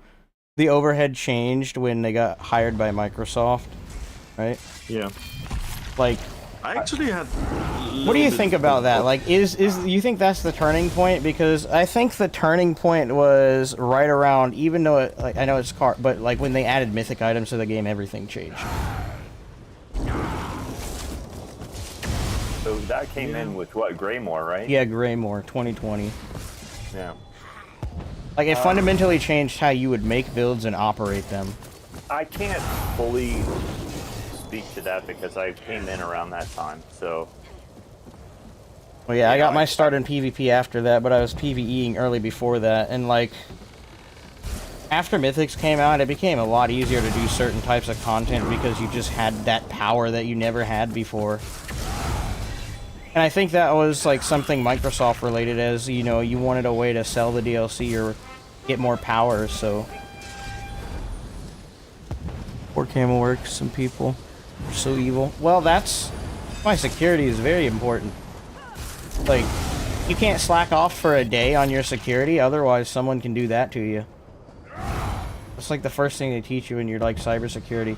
You're never safe. No matter how safe you think you are, you're still never safe. Always assume that there's something someone can do somewhere to do anything to you. In some way. Well, it's true, too. You can think you're the safest person in the world, and then suddenly someone does something you didn't expect and account for. Right? Yep. And then suddenly, here we are in this horrible situation. You can cover as many bases as you want, but reality is you can never be safe enough, but you still should be prepared. Like, even I'm not above getting hacked somehow. No one is safe.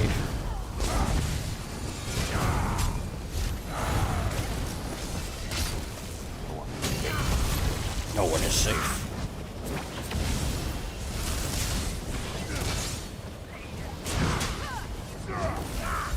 Is like PvP on EU dead right now, Kamul, or is it like prime time?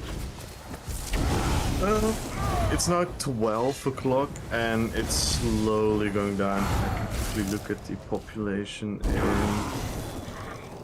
Like Greyhost is already 2-bar, 2-bar, 3-bar.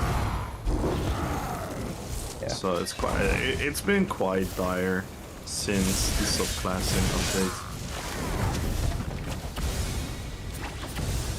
Sometimes a part of it is also, which is another complaint of me and a lot of people in my community as well, the extensive amounts of in-game events upon events upon events upon Bro, they events. added a new Valentine event on the PTS you can test out. Like, we needed a Valentine's Day event. It's only gonna run for 1 week. I mean, it's got some pretty nice drip. I like the hat that's coming with the outfit stuff. Yeah. Have you seen it? You love the hat? You mean The Sauron ad. Quiet. Do you love it? Quiet. Quiet. Alright, Mr. Oh yeah, it's Valentine's Day. Love.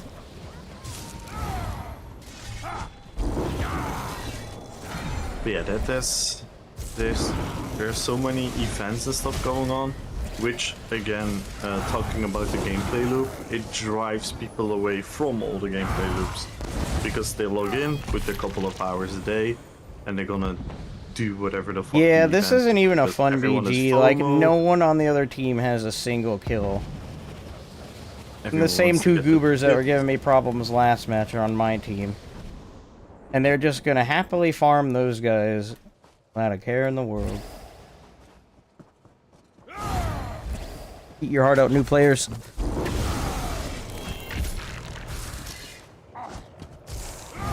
And this stream is going on way longer than I ever intended. It was supposed to be an hour and 30 minutes. Frick. Now I'm actually playing ESO. Yeah. The one thing I was like, I'm not playing ESO today. I'm just gonna boot up a stream and talk to Grim. And then take from that and make a video, but now we're here. No, you're talking to Kamul. I mean, I never get to talk to you, so I mean, it's nice. Yeah. Like, we see each other Yeah, in I always chat, but we appreciate never your, talk. opinion. Like, with voices True. and audio. True. Oh. I'm not even gonna participate in this BG, like... My teammates are just holding the relics so they can't score. So they just draw out the clock. And this is a character I have, like, almost no MMR with, so it's, like, hit or miss. So, I'm gonna use this opportunity and go get some food. Hide in a corner in these boxes. Be back. Any other talking points you want to have? Just let me know. Or is that it? I was just gonna say, I think I'm gonna leave you two and do a couple of pledges for the keys. Yep. Legends. And then my own stream. Alright, that Been here sounds fair enough. 3.5 hours, and I pretty much all I did was talk to you guys. Well, that's Which good. is It's beautiful. Oh my good. god! Now we have Decimus entering the chat. Ooh, Wow. now that's an interesting brain to pick. We've been talking about PvP for the last 3.5 hours, Decimus, and about the direction of ESO and whatnot. With Mr. Epic and Grimforge was there, and we have Squirrel here. Hi. Just a random squirrel. Just a random local neighborhood squirrel. Decimus the Misfall Hunters main now. Nah. Decimus does play a lot of other games. I wish I had it in me. I'm just too much of an MMO pleb. For me, there's only pretty much one option, and that is play ESO. And if ESO really hits the fan, I'm gonna play World of Warcraft again. Wow. I just fell out of love with most other games. I love watching them still, though. For example, I love tuning into Decimus' streams and watching him play the Expedition 33 when he was playing Elden Ring, and I love that shit. But playing myself, hell no.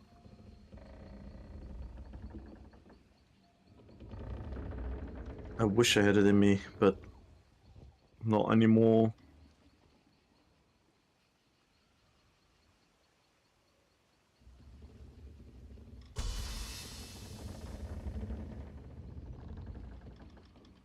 So yeah, I think I'm gonna leave you guys behind. I'm gonna do some pledges, and then I'm gonna end my own stream as well. Chill the rest of the night, the late night. I wanna thank you, by the way, for inviting me. I think he went to bed already, Mr. Dimitri, who came into my chat and said, like, "Yo, Epic is having an interesting talk. It would be really interesting for you to join." First I was like, "How? What are you on about?" But I'm glad we did it. It's good to talk about perspectives, other angles, other mindsets, other backgrounds and whatnot. I always like learning from other points of views. So we agree on a lot of things, so that's also interesting to see that we came from all different walks and directions, and yet we come to a lot of the same conclusions. Yes. Well, that's one way of arriving at truth, right? Engaging in the dialectic process. Mm-hmm. No, so that's good. It is. Well, it was nice to meet you. Yeah, nice to meet you as Oh well. man, I got kicked out of the BG because I was going to get food. Oh, nothing was happening in there anyways. Bunch of sweats farming bots, nothing out of the ordinary. Yeah, thank you for the talks, Epic. Thank you for having me here. We talked and covered just about everything. Maybe with even more people. Oh yeah. You know what I always wanted to do is have these type of conversations with. And this is gonna sound like I'm gonna set up some kind of rage bait, clickbait debate, but I would love to have these type of conversations in voice chat with like an absolute casual player, and I want to hear their points like in real time. Like, what do you think of this? How do you gotta find the casual player first. I'm a casual player. Wow. Yeah, in a way you are, but you're not really, right? Yeah. You know what I mean. Yeah, I know. I'm sort of the step up from a casual. Yeah. But definitely not at the level that y'all are playing at. I'm a casual player, says Manbear Knock. But Yes, Manbear. you are in a way, but you're the opposite of a casual player. You are, but not. You can be a streamer and be a casual player at the same time. For sure. I consider myself quite casual, even though I play a fuck ton of hours. I'm moderately competitive, but I end up being more casual, like, for the majority of my streams. Like, I'll go super hard in PvP for 2 hours, then I'll just goof off for the rest of the stream. Yeah. So, like, that's just me. That's just how I do things. Got me through 4 hours of work. I'm very casual. I'm glad. Well, there's good talking points, and I need to make the video about it, so this helps me get my thoughts a little bit more clear. But at the same time, it feels like the stream is enough, and I don't even need to make the video. Yeah. I mean, the video is obviously gonna reach a lot more individual... Yeah, some people don't like to sit down for the streams and listen the whole way through. I'm not gonna watch the fault. That's just What would you do if you didn't play ESO anymore? Like, if ESO, for example, had such a bad update where it literally made it the worst game that you could play, like you did not want to play it, what would you play? WoW. World of Warcraft. You're gonna play World of Warcraft. So, like, if ESO crashed, I don't know, every 10 minutes while you were playing it, and you couldn't light attack, leave an animation, cancel properly anymore without being a polymorph, you go play World of Warcraft. Yeah, I could play World of Warcraft and I'll become the old school sweat grindy gamer again that I used to be, and I'm gonna sink hours and hours into that game. And yeah, I probably would play World it. of Warcraft? Very fun, repetitive gameplay loops, which I wish ESO had some of as well. Like, for example, the Battlegrounds is an example there. The Battlegrounds are always kind of like an 80-90% guaranteed of like having a fun time if you choose to have to. Yep. But it can also just be the most annoying thing in the world to deal with. Yeah. And for me, if I'm not gonna play ESO, I'm gonna go play a bunch of other games. Like, I've been playing a game genre I've never considered really touching has been like spooky horror games related. I've never played those before, but I've been dabbling in them a little bit, and they're actually quite fun. When are we gonna go back? Like, when are we gonna? Do you want to play @𝙁𝙬𝙁𝙬 later? Probably. Oh, there's Squirrel's child. He's. Yes, he wants to play as well. I still need to finish my playthrough of it. I'd love to try and make a video on it, but there's a couple things I'm still working out. Like, for example, I don't know how to make a video on another game. But I do know that if I'm going to like do other content, it's probably going to start with like smaller game reviews, because I'm very good at introducing people to games, like in a strange way.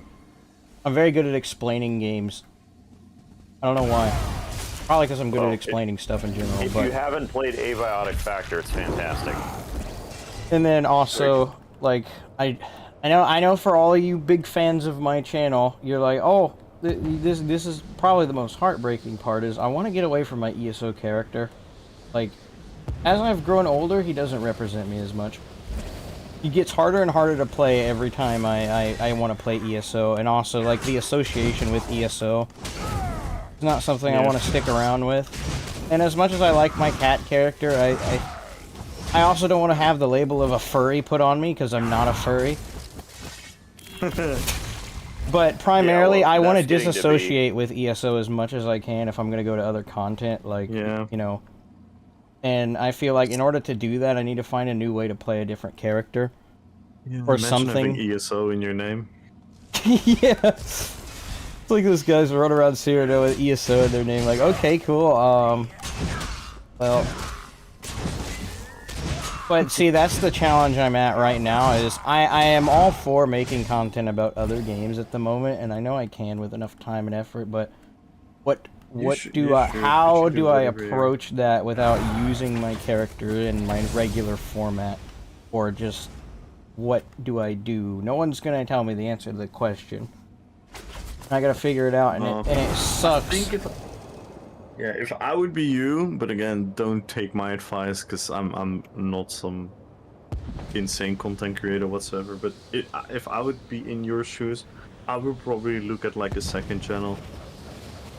That's the hardest part. I don't want to do a second channel. It is. No, I get you, man. But I understand where you're coming from to rebuild everything. Yeah. The thing is, I've thought about it too, and there's no really good reason to start a second channel, because like when you go to another game, you're basically starting your YouTube channel over again anyways, right? Yeah, but the algorithm is gonna have bad messages.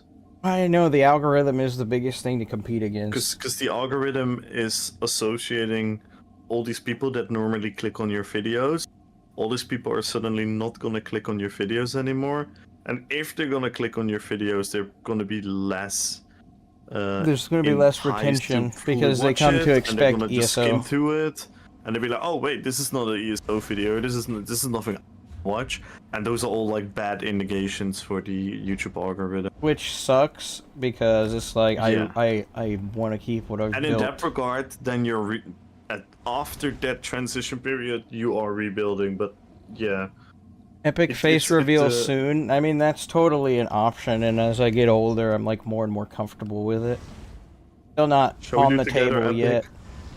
But shall we do together? What? Shall we do together the face reveal?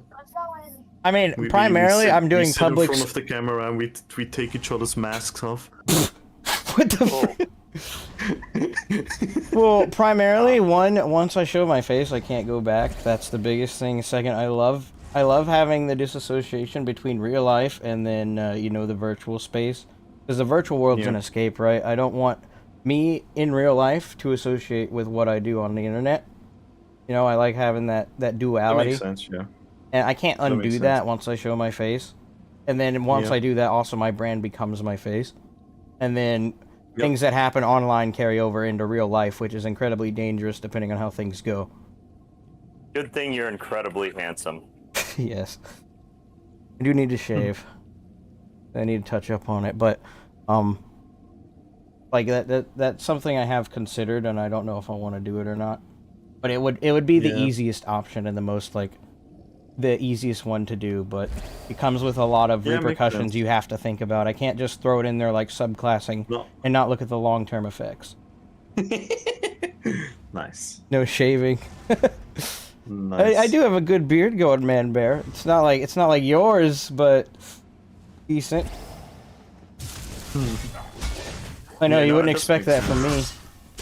My number one reason of not wanting to stream with a camera is I'm Dutch, and I don't know how many Dutch people you've came across in your... We are quite direct and honest in the way we act. I can hide that a little bit by not having a camera on, so I can take a breath, not be annoyed, and go on with my stream. If I'm gonna have a camera, my face is gonna tell everything, and I'm gonna make a lot of people feel bad. Wow. That's genuinely one of my worries, because I have a very expressive face. The other thing is, you don't need a face to do well with a YouTube channel. There's countless examples of faceless creators, right? So it's like, you can still keep that disassociation. I think it does add, though. It does add, and it makes content way easier to produce if you have a face. Because you don't need to go through and record a character, get all the extra excess footage, then you don't have to go through and edit it. You can just do everything yourself once, and it like you would in real life.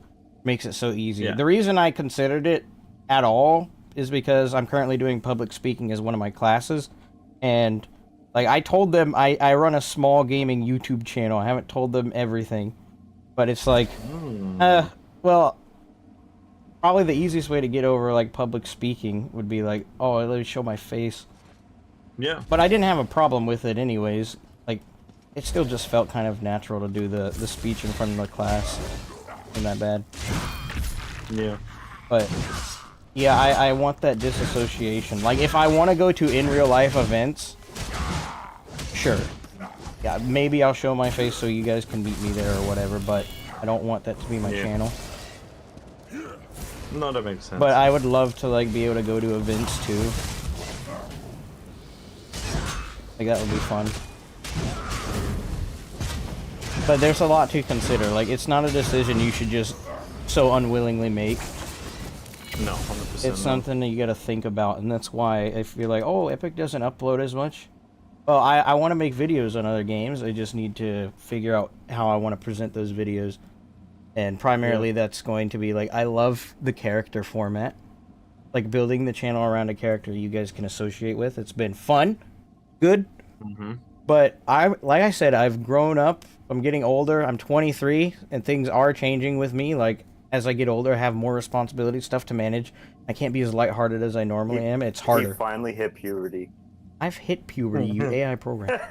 Yeah. It's just like, I can't play my character the same way like I used to when I first started my channel. We're different people.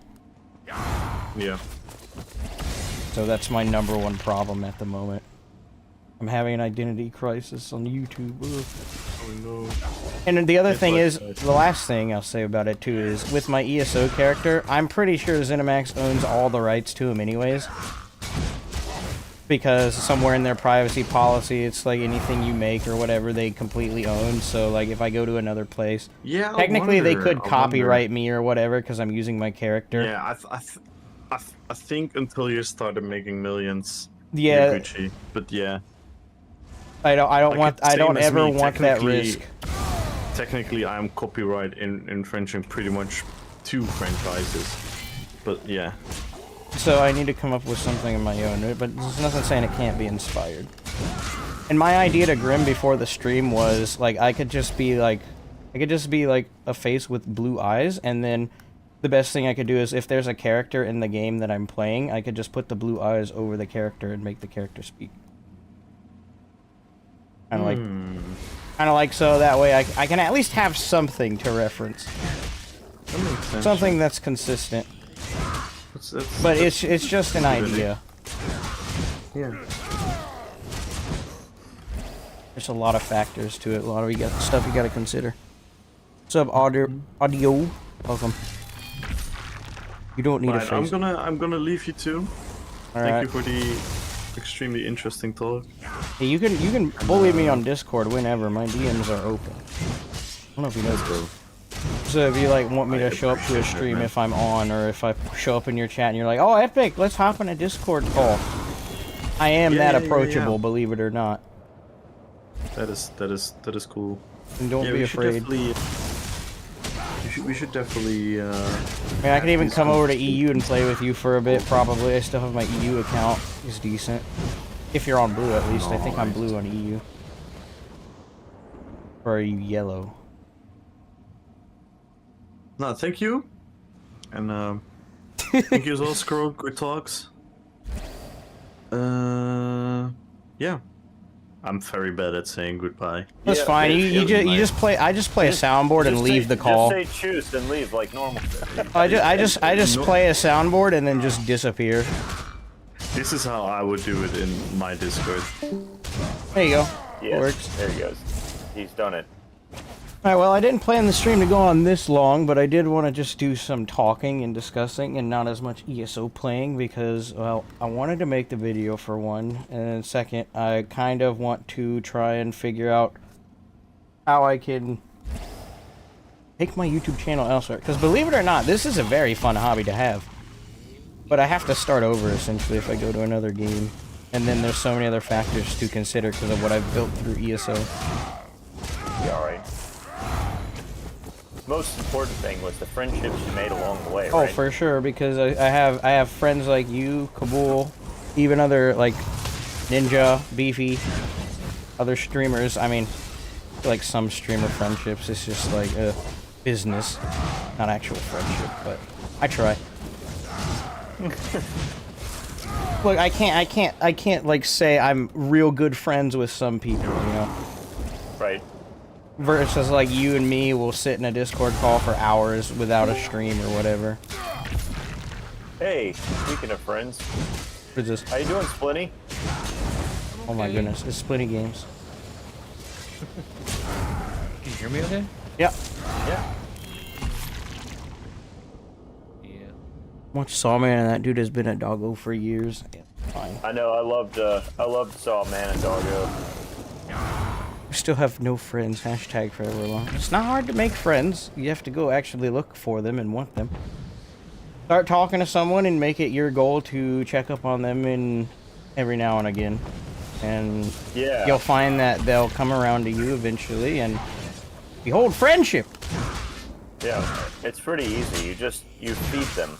Oh, well, Squirrel literally just randomly calls me random times throughout random days whenever I'm doing I'm something. like his internet uncle. He just randomly calls me on Discord, and I'll either pick up or I just won't because I'm not there. Aggravate him. But yeah. I can't, I'm very toxic. Wow. Yeah, I don't know how to help you.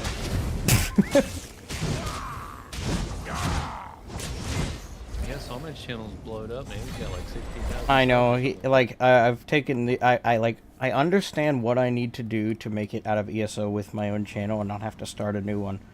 But again, the identity is the biggest part. Yep. Because I like being able to play a character. I just don't want to play my ESO character anymore. We'll change Catman into a different cat. That's what Tallman is. He's a dog. I might have to adopt a meme and then turn it into Yeah. me. Yeah, Like, what that's meme you is do. not used and that I could play pretty well? That's a cat. It doesn't have to be a cat, it can be anything.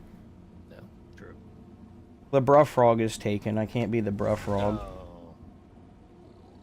It'd be funny if I just pretended to be Kirk. Oh, that would be great. That Well, would- you already do That anyway. would be so bad, but so funny at the same time. Like, why are you a PNG of another guy? Don't ask questions you don't want the answer to. It'd That would be funny. That would actually be pretty cool. be so confusing. People would be like, "Who's Kirk? Isn't he that one guy? That bald guy?" I You was just gonna gotta hop talk in to here, people and tell them you're not a serial killer.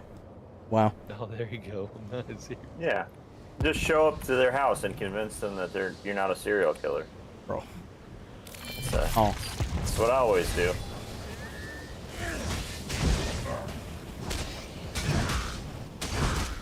Manbear, are you still on? Because I need to do my dailies.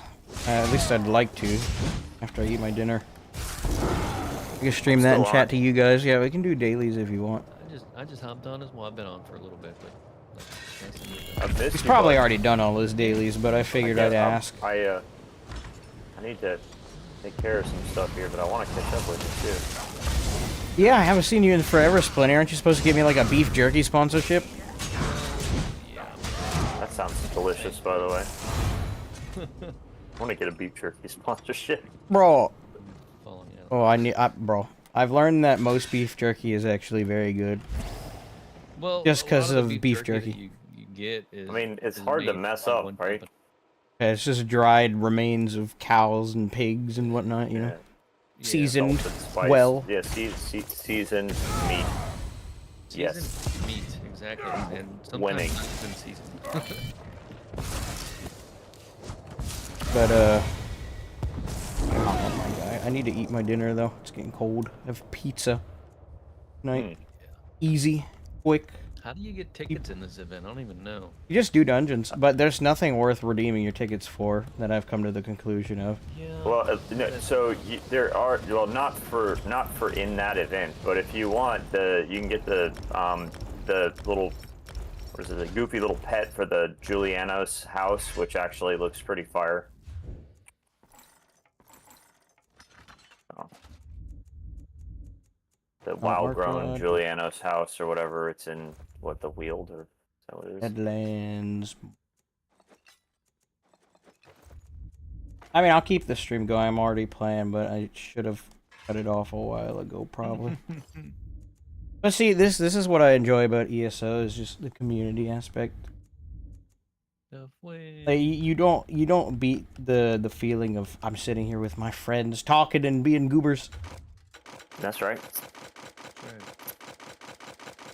It doesn't always have to be intense PvP, non-stop heart pumping, blood pumping action. I'm winning so hard right now. Epic off, that's right. Epic off. I need to figure out my other game identity. I gotta figure out. I do like sure if I play and make ESO videos, 100% I will be this goober. But for other games, You know, like most things in life, you know, you have to fail a lot to succeed. Wow. And so, the sooner you get started failing, the sooner you'll get started succeeding. Yep. yeah, Gotta covet fail squirrel. A couple times. Wait till you get older. Yeah, covet squirrel. Failed many times in life. What? Stop being right. I know. Yeah, I know. Yeah. You and your rational. I know I'm right about this. I've proven it to myself through much failure Indeed. Many times. and success. You know. Well, So it's I'm been both. fortunate enough to have friends that have the experience, so I don't make those mistakes. Calling me old? Yeah, you're old. I am old. Proud of you. You're old. You've done it. That's all right. Acquire PVE build. Nowhere to go. Ups. Yeah, PvE build. Just be a PvE. I can main. eat while I do PvE. It's easy enough. Yep. My best moments in ESO is jumping around a fountain talking with the homies. Real. That's Like what I'm we're doing right now. Right now. Yep. I'm jumping around Like- Squirrel's fountain talking to you Yep. guys in his house. Like I wouldn't The keep, thing- the stream probably wouldn't still be going if I wasn't having fun talking to friends. Like, I should have like gone ahead and made the video, but So, quick question though: aren't they making like difficulty settings and zones next patch or something? No. Or is that not gonna? next patch is No. just it's supposed to be bug fixes and changes. But you remember those bad animations they were proposing in update 45? They're coming back, and they're equally as bad again. Which is Yes. why I wanted to do this Light attack discussion. Animations and all that. They're stuff? re-bad. Yeah, Yeah. they've managed to redo the bad. And They then made on it- top of that, the game can reliably crash like every 10 minutes on average. The PTS if you're doing combat. Like it will crash at some point. It's not you can't just run it until you get tired and you gotta turn it off. It'll just crash. It'll do it on its own. It logs you out automatically. That's hilarious. No, it Yeah, doesn't it even was log you fine. out. It Once just it crashes, freezes I'm and then you have to That's right. force close all it. F4s you. Nah, if it quit you to mean, desktop, yeah. that could be fixed. But something like this, I don't know what's going on. Yeah, I don't know. Like, yeah, the big updates are they've broken animations. They're fixing some bugs that don't really matter that much, or that I don't really care about that much. But I mean, I'm glad that they're fixing it, I guess. And that potions are now no longer on a global cooldown.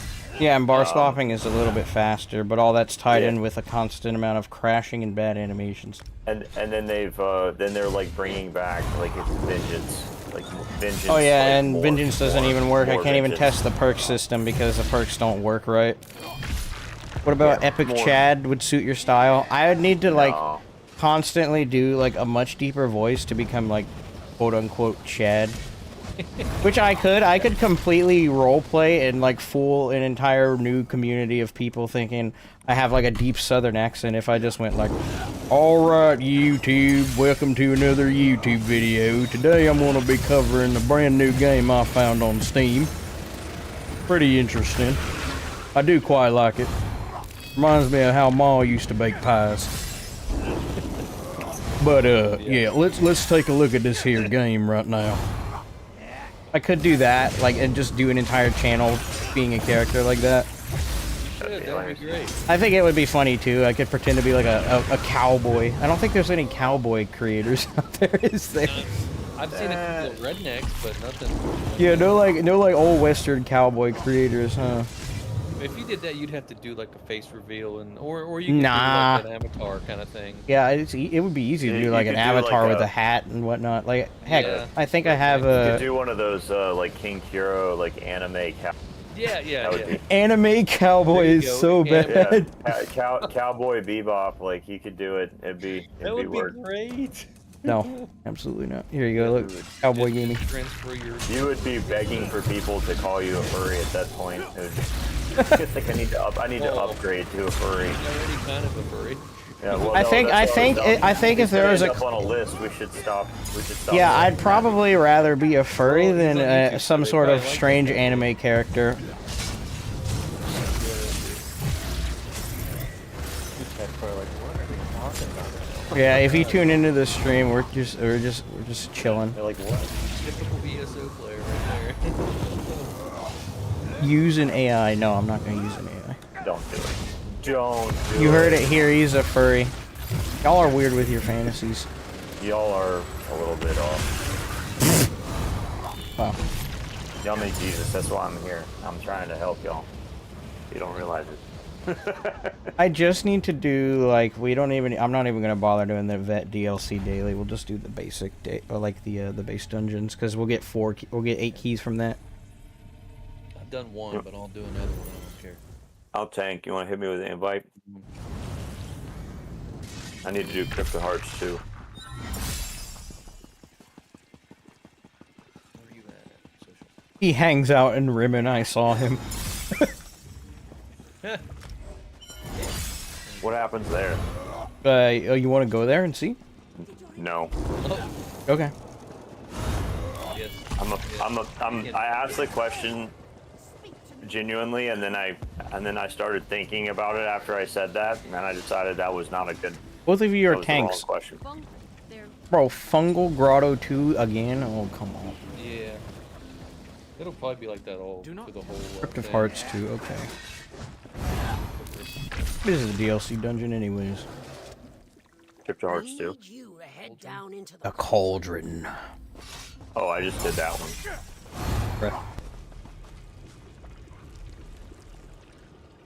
It's just taking longer than I haven't done this game in forever. I'm trying to level up Necromancer and. Switch to something else besides tank. Oh, I will in a second. Let me We're doing vet, by the way. Okay, vet. And hard mode, Yeah. I need my extra keys. Yeah, that's fine. AI program. I'm just waiting for. Just switch it. Okay, fine. I'm gonna just switch my. I can't. Why is this not working?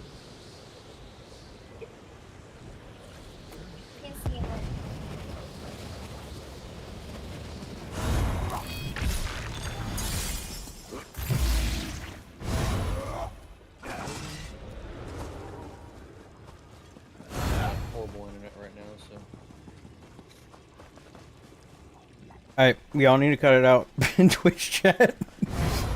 Huh? Sorry. Burrito getting a little zesty. Oh, that was quick. There you go. Are you DPS, Splinty? Yeah, I put it on DPS. Are you an actual DPS? Yes. Good. I expect you to do at least 100k pars. I will not Yeah, accept man. you as a group mate if you don't. You're right. Man, what are those? Whose rules are those? What are those? Yeah, or else they kick from the guild. I swear I've done this exact same set of dungeons before as a daily, like, last month. Sorry for bringing back good memories. Well, we've changed so much in like 5 minutes or something. We can skip all these. These are not like important, but I guess for the sake of consistency, we'll deal with it.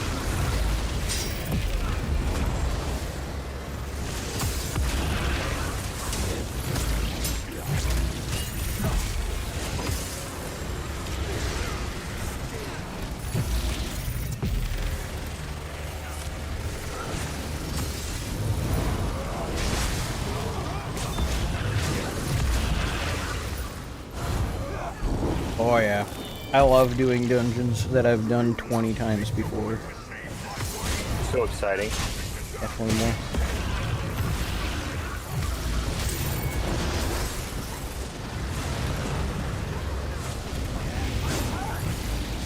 $50 Undaunted Thieves is kind of fat though, can't lie.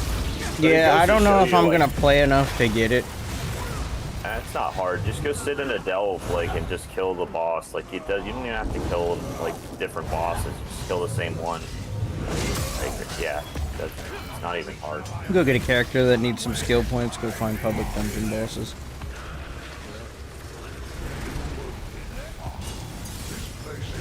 This actually counts towards the second one. So not only is this Sorry. this counts towards like a unique and individual one, as well as Fungal Grotto 2. Dude, they forgot to unlock the bathroom at my work, and I really need to go. Well, if abiotic factor has taught me anything, it's actually okay to turn it on yourself, because you can use it for fertilizer. Yeah, but then you've got to use water in order to. Well, yeah, then you have to clean yourself, though, but, you Or know. else you're diseased. The immersion. Well, I mean, you can always go outside to bush somewhere, right? If it's that bad. Watch out, make sure there's nothing in the bush. Yeah, real. I see your PvE nerds. Wow, I see how it is, Beefy. You gonna get on soon, or what? Here you go. This is, you need to clip this epic. This will be the state of PvP. Oh yeah, just a bunch of PvPers doing dungeons and... This is the state of PvP in ESO 2025. I work at a cemetery. I don't want to pee on someone's grave. Oh, understandable. Yeah, that, Well, I mean, you already got the holes there, you know. Dig a different one. Yeah, just start a brand new hole. You know, just Yeah. go there. You already got all the equipment. Mr. Butt back to PvE, it seems. Oh look, I need keys. It's double keys. It's fat. No, the key situation is pretty legit. New title. It's not even. It's not even. The key situation is crazy. It's the new. The key situation is pretty legit. Here you go. Brand new YouTube title meta.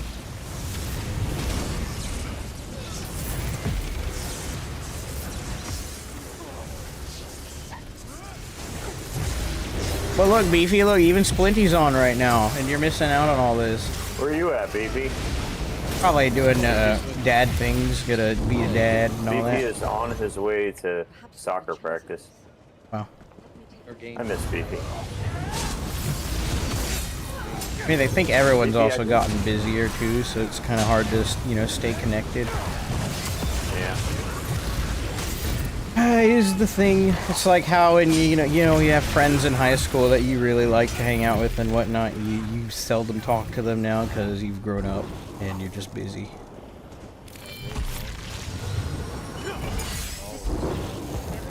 Very seldom I talk to them before. A lot of you! You've no right to enter! We got a good part.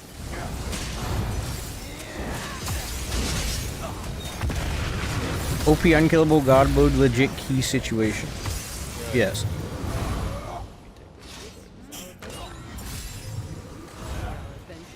I'm tempted to upload a really stupid video I found, like, saved to one of, like, I was trying to move footage over to a hard drive so that I could have more space to record stuff for this video. And I found this video where I'm reviewing Webkin's patch notes in a very big hillbilly accent. I don't know what prompted me to make that or do that and why I picked Webkins to review patch notes for. But it was beautiful, and I feel like I should just upload it without context. I feel like the world needs to see that. Yes. It must be. Also, Squirrel, if you're a tank, I'm gonna need you to not destroy the wraiths at the end. Alright. High school feels like it was last year, but it's been 10 years. I hate how when you become an adult, things just... time just disappears. It just goes differently. Like, sure, you're living and you get your experiences and whatnot, but not that long ago, I was in high school. I've done some thinking about that. I think part of it has to do with the perception of time. You know, when you're young, like, you've only been alive for like 5 minutes, so like every minute feels significant because you've only had 5 of them. And then as you get older, you know, obviously you have more time. And so the things that happen, you know, they feel like they're, in a lot of ways, less significant. Especially as you have more experiences, just relatively speaking. I'll jump on, let's go! If you said he'll jump on. I'm probably gonna end stream though. Unless you guys want me to just stream whatever it is I do next. I don't even know what I'm gonna do next. Could run around an open world in PvP, but I kind of don't want to. I'm still waiting to switch factions. I gotta wait for this stupid campaign to end. Oh yeah, also we went blue Splinty. Yeah.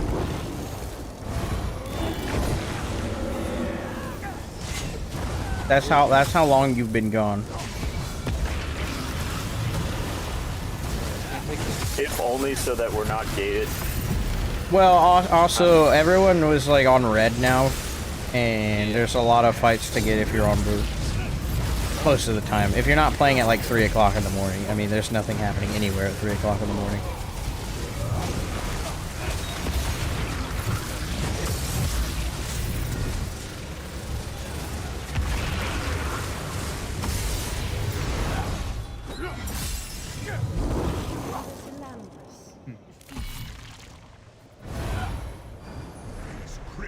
be your grave.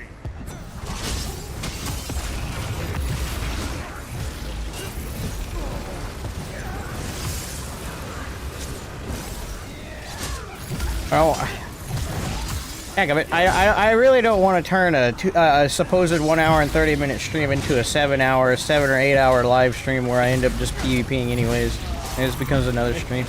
Like, it has discussion in the title, and we discussed for the first 5 hours of the stream. Then people join and like, oh, where's the discussion? Oh, we've already discussed. Stop it. Start a new one. No. Yeah. No.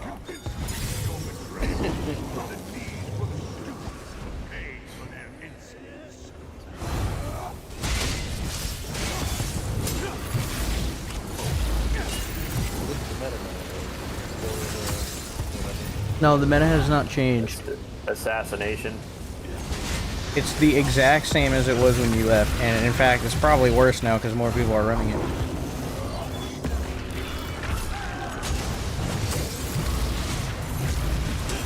Hey guys, I'm tuning in. When's the next discussion? I don't know. I'm gonna. That's a pretty good question, to be honest.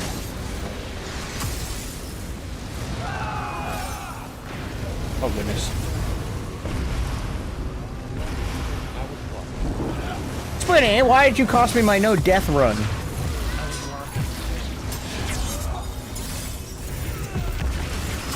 He's dead anyways.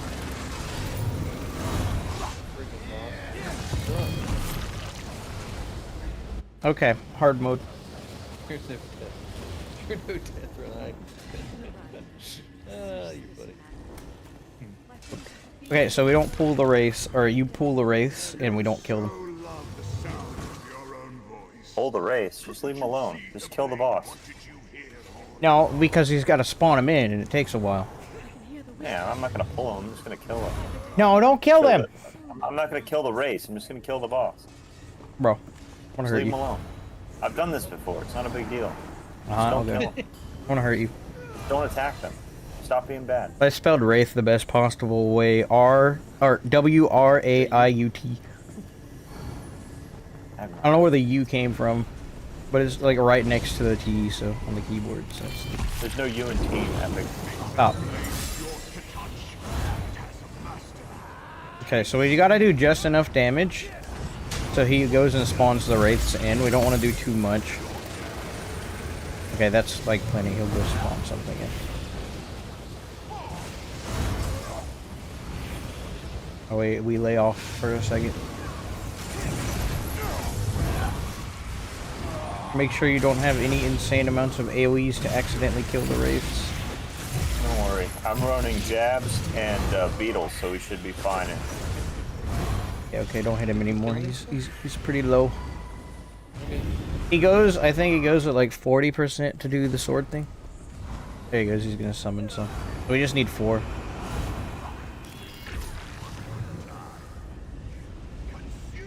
Don't kill the race. Don't kill them.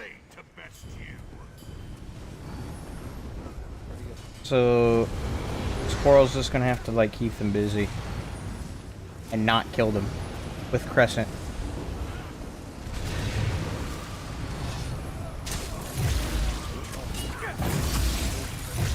Hit him a bit.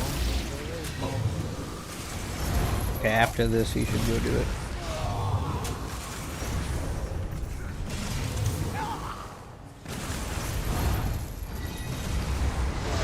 Yeah, Squirrel, pull the Wraiths away from the boss. Why are they at half health, you AI program? Here we go, okay. I'm not doing anything. Okay, now we can burn the boss as long as we don't kill the Wraiths. Alright, well, I can do one or the other. So I've Keep got the Wraiths off the over boss. here. Oh my gosh.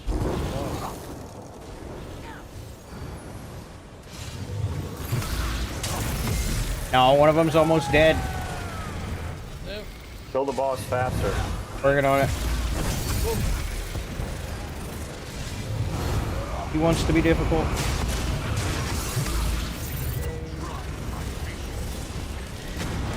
Okay. Should be okay now.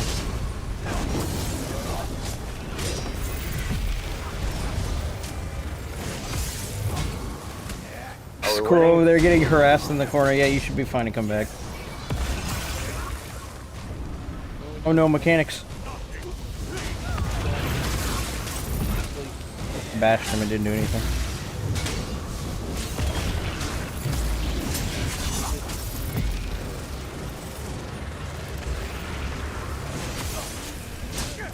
What happened to the raid? We're at the part where we can kill them now.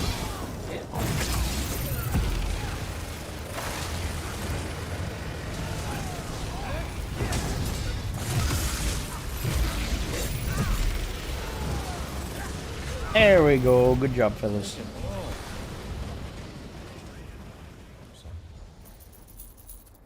Right. Yeah, don't queue us yet. I need to like fix my life. I remember on console farming this place for Leviathan so I could make a 𝙁𝙬𝙬𝙀𝙗𝙀. Hey, Leviathan. Underrated. Used to be good, and now you just put on Order's Wrath and you win the game.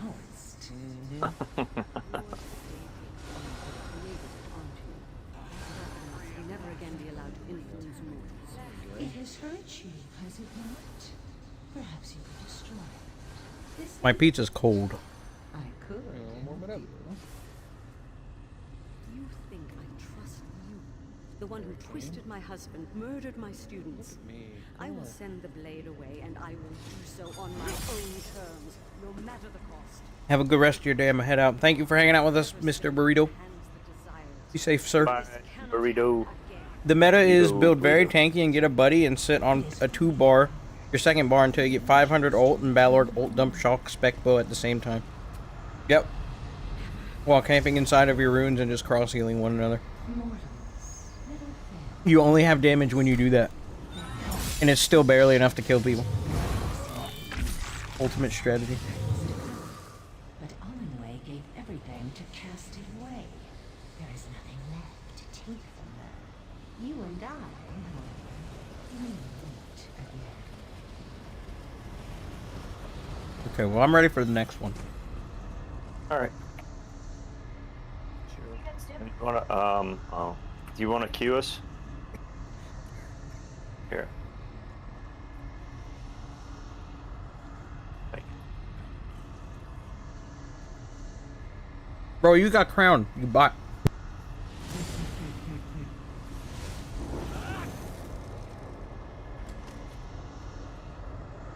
There you go. I think I've done all mine at this point.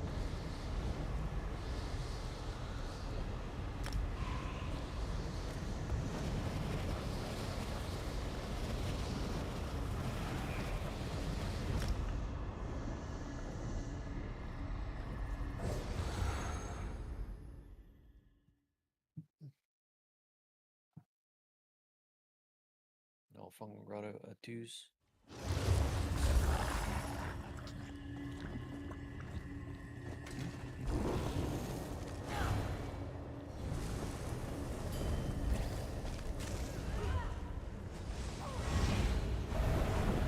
I still don't think I've ever completed the quest for this thing.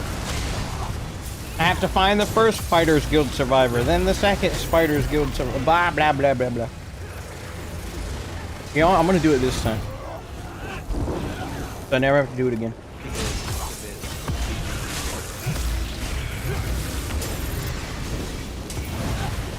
Veteran Arachnid Slayer, that's crazy.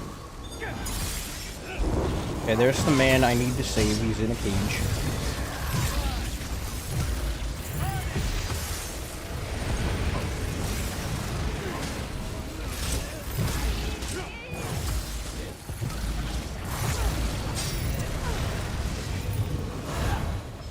No, no. AI program. I need to look.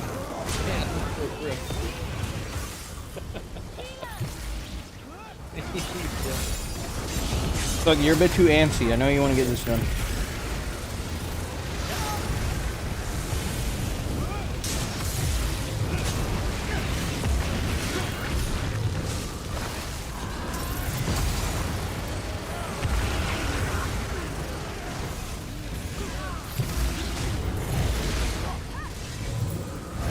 Okay.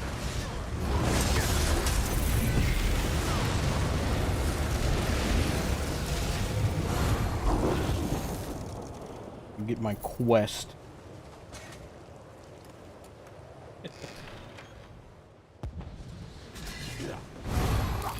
Find the second Fighters Guild survivor. Oh, I will. Don't you worry. He's right here. Okay, thank you, Squirrel. No worries. I got you.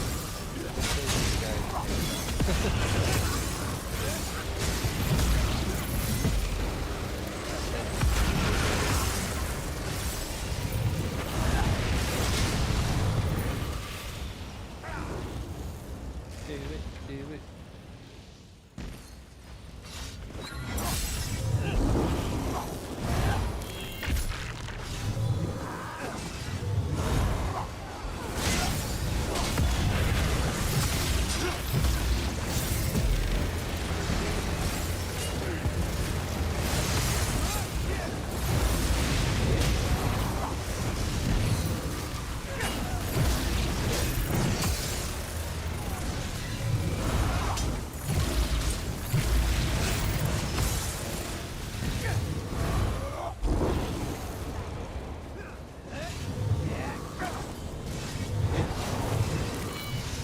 Hey, you know what we could do? Instead of playing Go ESO? play Space Marine. No, I was gonna say we could go play Peak again. What'd you say? Peak. I don't know if you have that game, Squirrel. Peak. No, I don't have it. It's like $7 and Beefy has it and we can play it and it's fun and you like it. It's another game you will probably end up playing with your kid. In fact, Beefy actually was playing it with his kid. How wholesome.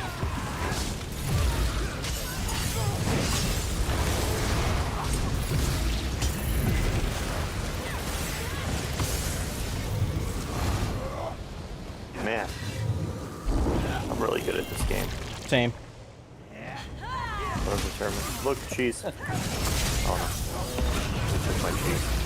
Yeah, I'm on PS4 Nightblade level 37, I think now, but I need a group and guild to play with, to learn the game with. I don't know any guilds or whatnot on PS4. I'm not on PlayStation. I know I have like a PlayStation overlay, but I'm actually on PC. I just have a PlayStation controller plugged in. Also, PS4 is wild. We were talking about that earlier. Yeah. Where, goodness gracious, I feel bad. The support on PS4 is very bad. I'd say if you can, I know it's probably, like, for some people it's not really doable, but if you really want to commit to ESO, the best way to do it's on PC. But, I mean, you can probably make PS4 work. I mean, I did. For a It'd be a while. hard sell, right? To try to, like, I mean, like, you really want to upgrade an entire system for this game at this point right now. Well, I mean, That's you play a hard- bunch of other games as well with PC. Like, That's everything true, on no, that's PS4 can basically be played on PC, too. My sell for PC is the fact that you don't have to have a subscription to play games. Oh yeah, that too. You don't have to pay for PlayStation Plus or, you know, Xbox, whatever, Live, Gold. Steam is Like Steam, you just get a Steam account and you just buy the games you want to play. There is no service fee you have to constantly pay for. So you, actually, yeah, you would save so much money if you just stopped your PlayStation Plus or Xbox Gold or whatever and saved that money to save up for a computer. Because in the long run, you wouldn't pay for that every month. And you'd save so much money. That's actually a great point, Splitty.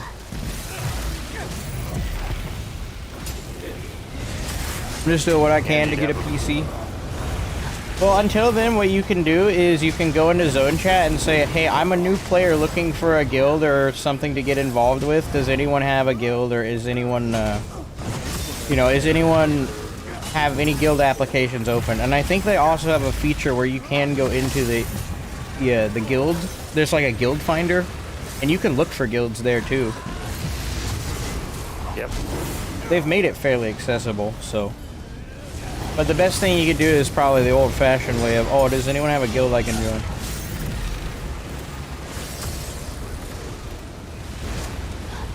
Call them, they shall appear. How's the game run? Not Bloodborne.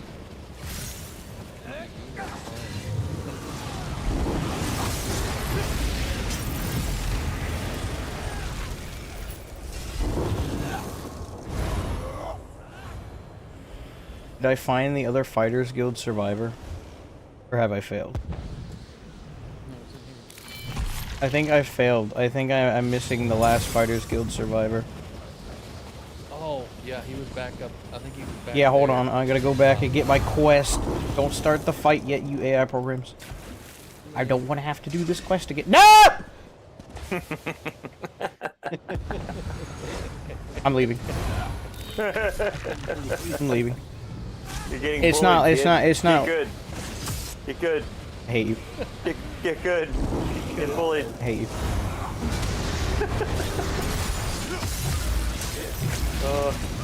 Just heads up, you could transfer your PlayStation save to PC. Lies. They don't let you do that. Not yet. They used to, but not anymore. I don't know why.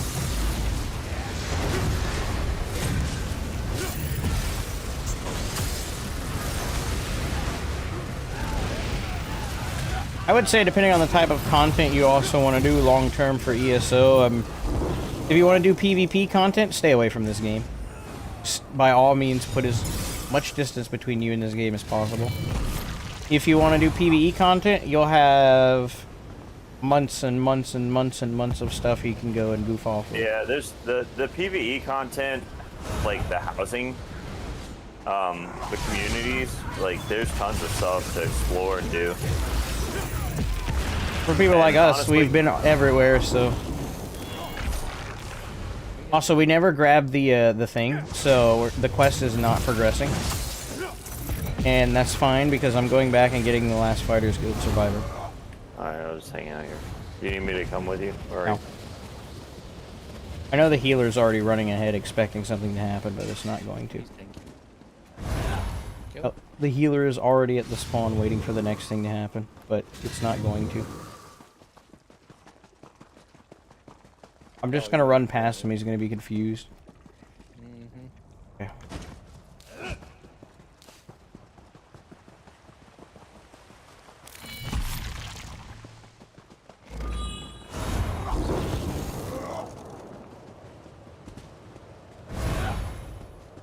Sir, I said you can't. Oh, well, I can't read, so I don't know what that means. I wouldn't mind starting over. It's not that hard at all. Especially if you only have, like, what'd you say, a level, like, 37 Nightblade? It's nothing. Yeah, I mean, it's nothing, yeah. When you had, like, past literally like two hours of gameplay at this point. Right. You literally just go to Cragworn, go hit some Spellscar, go to Alakir Desert, do some... Well, there's a problem. The Fighters Guild idiot is not in the cage where he's supposed to be, so the quest is bugged again. So that's why I can't complete it. Okay, I love this game. Yep. Beautiful game. What the hell? This whole quest is messed up. Where's the... We have to go grab the husk. No one has grabbed the husk. Where's the husk? Did any of you grab the husk? No. Bro, did you grab the husk? That's a personal question. Okay, I'm gonna hurt you. That was... You AI programs. Why do I have to do everything? You're good at it. Because You're the streamer. you're the streamer, yeah. Wow.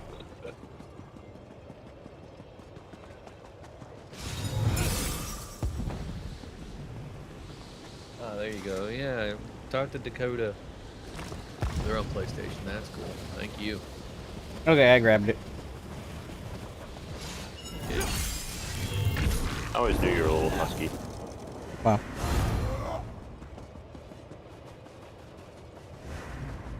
I know it's trying to put me in combat with a bunch of enemies I don't want to fight. Oh. I refuse to be forced into combat.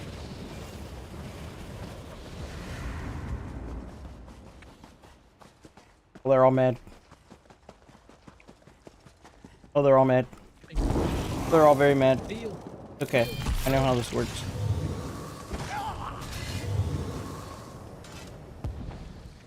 Okay. Don't go in the circle, squirrel. Get out of squircle. Squircle, circle. You want hard mode or not? AI datagram. So you're the ones Hardwood. Return it and your death will be Oh, that tiny gate armor. Yeah, you don't go in the bubble over there at all.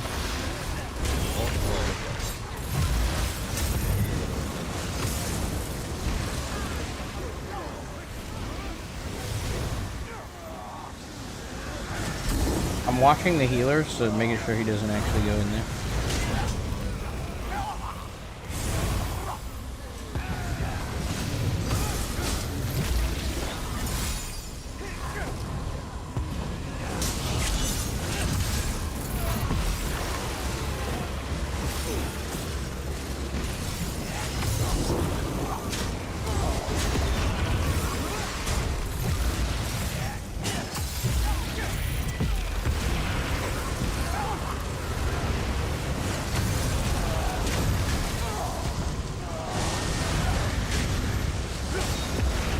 Oh no, he's about to pull us all together. He didn't pull us, what? Weirdo.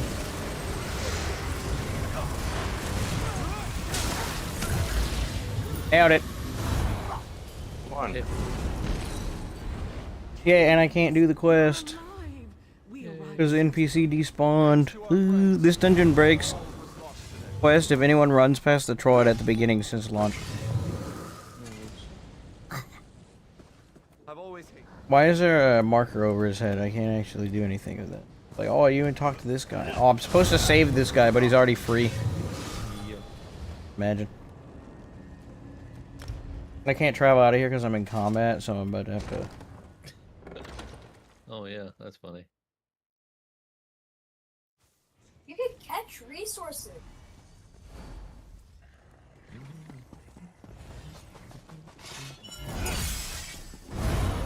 My son just discovered fishing. Oh, nice. On the 𝙁𝙧𝙚𝙀. Wow. Crazy how I introduce my friends to a lot of different games. I'll be right back. Maybe I should do videos on that.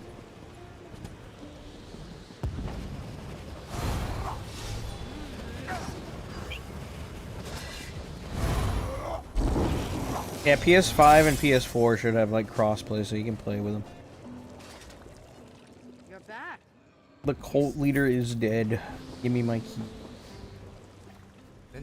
Okay, black Gem Monstrosity. Medium shoulder. Okay, so what's gonna happen here is I'm gonna get the light shoulder, not the medium one. Let's see. East of Shadow. So we're gonna get the light shoulder of black Gem Monstrosity, and then tomorrow we'll get the medium one. Rug of the Undaunted Octagram. I don't have any space. What's it? Oh, friggin' octagram. Your mom's an octagram. Care to Imagine octagram. Alright, I'm back. I'm back. I got an octagram. How does that make you feel? What? I don't even know what an octagram is. Good for Yeah, you? same. No, but I got an octagram. Awesome.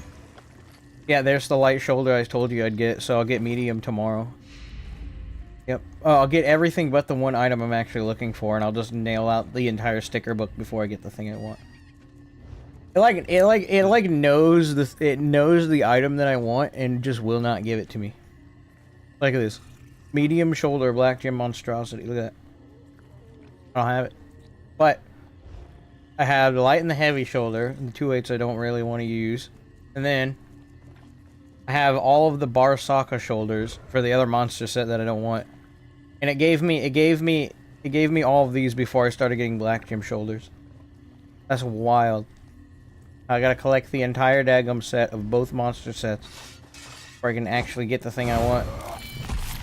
I swear they have like an algorithm that's like, oh, in order to maintain player retention, we need to figure out how we can like make it so they don't actually get the thing that they want. Can I help you? Crazy. It happens too much. That's why I'm like farming a dungeon and I need like the axe, the weapon. And it's the last thing to drop. I have to go through the entire sticker book before I can get what I want. Why do you think I have like the entirety of like the Tarnished Nightmare set filled out, huh? Huh? Look at this. Everything in the dungeon is filled out. Look, we can find a few other examples. Look at this. I was trying to farm Draugr. I was trying to get, I think it was the Draugr maces. I don't have the dagger, but it really took me to the last friggin' run to get the mace. Okay? So look, I have everything of Rush of Agony too, because I think I was trying to get like maybe a sword. Two-handed sword. I got eventually. Like, it's crazy how often this happens. It's not even a coincidence anymore. And then these other ones, I don't think I was farming anything specific, but I had the same problem on console. Oh crap. That set seems like it's gonna be pretty good in PvP. Probably. I think it is. Squash found some fun tech with it that I didn't find on the PTS, which is... So it has a 6-second delay. You can actually fire 2 of them off back to back, so they hit at the same time. So you can get the proc to proc twice on someone, technically. Because... What is it? Whenever you cast the soul magic ability, right? It consumes a soul gem and gives you a black gem splitter, right? And that lasts for 10 seconds. Okay? But what you can do is, you can wait till you get to about 4 seconds left, right? Then you can light attack and then use another soul magic ability and then immediately proc it again in succession with itself. So you basically get to hit twice in 1 second. And since it like has an instant travel time with like no delay, yeah, it hits very quick and very hard. And it's going to be 17.1% of the target's max health. So like in PvP average health, 30k. That's like 2 or 3k tooltip. What is that Gem Monstrosity? Is it like the new set or something? Yes. New monster set. This is good. Soul Burst, Wield Soul. You don't even need to do that. It doesn't even need to be scribed for damage. You can just have the Healing Soul version of it and it'll still proc on you. Like, you can heal yourself with a Healing Soul and it'll just hover above your head after healing yourself. And fire off with your next light attack. Like, every 6 seconds. It's basically a second Null Arca. But a little bit less damage.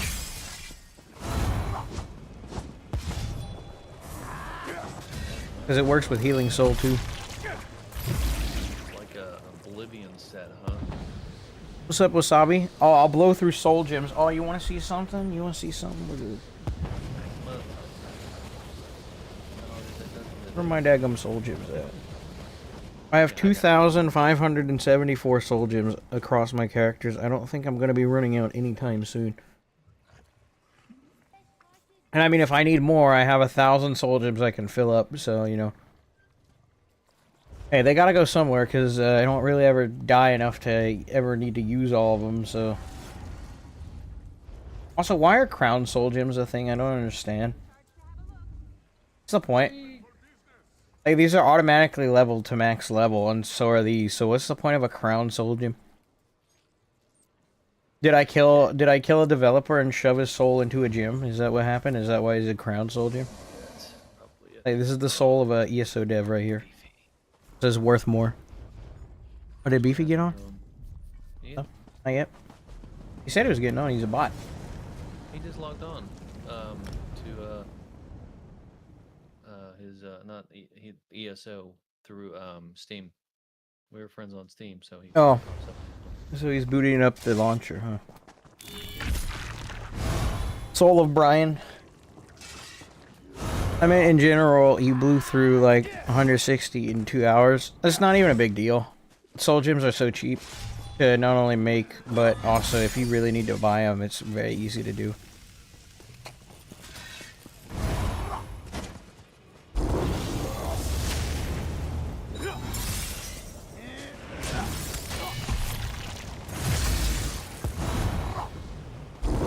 The cutest thing is when a noob tells you, I'm gonna sell all my soul gems except one stack, I don't need the rest. No. I don't like a proc set consuming an item in my inventory. I don't know how I feel about that. Like, there's no item set that does that. And also, there's no ability that consumes anything either. Unless you have it scribed, which is like a new concept. And by default, if you have those should be powerful scripts.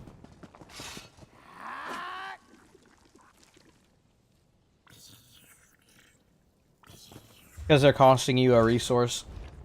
It'd be pretty expensive to maintain. But we said the same thing about tripods, but you can buy soul gems with AP as well.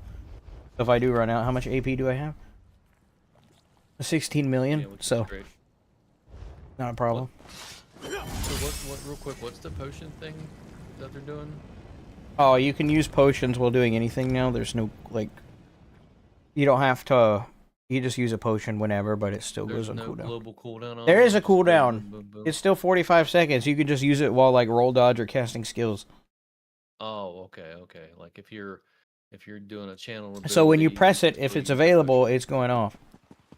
Okay. Like right now, I can't use a potion while rolling. Yeah. You cannot use this item while dodging. It says it up there. Now you'll be able. But now I can roll dodge and use a potion at the same time. The same thing with like using skills. Small change. You can do the same thing with food. I guess anything in your hot bar slottables can be activated while doing lots of intensive movement. Intense movement gaming. Meta build. I want to play meta build. I want to be good at the game. Are we done PvEing? I think I'm not going to do no more dungeons or whatever. Honestly, I feel like I should end the stream. It's going on too long. It's 6 daggum hours. It's supposed to be an hour and 30 minutes. What do y'all think?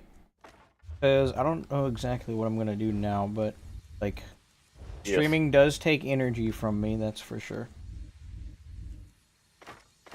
Yes. Yes. I think we've done enough. Things and stuff.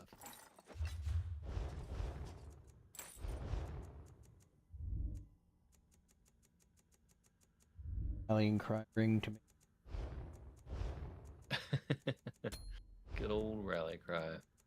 Here you know, now I'm good at ESO. They'd be good at the game. Yep. Be good at the game set. I've achieved greatness.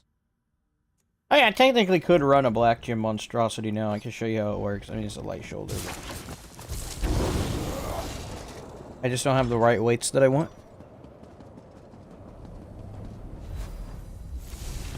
So it procs off of you if you're healing yourself too, so... Wow. Well, well, well. Hold on, I'm giving a showcase of Black Gem Monstrosity. I have to be in combat, but while in combat casting soul magic, so if we do this... Alright, so there it is. On my next light attack, it'll fire that off, so what I can do is... What Squash taught me is... Can't wait. It worked there. I think I either did it or I failed horribly. I failed horribly. Blows or something like that? That would be freaking nuts.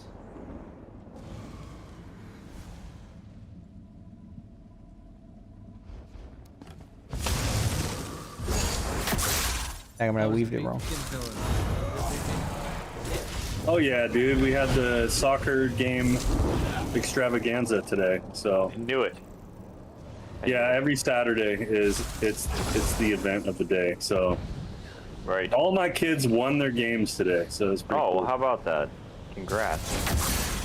First it was my oldest, who got on the high school team, by the way, for anyone I didn't tell that to already. That's really cool. Yeah, so she's on her high school team, which is one of the best high school soccer teams in the United States. So, wow, hell yeah for her. And so that's what I told her. This is her ticket because her parents are poor and we can't afford to pay for her to go to college, so she's got to get a scholarship on her own. If you can't use your brain, use your feet. Exactly. That's awesome, though. Good for her. That's a great accomplishment. She should be proud. Hell yeah. That is. That's really cool. So she won this morning, and then I went to my youngest daughter who's playing. She's 9, and she won her game. They won 8-1, so destroyed them. Blowout. And then my son's team won 10-2, so another destruction. So much carnage in one day. Yeah, dude. Yeah. Hey, I mean, if you're gonna be there, you might as well be winning, right? Exactly. Beefy, the idea was, like, I've been streaming for a while. We could play Peak Take care, instead of Gino. ESO.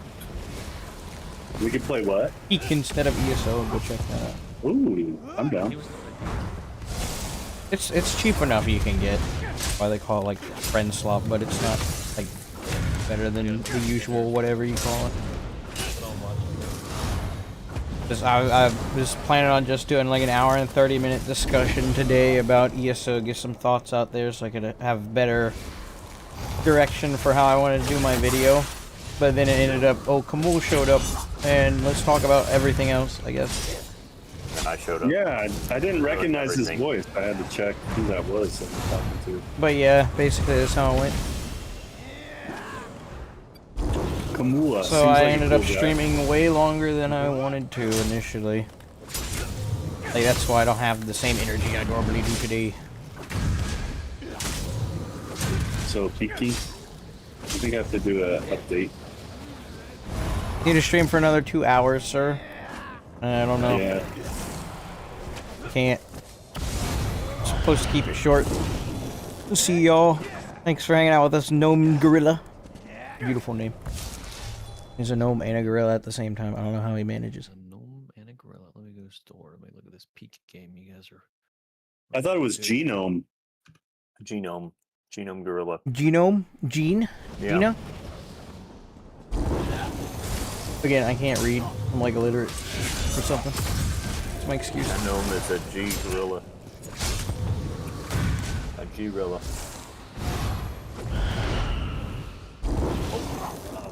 Yeah. I mean, there's enough stream for you to watch. I do like hanging out with you guys, though. Don't get it wrong. Streaming can be fun when we're just hanging out. No, we get it. No, we get it, dude. We see how it is. Wow. Put me on the spot like that, I see. Wow. You don't stream for 24 hours. We feel really slighted about that. Yeah, I'm Personal unsubscribing and I'm disliking all your videos from now on. And he's gonna. I'm a dedicated hater now. I'm gonna make. I'm still gonna watch everything, but I'm gonna watch with hate. I'm gonna be hate watching. Aggro crash, is that one? Yeah, that one. By aggro crash. Very fun.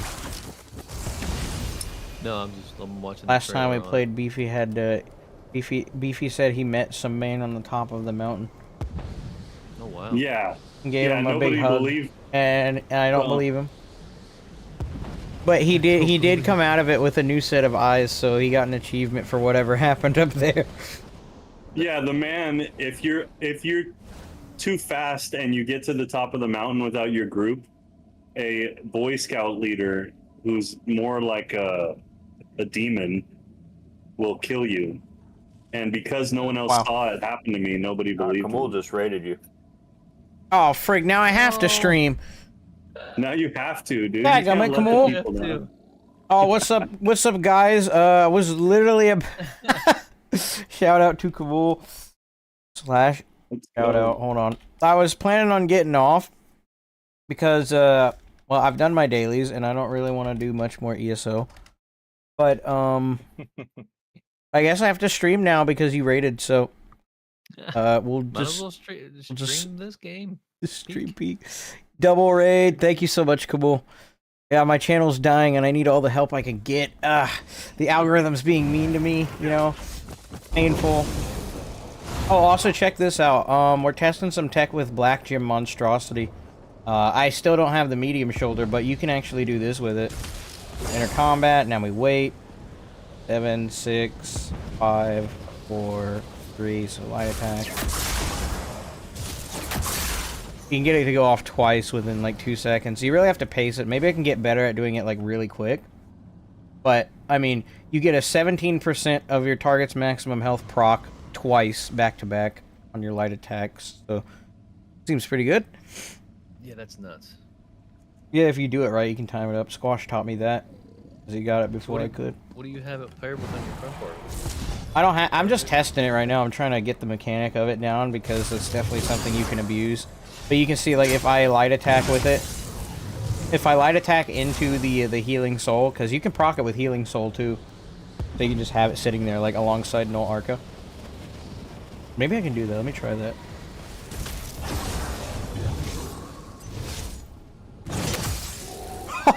Oh gosh. Man, if I can get the medium shoulder for this, this is gonna be wild. Goodness gracious. Maybe I can run the heavy for now, but... That's a ton of damage. Yeah, I just hit no Arca, Black Gem Soul Splitter, a light attack medium weave with a surprise attack follow-up. Like, I don't know how much burst that was at once, but that was a lot. Nice. Yeah, it's pretty nasty. Says, yeah. There you go. You found broken this again. Always. Always. Perfect. Yeah, that's like more or less an insta-kill on any player. And I know I'm just on the meta, but like I was on it because I need to be good at the game. But you can also see this too. If I light attack into the soul, right, it goes off with the light attack. So I'm thinking that could be incredibly powerful for my Bowsorc if I. But that means I have to drop left-handers in Gallant, which I tested on the PTS and it was okay. But I like the survivability aspect a bit better. Like if I do that.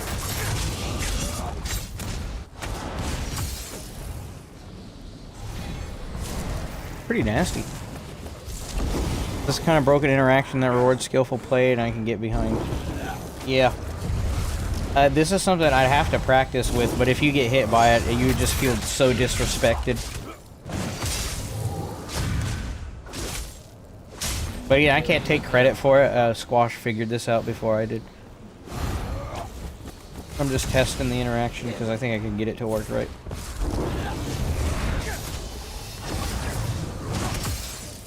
In fact, let's go throw that on the Bowsorc now.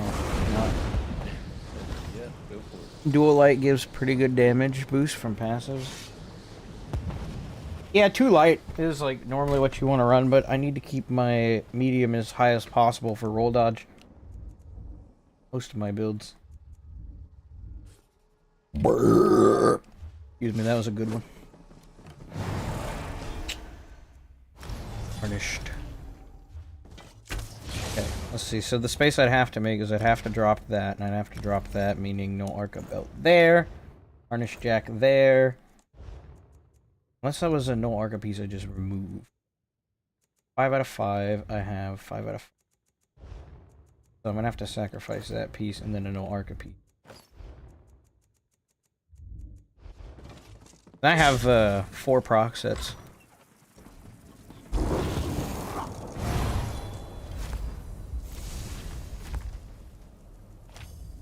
Black Gem Monstrosity. I thought that'd be a good nickname for my wife, and she didn't agree. Wow. Why would you do such a understand. thing? Evie, why? I thought it was endearing. Babe, you're a Black Gem Monstrosity. Come on, you could hear that it's got a nice ring to it. That's pretty disgusting, I ain't gonna lie. Look at that. Alright, burst damage there. Wow, 47 fail. No, that's not even with overload. If it goes higher. Messed up the combo. Yeah, I missed a big moment. It could have been slightly more. It definitely raises my build's burst potential through the roof, but I've sacrificed an immense amount of tankiness to gain this. Maybe on like a gank spec?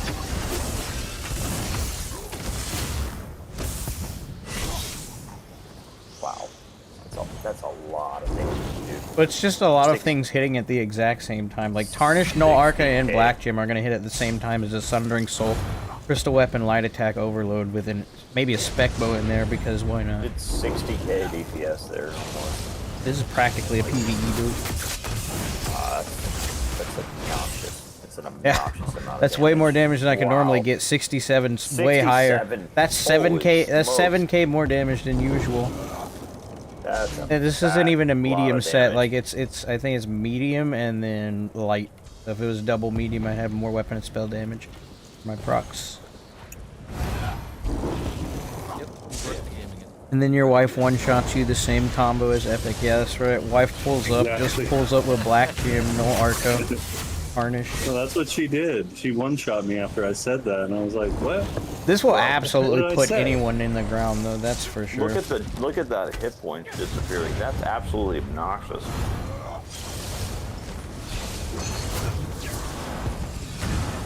Oh man, won't let me weave there. I could also try and let me see. I should be getting keys during this event, but I haven't run a single dungeon. We just did it, too. Yeah. Go do a BG or something. I want to see this like delete somebody's face. Well, I don't have the right weights, you AI program. Doesn't matter. It's fine. Go. Do it. You know I'm gonna get the sweatiest BGs of all time, and now I have less survivability to do it. Look, I need my clown to dance. Go. Clown dance, go. Go do the thing.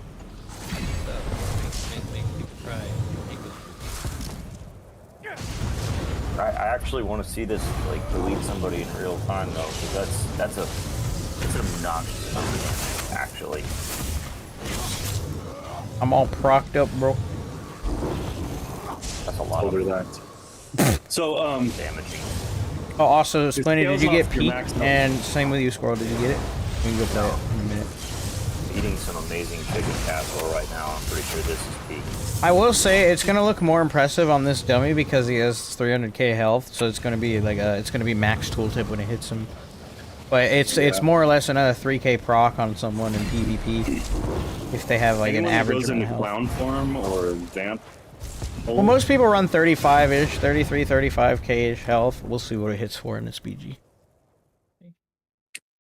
Even though it's not the right weight. You've got the clown to dance. Or should I say, the cat. Wow. Oh no. Hey, you didn't hear, Beefy? I don't want to be a cat anymore. Oh.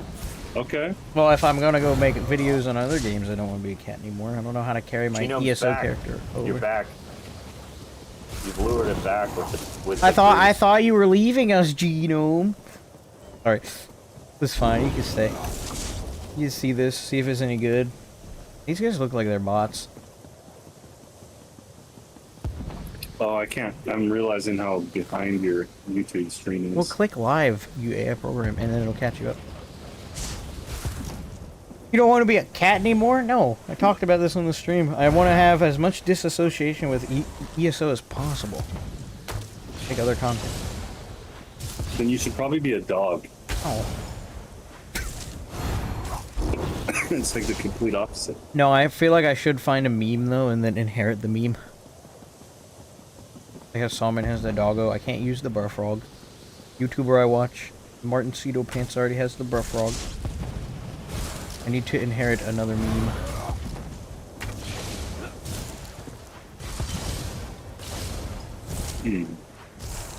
I thought about becoming Kirk. Becoming Kirk? Yeah, just pretending to be Kirk. I'm sure he would love that. What traits do I have on these random pieces? I know the head is Divines, which I'll trait change. Okay, sturdy. Okay, not bad. It's just a light shoulder is a problem, because it's not a lot of armor. I have 26k HP. I might as well just be sneaking around the whole match. I need probably stage 4 too, but whatever. Test run. Doesn't matter. You need to find at least one more person. Players? Yeah, it needs one more person. Oh, well, I know of a guy. Wow. That's crazy.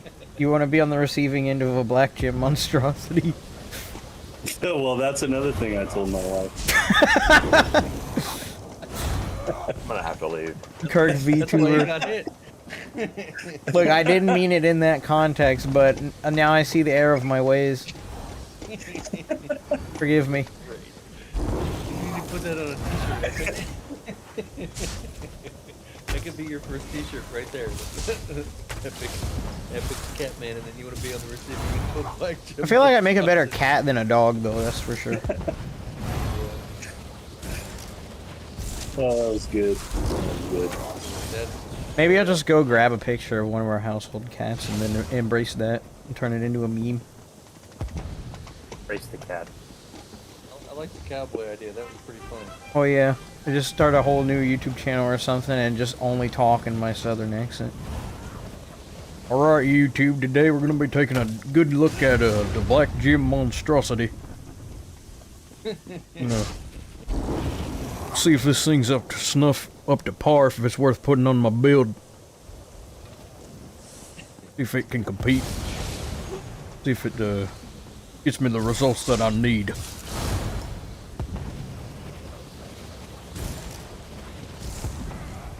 See if it helps me take left turns faster.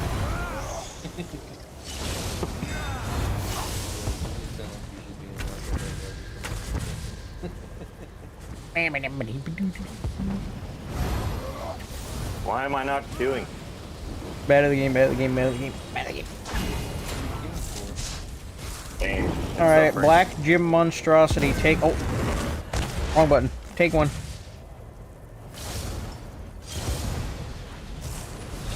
I'm screwed. I didn't get in though. Yeah, no, we already filled the lobby.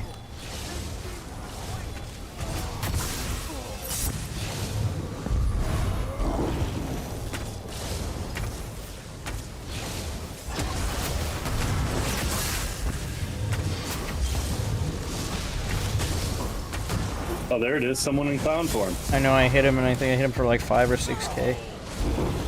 I'm also trying to get away from a bash build who's destroying my health bar. Dang. My number one thing I need is distance on this build. I can't be like near other people.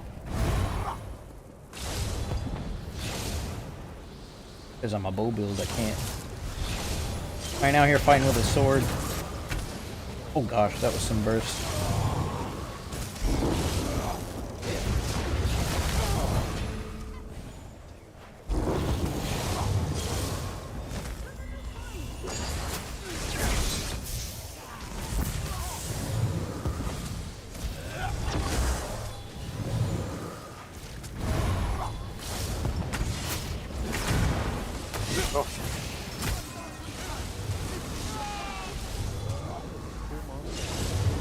Can't heal myself.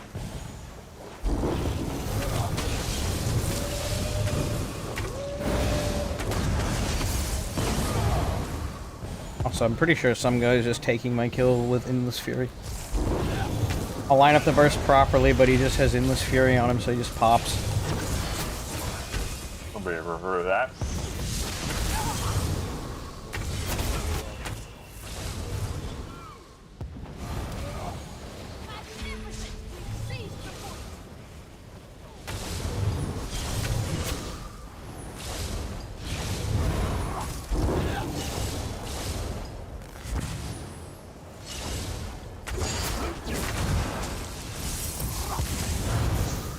Oh no, I'm about to get zerged by the entire enemy team. They have not left each other's side the entire time. They're actually just an 8-man group. Oh, this guy has accomplished so much by killing me. Not allowed to test builds anymore because I'm still gonna get farmed for clout or whatever. Such a strange game. Only in ESO.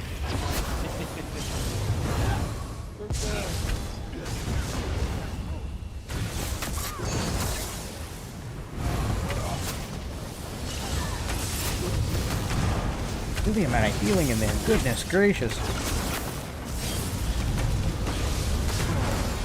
Like a Rest-A-Walt and Barrier? How many healers are in that group? All of them.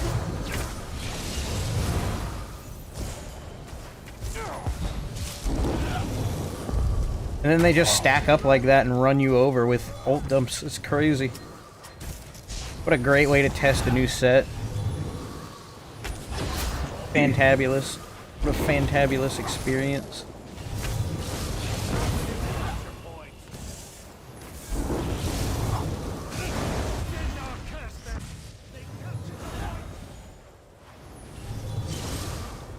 Oh, a lone goober. 2 of them. Okay, just one for now. Why? Oh my gosh, every time I go to get a kill, some random dude just shows up and freaking CCs me. I got the damage Right, buff and your 5-man team can't have it. Get wrecked. How many healers are in that group? I think 3 or 4. Yeah, they have 4 healers in there. And they're just following everyone around, so it's like, even if I do get some burst off, I can't do anything. I finally got a kill. Because Hooray. BGs are well, fair, and balanced. And a lot of fun. Just getting run over by an 8-man group over and over and over again because they don't know how to fight by themselves. I queued for solos, by the way, not group BGs. So that doesn't ever seem to matter. Yeah, well, this kind of was the talking point for 3 hours earlier. Oh yeah, for sure, definitely. It's like you find one by themselves and then suddenly everyone else is over there too. They all show up and Yeah. all dump. It's amazing. Yeah, now I'm gonna get chased by the entire enemy team again. Oh no. Like, I almost had that werewolf dead, but he got such a lucky roll dodge at the end there, I couldn't hit him. There we go, finally, someone on their own.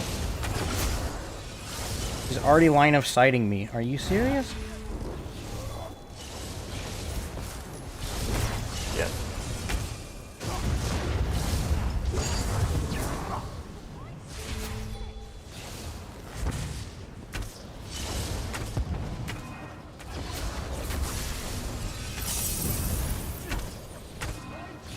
He's just hiding those guns. He's just running from me.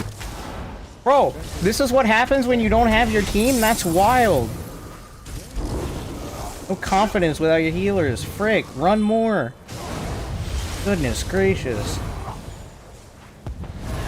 He's practicing his skills of evasion. I couldn't even break free. I was just getting bashed. I had already died when he gap closed me. That's crazy. Such a fun match. Fighting an actual ball group straight from Cyrodiil.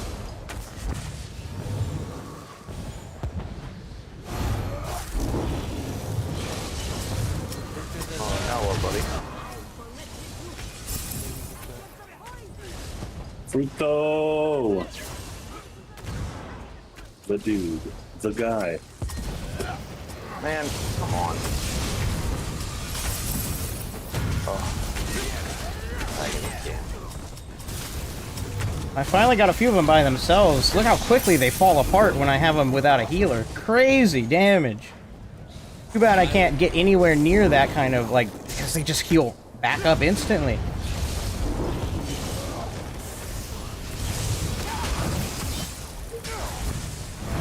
Like, what the frick is this? Fighting a 20-man group over here.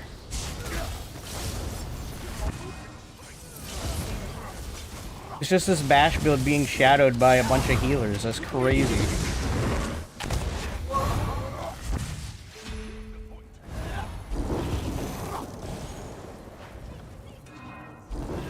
Oh yeah, the property of undead guy. He's just got a bunch of healers on him and I can't do anything. I could turn around and open a combo on him, but he's just gonna go back up to full health, so it's like, why even bother? Everyone just runs away from me when they don't have their healer, and it's very annoying. They see the monstrosity. That's crazy. And then the guy jumps on me when I have no health, and then bags afterwards. What is this game? Bro, this game is not going to survive next patch. I'm glad you think it's so important and that I'm worth, like... I'm glad you think it's worth killing me, but daggone. Do I feel bad for you? Yes.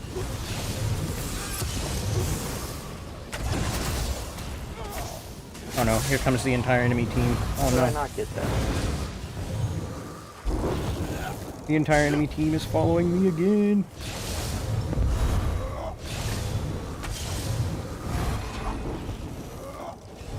And I don't have the same survivability either because I'm testing a set, so...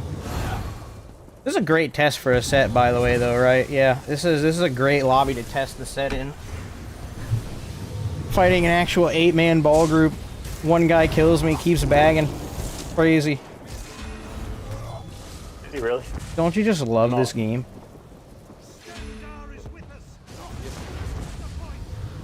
Oh look, no healers! No healers! Let's go! Finally, I can do some damage! Oh no, he's running to his healers. That's crazy. That's wild, bro.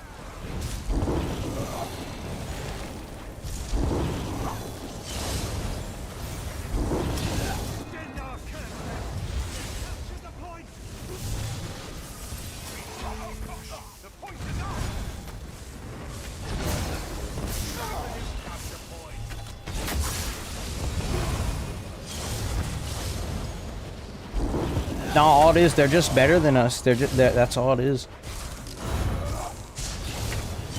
I've come to the conclusion that 8v1 just means that they're better than me. That's all. I'm just gonna accept that as like a reality now, I guess. Like, I'm expected to counter that. Oh my gosh, but when I can land a combo on someone who's not constantly getting 12 rapid regions, they die near instantly.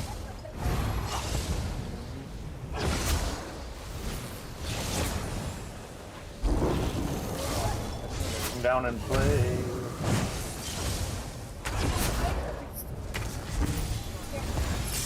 Like, holy frick, I did nearly 1,000,000 damage and only got 5 kills. I have the most damage of anyone in the BG, and most of it's because I was kiting 99% of the match. Trying to get away from an 8-man healing group. Like, what the frick? That's crazy. I wish I could just test builds and not have to deal with horrendous MMR and heal stacking. You know, that'd be nice. But this set is like S+ tier, goodness gracious. Yeah, they will probably get nerfed for sure. No, it just came out, you know, they gotta sell the DLC. So are you winning yet, or like? Yeah, Black Gem Monstrosity destroys stuff when there's no 17 rapid regions. It's insane. You missed Epic's famous line though. Wow. Did he just say Black Gem? Black Gem. Yeah. The Black Gem Monstrosity, that's right. Yep. Bro. That's what it's called. I didn't name it. He said earlier, he said, does anyone want to get bent over by my Black I Gem Monstrosity? never did I ever say that ever at all. Ever. Not once. That was a bit of an exaggeration. Eat my monstrosity. Not a bit, it was what he said. Eat my monstrosity. Dude, that needs to be the title of your video when you do this build. I'm not doing a build video for this. I've already done a build video for this. All I have put on is a monster set. Bro making build videos. It's crazy. I know, in 2025 ESO update 47. I can't wait to run into another heal group and then go play a different game entirely. We're gonna go play Peak after this. Ninja, do you have that game? Yeah, I still have it downloaded, but I'm not home for like 4 hours. What are you doing? Are you at like your girlfriend's? I'm on my girlfriend's bed, waiting for her to shower. Oh. Oh. You're supposed to shower after, dude. Yeah. I know. You had like a 12-hour slave working shift at the factory, so she... 12-hour slave working shift at the factory, okay.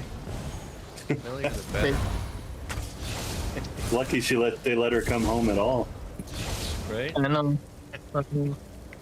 Should have paid attention to the healer's name so I can know if I need to just kite the entire match or not. Alright guys, I'm gonna jump off here and get dinner done. Will you be back? Nice hanging out. Probably not. It's kind of late now. Spenty! Okay. You make me sad. See, It's good to see you, bud. Yeah, you never show up anymore because you're busy and you have life. Well, yeah, Imagine living a How could life. you? Imagine How not could being you? chronically online. I know, imagine not spending every waking hour playing a video game. Come on, I know, geez. it's actually What's great. wrong with me? Hey, you're failing to meet societal norms. I am. I know. Jeez. It's not. I can't. I'm gonna have to deal with it. I can't live with myself anymore. Crazy. All right. Love y'all. Oh, great. The entire team came this way. Be safe.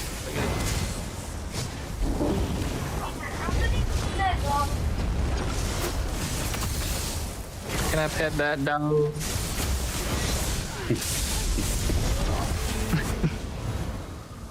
𝙗𝙧𝙚𝙗𝙗𝙕. I bet that now. You still in that match?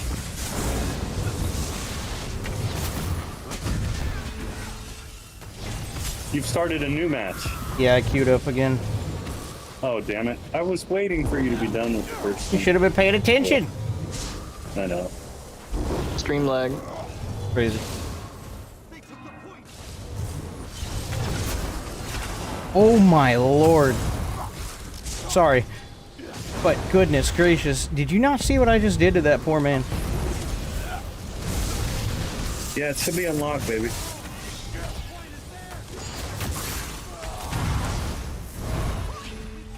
That is unfair amounts of burst if they don't have a 20-man pocket healer group following them around.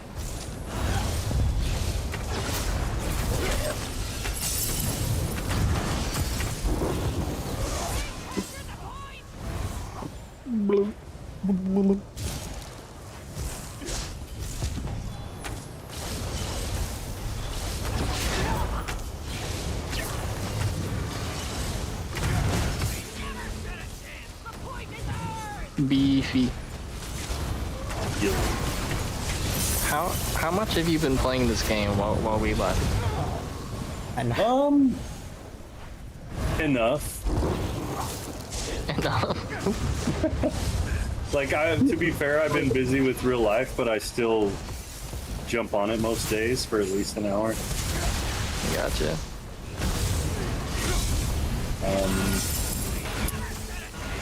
But yeah, even I'm starting to feel the dwindling.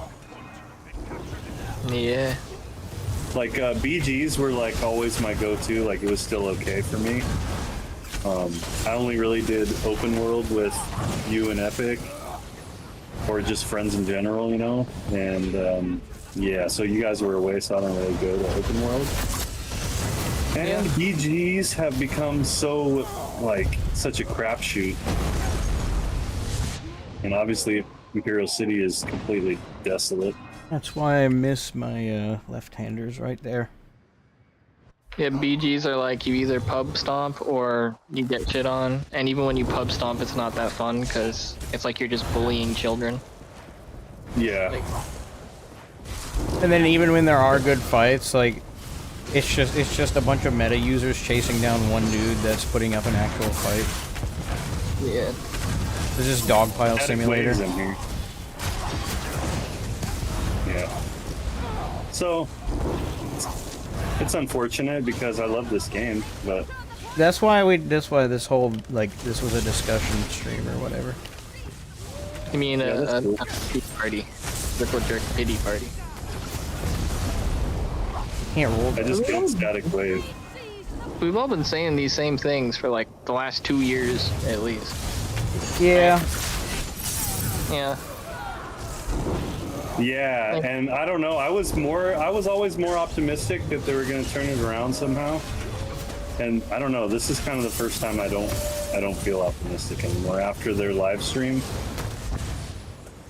Oh, I didn't even see that. Did they do another one? I don't know Yeah, dude. exactly which live stream he's talking about, but I'm most more recent talking one about was update 48. Just Yeah. testing the patch as a whole. I didn't watch that. I don't know what happened with that. Dude, they're like, don't worry, we're going to talk about PvP later. And They do That that talk- every stream. yeah, but it was like, I forgot what minuscule thing they mentioned. And I almost got But the it was- damage buff. It was absolutely, it was like, oh. It's like, don't worry, we got stuff to tell you about PvP. Oh yeah, that's what it was. Steel Tornado got a buff. So, Bruh. Crazy. Really?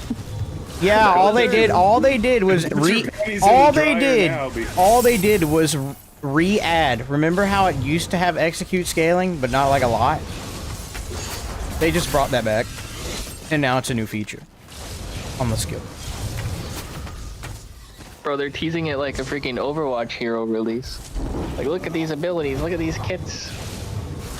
We added a little bit of damage to Steel Tornado, wow. Up to 33%. Execute power. I need to get the medium shoulder for this thing like ASAP. Goodness gracious. Goodness gravy. Oh, goodness gravy. Man, Black Gem is really fun on a Bowsorc. Bro, what are you talking about? What is this? Why don't you pull up my stream? I get like a giant black Gem Monstrosity above my shoulder that I launch at people at high velocity, and it kills them. Oh, is it another proc set? It's a new monster set. It came out in the latest update. It's broken. Might be broken. I don't know. Okay. Yeah, I know, but when you see it, you'll want to farm it. So. No, I won't, because it's ESO. Yeah, you're right. I don't want to play this game. You. Yeah. I've been hooked on PoE 2 because it's so good right now. Wow. Imagine a game that receives regular updates that don't constantly break and crash the game and disrupt the balance and then also remove features. They come out with like a huge update every 4 months. This one was like a whole new act of the campaign, interlude acts, new classes, new areas, just so much stuff. Imagine. Yeah. That's crazy. I know. So what did ESO get? Oh, we got a bunch of bug fixes that actually make the server crash every 10 minutes and also animation changes that are incomplete and will never be finished. And what? That you don't have to pay for any updates in PoE. Like any of the content, it's all free. My...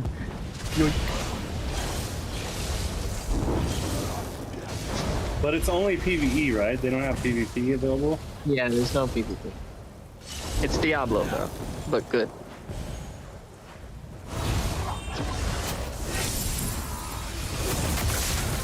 Believe it or not, there's a soccer game I'm waiting to come out, and I'll play that. Ooh, what one? It's called UFL. It's made by like one of the pro soccer players, and he made it free to play. Not like what FIFA has done to their games. Did you know FIFA is like the top earning game of all time? I believe it, dude. It's from the gambling for players. It's from the freaking the dream team setups. Yeah, they just farm like frat boys that just play FIFA. Oh, I spent $300. I got Ronaldo. Let me release a brand new game of this every single year so I can do the same thing. That's the kind of game Ninja needs to make so he can make infinite money to make actual good games. Actually, I think it was Ronaldo who made... Yeah, it was. It was Ronaldo who made UFL. Ronaldo made his own? Are you serious? Yeah, and it's free to play, so it's... And it looks really cool, and it's coming to PC, so I'll definitely be playing that when it comes. I would try that. I do want to play some fighting games. Like, I really liked Street Fighter 6 for a while, but I didn't have any friends with it, so I was like, I was practicing all my sweaty combos with no one to use them on. You randoms. Yeah, but then they were better than me, so I didn't like it. Crazy. No.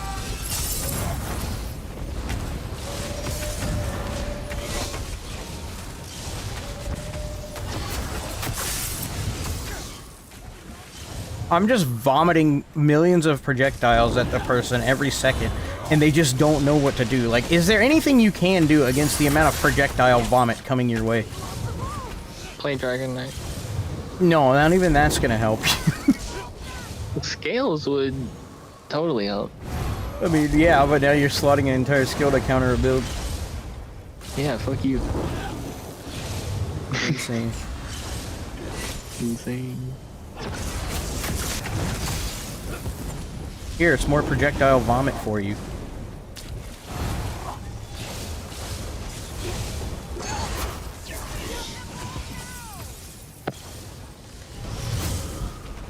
Does it feel good to be streaming again, though?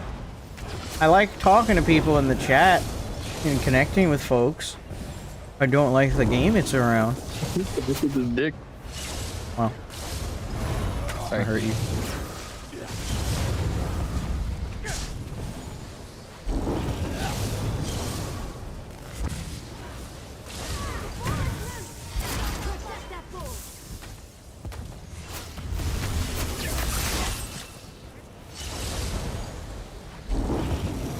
Dude, Spell wall. I'll just wait for it to go away. Spell wall.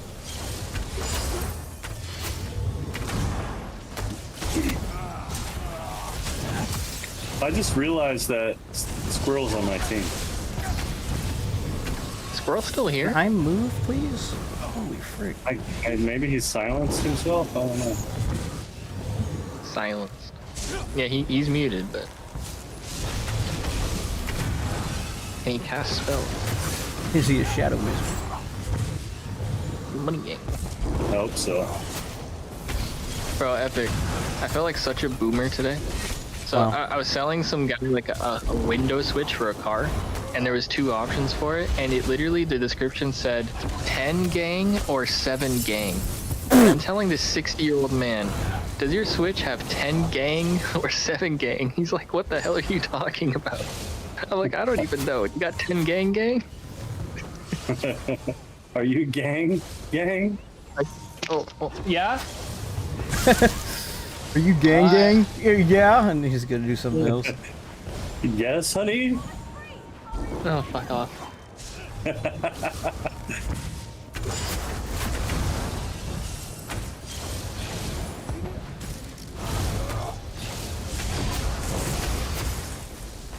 I said okay.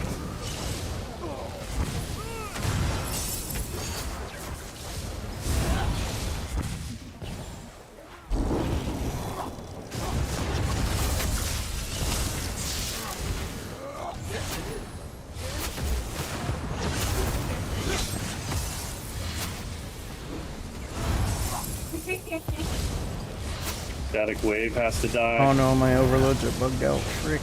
Fixed it. Oh, hello, viewers.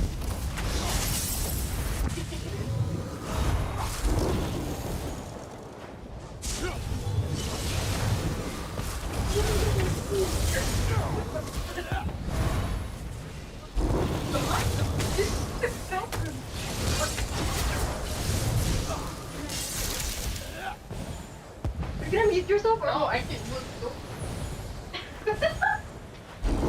Shit, I picked up the chaos ball on accident. I hate myself.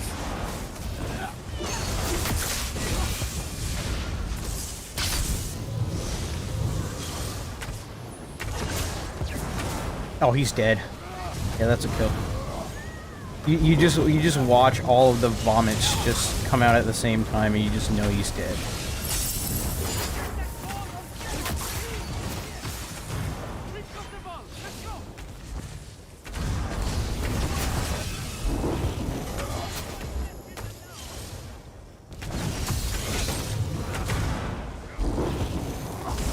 Killed static wave. Oh man, I got too thirsty for that kill and let him kill me. That's an easy win every other day of the week.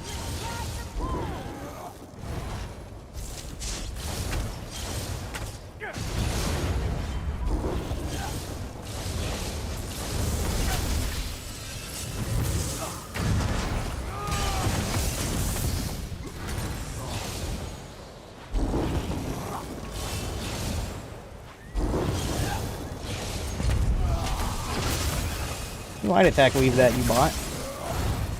Holy freaking game.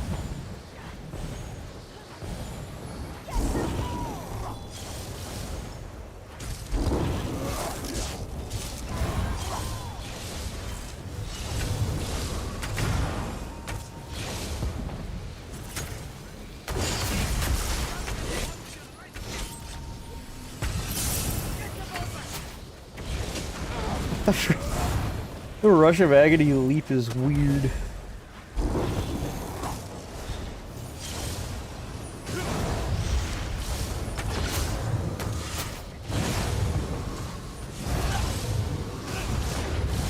Sorry about that, fellas. Oh, you had a woman to attend to, it's fine. I know. Aw, saved by the bell, sir. Saved by the bell. Damage vomit is actually the meta right now. Big single numbers are a thing of the past. I just love the intense amount of projectile spam that just all happens at once. Like, oh, now you have to deal with Tarnished Nightmare, oh, no arc, oh, Black Gem, oh, Crystal Weapon, Overload, Light Attack, Thunder Soul, Impale Spectro. Oh, frick, what am I gonna do? Just all at the same time, and then if you keep rolling, I'm just gonna streak you when you run out of rolls so you can't break it, and then I'm gonna throw Spectro at your forehead with a null arc of the Black Gem Monstrosity. And, Tarnish probably gonna proc it around there at some point, too. Is glorious. Man, I need to, I really need to get that medium shoulder. But I mean, I can That probably... meat? What? I'm gonna hurt you. Not that meat. It's not worth it, dude. Don't go to the dark side. You're gonna be hurt. Beefy speaks from experience. It's not worth it. Have you gotten used to holding your light attack so you can proc it with your burst? No, but I did test it on the dummy, and I've realized I don't have the attention span to do that.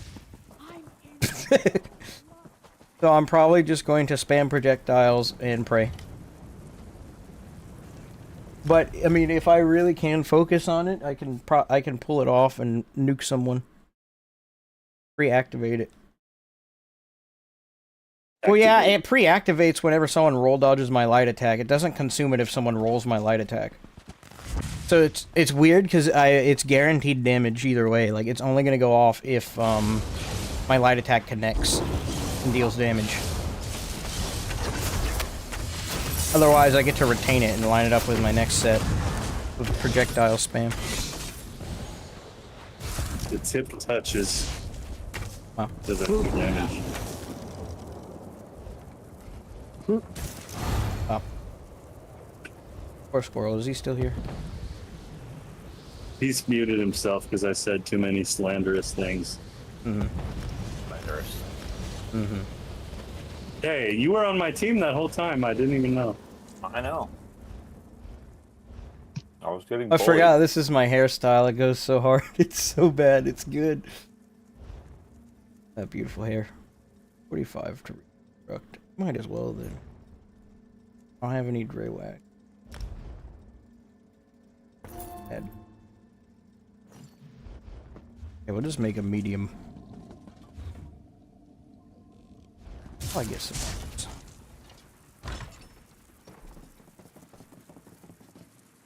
I could muscle memory it eventually, but I like the amount of damage this thing has.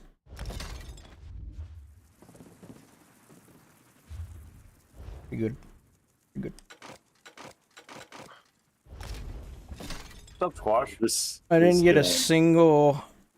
I didn't get a single... That's crazy. This game hates me. Not only do I not have the medium shoulder, which is the last thing I absolutely need to roll in order to make this build work properly, but I didn't get a single wax out of refining over 2,000 items. Meat more. I'm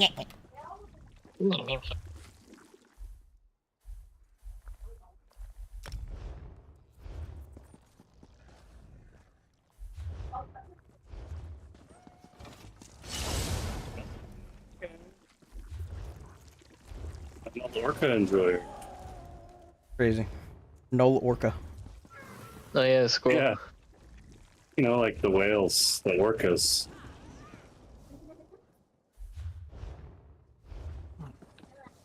Really? What? I have 500 exalts. What are you gonna do with them? Nothing.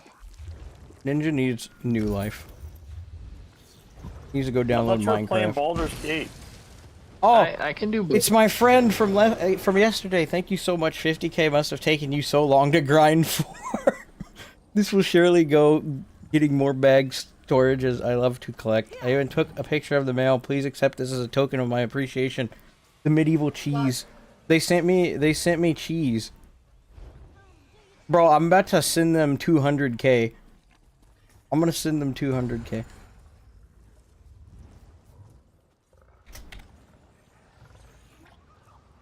Ooh. I don't understand what's happening here. This was... Okay, there's a lot of missing context here.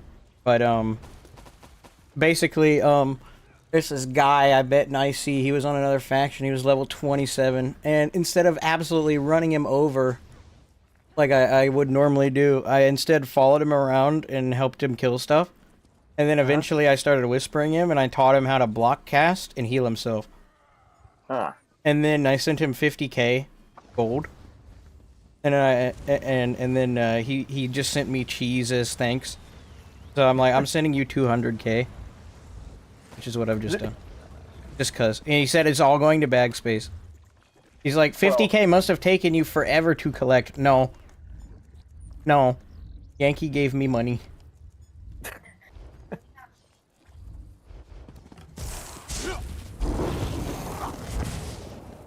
He's gonna send me another... I'm gonna start collecting the cheese. Like the cheese. You're just gonna have a cheese farmer. Yep, cheese factory. I mean, y'all are, he might be a distant relation, buddy, because I'm pretty sure you're a cheese farmer too. Crazy. Farming all the cheese. What is up with this, like, peak game? I don't understand. Like, you just climb to the top of things? You'll find It's so out. fun. You'll find out. You'll find out when you play it with us. I thought we were gonna play, and you got pulled back into. Oh, I want to do 1BG where I have to fight Beefy with my black Gem Monstrosity. Okay, well, tell me when you're queuing up, so we can queue together. Oh, Grim was here, but he left like 4 hours ago, almost 5 now. Okay, are you out of your BG? Yes. All right, I am queuing in 3, 2, 1. Join. Did you get a queue? Not instantly. I got a ready check already. You're a bot. Did I decline it? Yes. Okay. Unqueue. Where are you? Because I have this theory that if I'm in the same zone as you, Stone Falls. I'm in the same spot as always. okay, I'm coming to you.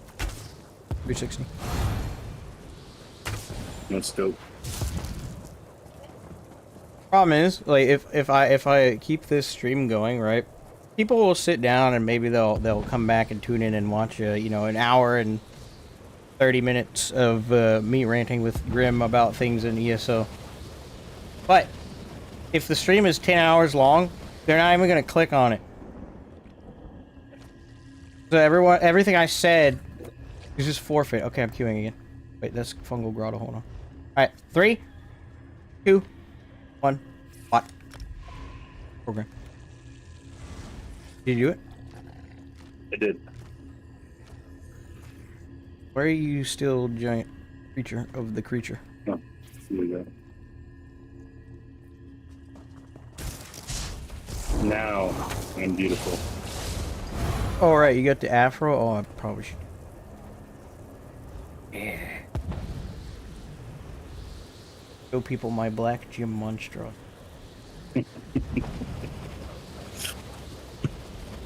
You might get kicked for that. Look at me. Make sure they consent. Well, that's all I'm saying. Oh. Before you show them. Oro's missing out. Dude, look how cool we are. Yep. This is like album cover material at the moment. Next patch we can't do this because we'll constantly be shaking and tweaking like we've overdosed on Adderall while we're idle. So enjoy this while we can, I guess. Is it that bad? When is that video coming out? I need to see that. I mean, I showcased it in the stream earlier. But I'll have to, like... And now, I was planning on working on it and finishing it today, and I'm not going to be able to finish it tomorrow because I got church to do. Then after that, I want to do some schoolwork and go ahead and work on that. So at this point, it's going to have to come out next week. Okay. But I'll try and make something. So, I mean, that's that stream for now. Tweaking on Adderall. That's right. And ESO. Better enjoy this patch while you can, sir. While there's still a patch to enjoy.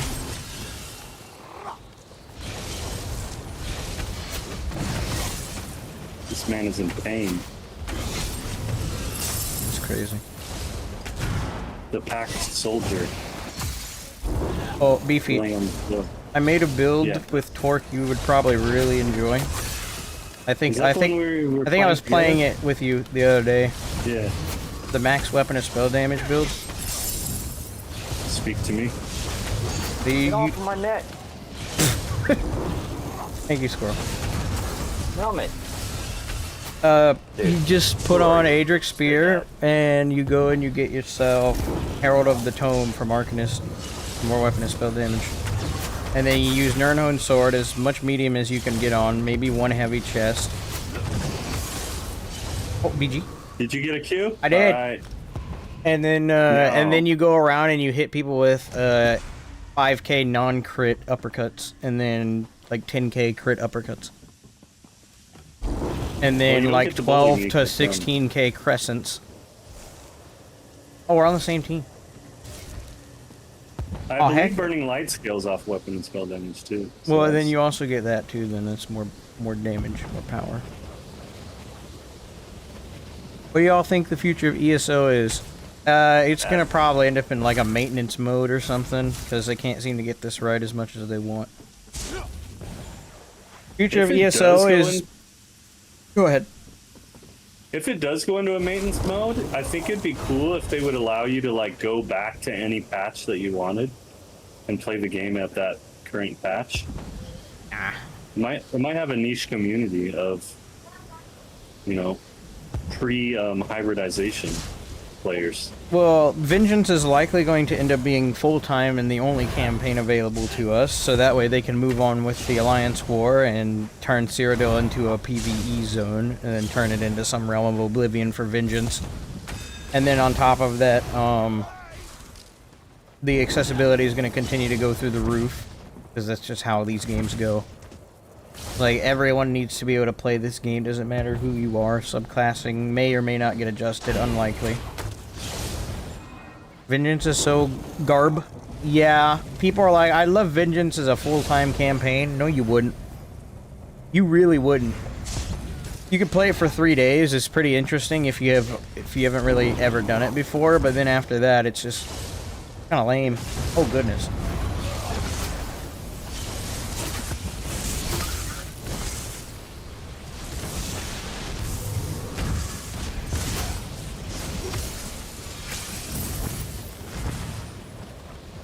This team is holding hands.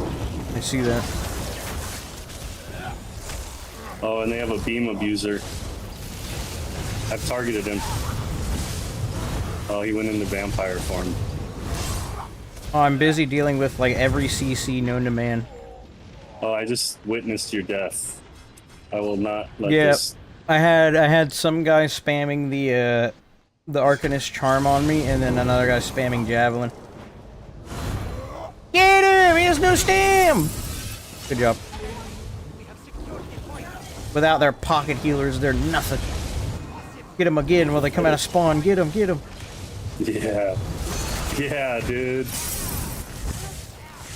Oh, what Idiot. happened? Where's your healer now, idiot? Ah, where's the healer at now? Why? Oh, dude. They earned this, by the way, by killing me that one I hate time. this werewolf. Sucks so much. You're playing a werewolf? No. I'm playing against one. Yeah, the stupid lag. I didn't even get a heal from Darkdeal. It's not even working. What the frick? It just like desync, die, like can't see anything, can't do anything, pray. Excuse me? Man hit me through the wall with a tentacle and saw killed that. me. I witnessed that. What the frick? You were clearly on the other side of the wall. That was insane. Bro, what is this game? I don't know, but the dots on somebody is hurting my ego. Wow. Come on, bro. Ego's really hurt now. Oh, it's that guy that I killed that ran out of stamina. He was upset. At least things are dying in this match. It's not like I'm hitting a brick wall. Look at the cringe. But everything does have a spec bow on it, and it really hurts.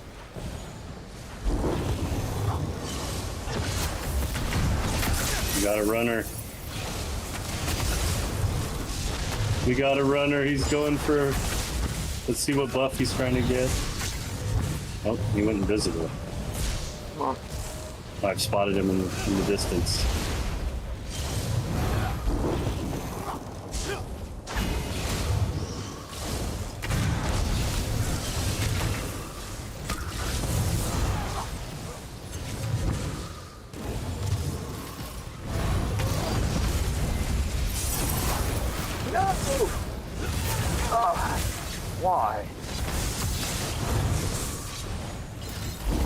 props.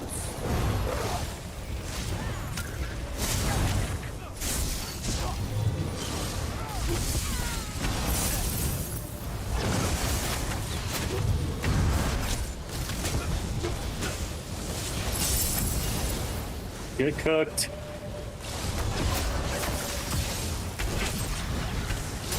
He's been pineappled. The pineappling has occurred.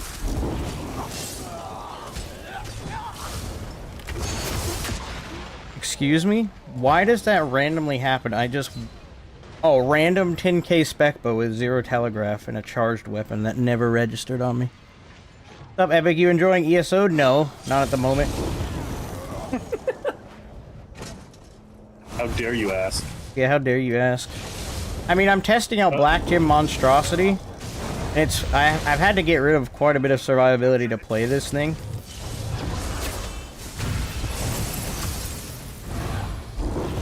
But it absolutely smites people if I can line it up, which is not very hard to do.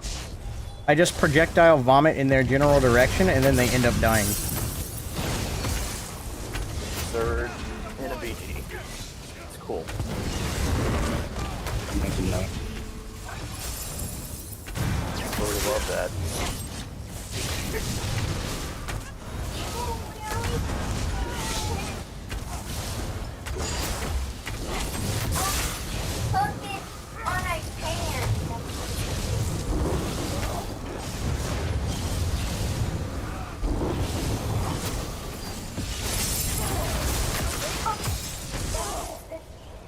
Can I use any frickin' skills? I'm just standing there dying!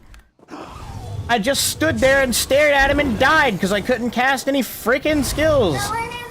Alright, yeah, this is the last BG I'm gonna play. We're gonna go play Peak after this because this game's starting to make me really mad. Like, I can't cast any skills. I'm trying and it's not working. As much kill potential as I have, if I can't press any buttons to keep myself alive, that's it. And I'm not getting screwed over by the game and getting frustrated with this. That's not what makes games fun. All these people are like actually raging at me right now because I'm like killing people instead of doing whatever the objective is. Are they hate whispering you? No, they're screaming profanity at me in the like, Group chat? yeah. I can't believe you just walked past me, dying with the chaos ball with a bunch of expletives. Like, yeah. I got the kill though, so. Misplaced the objective. What is that?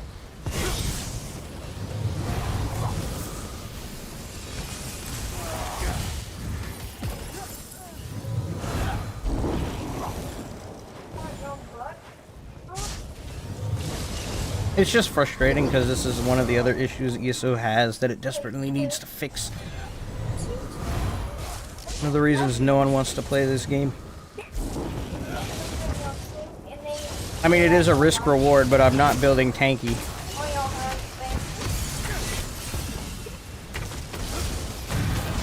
You have 12 kills, so that's good. I know, but I have like no survivability and I cannot use my skills. Terrible. 17 and 7. Speed us up a little bit there. Like, I roll canceled my impale and it just didn't go off.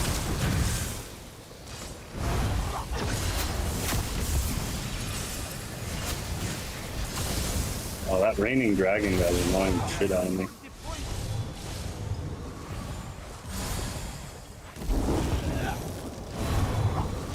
Mad damage. Epic. They all just come out of spawn and full focus me. Stop!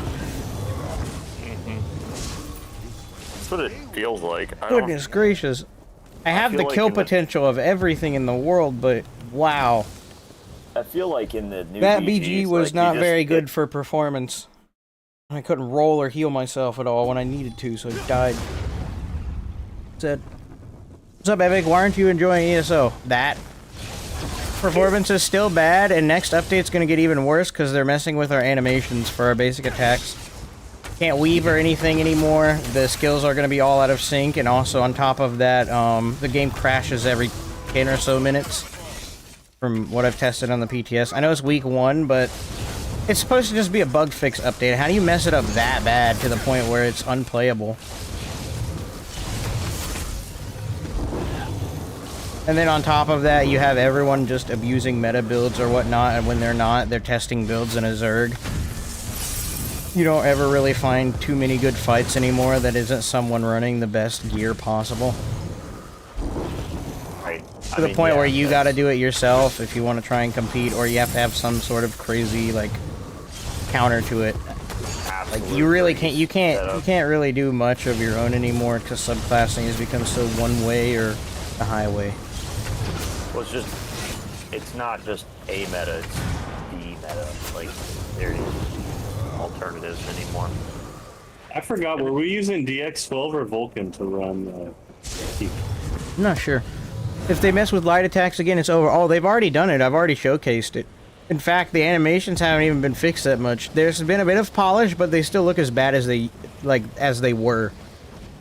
So, like, it's so bad, 𝙗𝙬, that I'm making a video on it, which is why I'm streaming, actually, because I wanted to talk about it. I'm already trying to find some if they kill the game, bro. It makes me sad, because it's really one of my favorite games of all time, and I just got back into the game for them to do this. You and a lot of other people, like... 𝙗𝙬, you need to, like, whenever this ends, go back and you can see Epic, like, on the PTS. Bro, my DPS is not only visibly lower, but also, like, on the combat report, it's lower. And then I put a polymorph on, I can weave fine again. If you want to have your weaves back, you gotta put on a polymorph to compete. Or otherwise you'll miss skills and you'll miss your light attacks. I mean, you can go on there and test it for yourself, but just be aware, you'll crash every 10 minutes. Yeah, I was gonna say, and you're gonna crash. It's not that I hard didn't to believe crash. him. He was like, I thought he was being facetious. He was like, yeah, watch, I'll crash it in 3 minutes. I was given a... Sure enough, it crashed. Like, not in 3 minutes, but it did crash. Well, of course, you know when I stream it's gonna take longer to do, but that's just a given. Yeah, That's just how the world I thought works. it was just joking. Like, But I I'm have like, timed it, and I have recorded it. I've started a stopwatch, clicked play on the ESO, gone on the PTS, DPS, and the lowest time I've gotten is 2 minutes. 2 minutes flat. This is how long it took me to crash the game.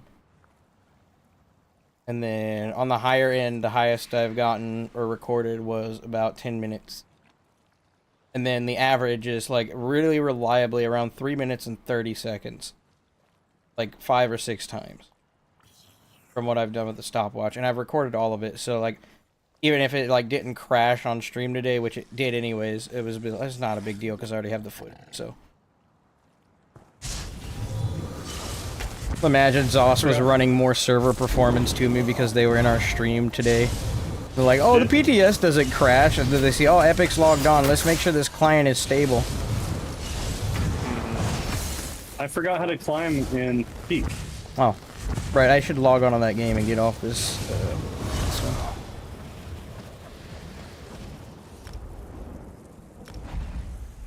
one. Yeah, it's sad, I know, but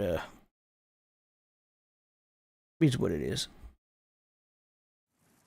I feel like I should end the stream for Peak, so that way it's still ESO focused. Because again, no one's gonna click on a 10-hour discussion video. Yeah, you should end it. All right, chat. Later, y'all. Peace out, y'all. Yeah, 7 hours is still a lot. I'll probably go back through and timestamp the discussion, because I'm going to probably go back and listen to it, and then pick out what I want to use. Unless you guys absolutely want to watch us play Peak, like, you'll die if you don't. But maybe a stream for a different day, depending on how this goes.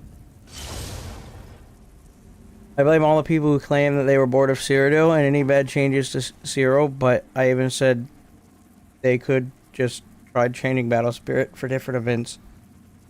It's been recommended before by about 1,000 different people about how you can work through Battle Spirit if you're having problems balancing the game, but they just don't do that. And the times they have done it have been resounding successes, wouldn't you know? But for the times they don't, look at where we're at, right? Anyways. Weaving versus non-weaving still makes a huge difference right now. It does. Especially when you play certain builds that are heavily tied to your ability to weave your attacks. Like this one, for example, Crystal Weapon, and also the now black Gem Monstrosity is a part of that. I miss a skill, I miss a weave, it doesn't work right, it's not proper, then it's a problem because nothing lines up and I don't have any damage anymore. We also talked about how I really would like to try and get away from my cat character as well, if you missed it. Like, I kinda wanna just distance everything I can from ESO. I have no idea what kind of other character I should make, if I should make one at all. We talked about a lot of stuff. Pretty long stream. Let me know if any of you guys are, like, if you're in a VOD right now and you're watching this back, just, like, leave a comment saying, I'm watching the VOD of this entire thing. I need to know, I need to give props where it's due. So. Alright, well, yeah, thank you guys for hanging out with us this evening. It was a pretty good discussion. And, yeah. I don't know when I'll see you again for an ESO stream, but, stream other stuff. Oh.